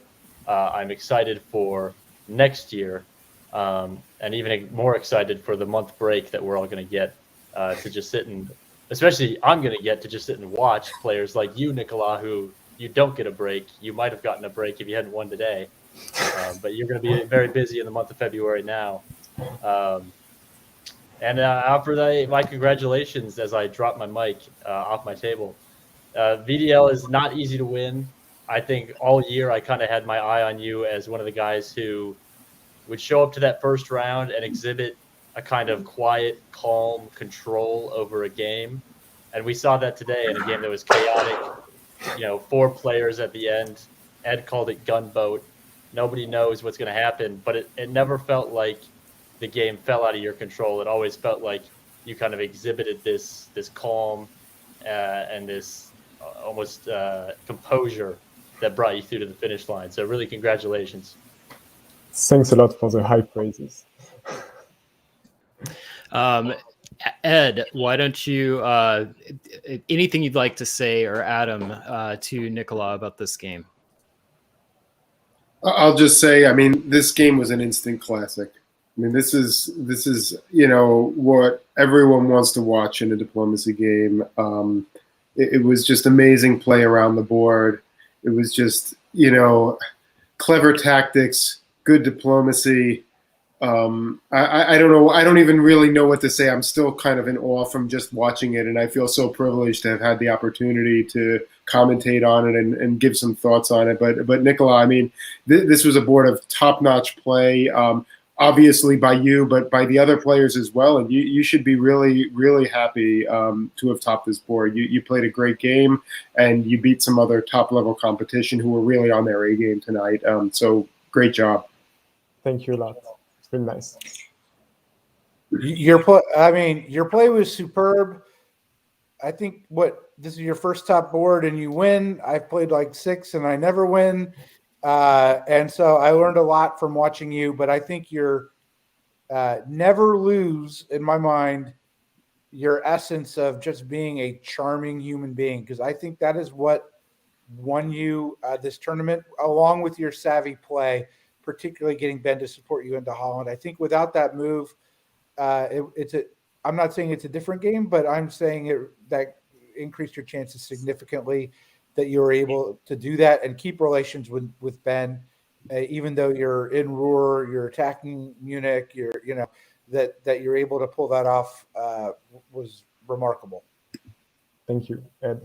And a pleasure to play with you next time also, because we missed each other like on in world on the World Championship. We had a board together, and you said next time we'll have an alliance together. So I hope well, not after what I've seen today, but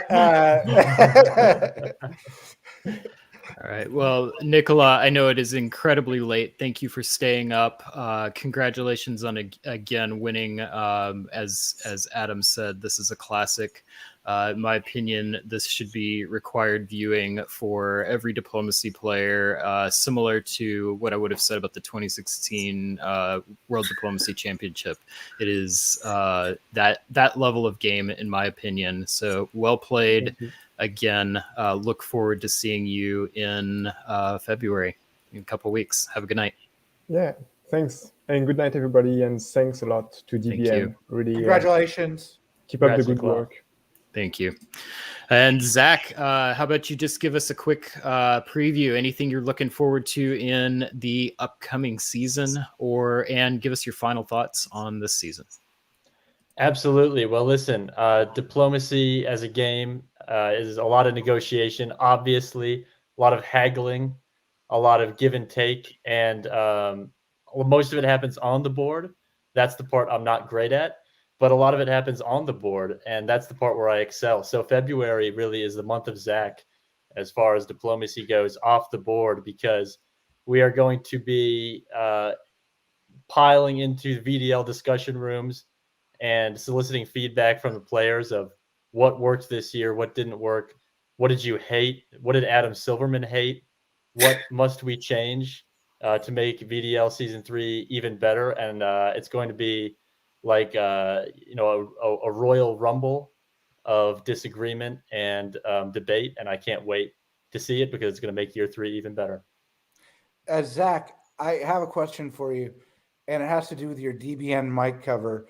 Are you compensating for something? That thing is the size of an elephant. I mean, that is the largest mic cover in human existence. You want to know what? I don't know if this showed on camera, but while I was originally talking to Nicola, it fell off my desk. So I've been holding it, and I've got skinny arms. So it's I can't wait for this to be over because my arm's about to fall off. I'm trying to prop my mic up. I think they call that moves like Jagger. So, Zach, thank you so much for a fabulous season. The diplomacy hobby would not be in the state that it is without the Virtual Diplomacy League, and DBN would certainly not be there. Really, really great league, quality play, and to cap it off with a game like this, what a treat for any fan of diplomacy. Absolutely. Right. Thank you for all you do on League Night. This is a great show. This is a fantastic product. I love watching it every month. All right. And you and I need to get together and get our next edition of Countdown out after the standings shakeups from today. So stay tuned for that. Thanks again, Zach. And Adam, it is your turn. Why don't you close out the show with your thoughts? We got our money's worth tonight. Boy, did we get our money's worth. I mean, this was just so much fun. I'm humbled to be part of the experience, and really congrats to everybody on that top board. That was just a lot of fun, and I hope everybody enjoyed playing in the game as much as we enjoyed watching it and talking about it tonight. I can't wait to see what happens in the DBNI tournament. I can't wait to see what happens at Whipping. I hope many of you will join us there in person and get to see in person some of the great faces that you've seen online and talked to virtually. The future is bright for the diplomacy hobby. This has just been so much fun. In my opinion, this is the game of diplomacy played as it was designed to play. Very, very fortunate for all of us to be able to see and be a part of it. I completely agree, Adam. And I think a big thing that I'm excited about is we got this on camera. We got this recorded, and it will be available for people to watch in the future. Hopefully we will have more conversation and people analyzing this game, helping them learn how to play the game and get a taste of how fun this game can actually be. And one thing that would help with that is please like the video. If you haven't subscribed, please subscribe. Post in the comments, Dip Chat. Thank you so much for your participation. All of this helps YouTube say this is content worth watching, and it will share it out. And there have been multiple people over the past couple of years that have found this game by watching this stream, and that's really what we're trying to do here, is share the game we love with as large an audience as we can. So thank you all for watching. Thank you to Marcus and Tanya for their hard work on the sideline, for Kevin working just filling in everywhere he could, David Hood for joining us on a busy day to help kick off the show, Ed, Adam, thank you for being a part on this broadcast, and thanks each of you for watching. I hope to see each of you on a diplomacy board soon. Have a good night.